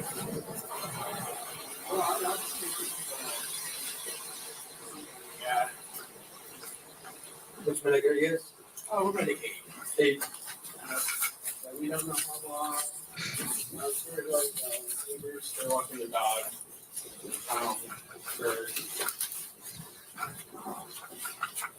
they don't know like what happened. They don't know. It's when it's been down, how long it's been down.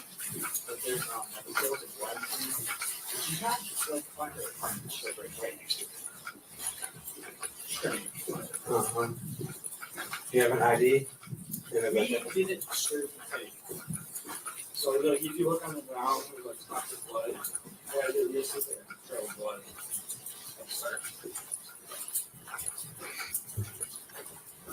You got some blood that goes up into here. Yep, it goes.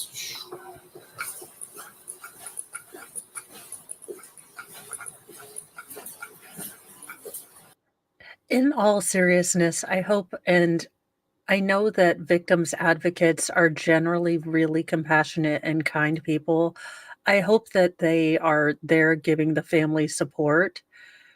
Uh, and they might not be showing the video, Heidi, because of seeing the body, it obviously being a bit graphic, and the blood. So that might be why we're not seeing the video because they didn't, I don't think, show the other cops' video just because of the body being present. But I do hope that someone is with the family giving them some support because honest to goodness, I don't know how I would do it or how I would feel if I had to be in the courtroom and listen to people pedantically argue about, a screen door and a storm door. I would probably lose my ever loving patience.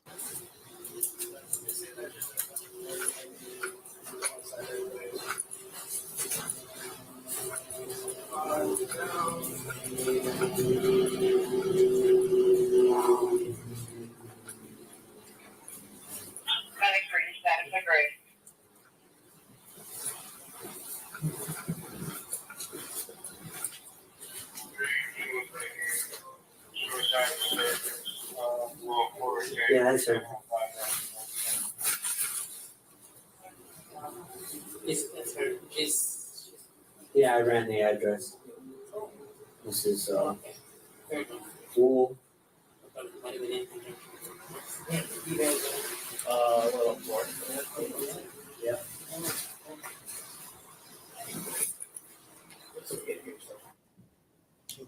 Now, officer, just in terms of how your body cameras operate, when they're activated for whatever reason, is there sometimes a delay from when the audio turns on? Yes, sir. All right, so that is typical when you've had an opportunity to observe your body camera footage? Yes, before? sir. Okay. I don't have any other questions. Do you anticipate a long cross or? Not Okay, great. No. then we'll take a break after your cross. Good afternoon, officer. Good Oh, afternoon, good morning. sir. I'm sorry. Good morning. Yeah, good morning. Get ahead of myself. So it'd be fair that you arrived on the scene roughly around 6:50, correct? In No, the sir. AM. Yep. 6:48, but yes, 6:50 approximately, if you want to say. 6:50. Okay. Yeah. But we would agree that at 6:50 on this particular exhibit, you were still in your car driving to the location, correct? No, we arrived at 6:48. Okay. And you indicated that the medics were already there, correct? Yes, sir. And you're unaware of when the medics actually arrived, correct? Yes, sir. That's correct. Okay. And they pointed to you the 1366 address, correct? It was noted in our dispatch as well. That's how I ran the address. Okay, good. But when you arrived on the scene, they physically pointed out that particular address, correct? Yes, sir. Okay. And you didn't ask the medics whether or not they entered this property or opened the door, did you? No, I did not. Okay. So you don't know whether or not they opened the door and went inside to look around, correct? I do not. Okay. Now you indicated that when you saw this body, her arms were against her chest, correct? Yes, sir. In somewhat of a fetal position? Somewhat, yeah. Okay. Did you attempt yourself to engage to see if she had a pulse? Definitely not. No. Okay. Had you attempted to do so, you would have to possibly lean over her body, correct? Yes, sir, if I attempted that. Okay. And was her arms? Why that's not speculation, I don't know, other than the fact that he's asked every person this, and it does require you to kind of mentally put yourself there. But he is making the point that if you did try to check anything on her, you had a high likelihood of getting blood on your person. In the position where if you did try to check her pulse on her neck, your arm would have came in contact with her. Possibly, depending on how experienced you are. Okay. And are you trained in CPR? Yes, sir. Okay. And you would say you're pretty experienced? I'd say I'm experienced too. Oh, okay. Was her back exposed? Any part of her back exposed from your observation? As observed also in the video, a small part of her back. Small part of her back? Okay.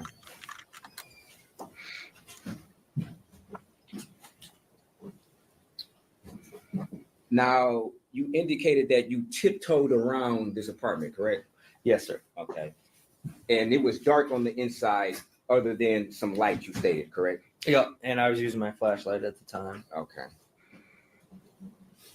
And this light didn't illuminate the whole apartment, that'd be fair, correct? Which light are you referring to? The light that you stated that was on, the lamp. Oh, no, it didn't illuminate the whole apartment. Okay. Did you put any type of protective gear on your foot or your boots prior to walking inside the house? No, sir.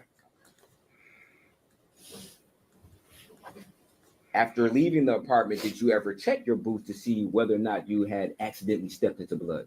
No, but I actually did check my boots once I made it over the original, the large amount that was in the hallway, and I was standing in the living room. Okay. I remember because I was, making sure I didn't contaminate the scene and get any blood on me or blood on my shoes. I made sure to look to see if there was any blood, and at that time there was no blood on my shoes. Okay, at that time. But the question was, when you left the apartment, upon you doing your protective sleep, at that point in time, did you check your boots for blood?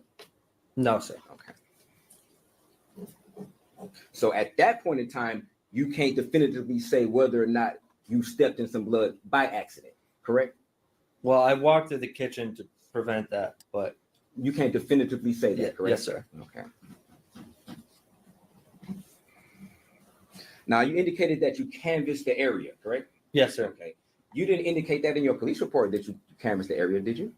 I'd have to refer to my police report to see if I If you refer noted to that in there. If you refer to your police report, would that refresh your memory? Yes, sir. Your Honor, may I approach? Yeah.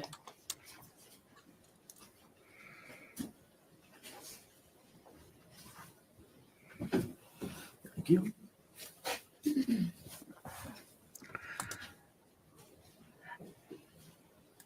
I mean, this does bring up a point about training and I think expectations as far as reporting. If this is the level of reporting that is going to be required in court, I mean, maybe they need a refresher class as far as these are the details that you need to write down because both of these reports seem to be a bit like a kid adding, 600 random bits of word salad to get up to that 500 count, 500 word count in English comp. So maybe we need a refresher course on how to write clear and, detailed reports.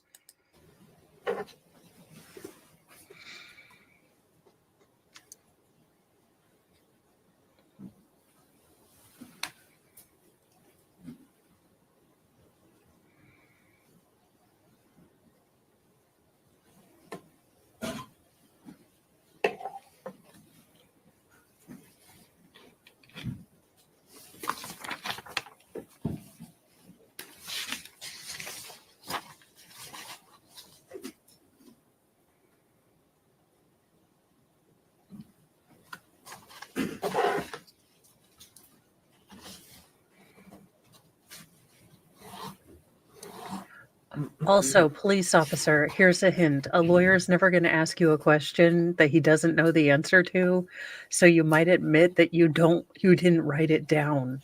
I mean, after checking, of course, but just go ahead and assume you didn't write it down.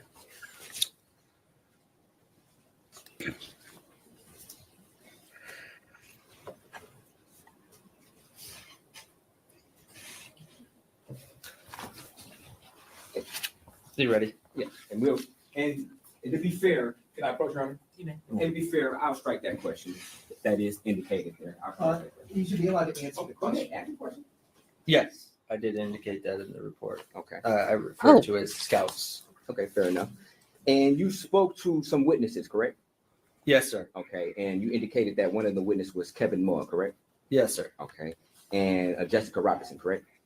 Yes, sir. Okay, and it was your understanding after speaking with them that they did not touch the body at all, correct? Yes, sir. That calls for hearsay. I was his understanding, not what they said, whether or not he understood if they touched the body. He could only know that by talking to them and hearing what they told him. Well, I'm going to allow it. All right, thank you. I'll repeat the question. It was your understanding after speaking with them that they did not touch the body, correct? At all? From their statements, yes. That they did not touch the body, correct? Yes, sir. That they did not. Okay. And you indicated that in your police report, correct? Oh, I'd have to refer to the police report if I indicated it on there. But that's your understanding, correct? Yes, sir. Okay. Now, just when did you run the lien on the when did you run the lien? Prior to our arrival, after we were dispatched. Okay. And it was your understanding that this happened at 1368 Joliet, correct?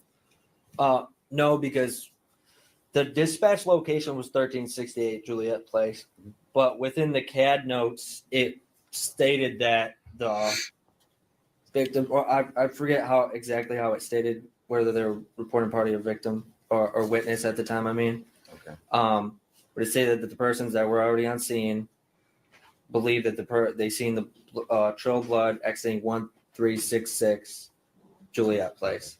Did you run multiple addresses or just the 1366 Joliet? Just the 1366. Yeah. Okay, so you didn't run the 1368? No. Okay.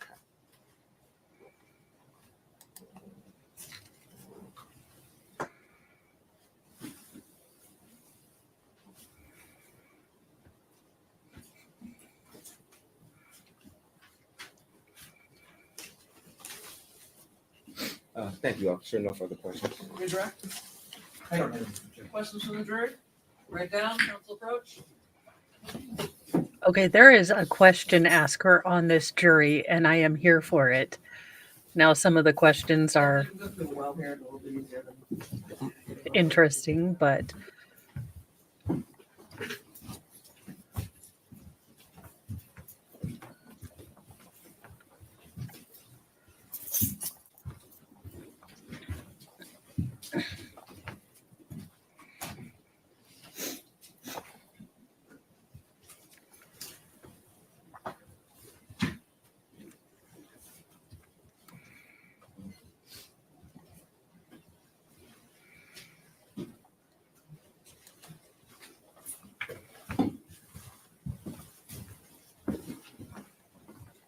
When checking 1366, did you check upstairs or downstairs or the whole unit before exiting the unit for the first time? For the first time, no, I did not. Did you go in a second time? Yes, sir. No, yes, Your Honor. And did you check the second time? Yes. Any further follow-up questions based on that? When you went in the upstairs or the downstairs, did you see any people inside the apartment and other parts of the townhouse? No, sir. I don't have any. And just how much time had passed from the first time to the second time? Approximately. I couldn't remember approximately because at that time it was only us two officers, and to preserve the scene, preserve the body, I had my partner stand out there after my first initial walkthrough, and then we both stood to make sure that nobody entered that whole walkway area. So it wasn't until the arrival of other officers, like as in sergeant, evidence techs, everything else. So you don't know? No, the approximate time I'm not sure. Okay. Any further questions? Thank you, sir. You have it now. Please come back around behind. all right. So that is where we are going to stop today. Thank you for joining me. This is definitely an interesting case. I enjoy having a defense that is really, advocating aggressively and, asking good questions and poking holes in the state's case. I feel bad for the family. I can't get over the fact that this is the case that the state brought forward. I understand that they were probably feeling a lot of pressure to Dingus, no, stop playing with gourds. And that is a embroidery stand, not a dingus hammock. Oh my goodness. On that note, from from my youngest, most feral, if you ever feel bad about yourself, this morning, he came up to me and he was like, Mom, I didn't know it, but I'm a psycho. And I was like, do what now? And he said, yeah, I'm fully psychotic. And I was like, okay, why do you say that? And he said, last night I had a dream about my grandpa in heaven and I saw him and he told me a bunch of stuff. And I said, do you mean psychic? And he's like, that's what I said. I had a parallel Norman experience. And I was just like, I have not had enough caffeine this morning. I love you, sweetie. But there you go. This is my morning. This Dingus, I swear to you, you can't have nice things. Being a parent means that you go into Hobby Lobby and you take a deep breath in the middle of the store and you look at all the glass things and then you walk out slightly defeated. But you can go and look at all the things that you could have if you didn't have feral boy children.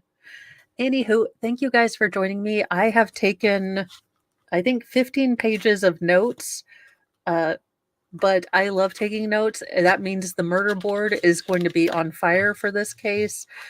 But I am definitely seeing now, having listened to the open and the couple of witnesses that we have, where the jury could have found reasonable doubt. I think this case was very flimsy, and I wish they had waited until they got, maybe more evidence, because my heart goes out to the family because I'm not sure that they are going to continue to investigate this, and ever find a person that is responsible, or because they did such a bad job and didn't have enough evidence that, the person that did it got away. And that's what our justice system is. You have to be able to prove these things so we don't send innocent people to jail.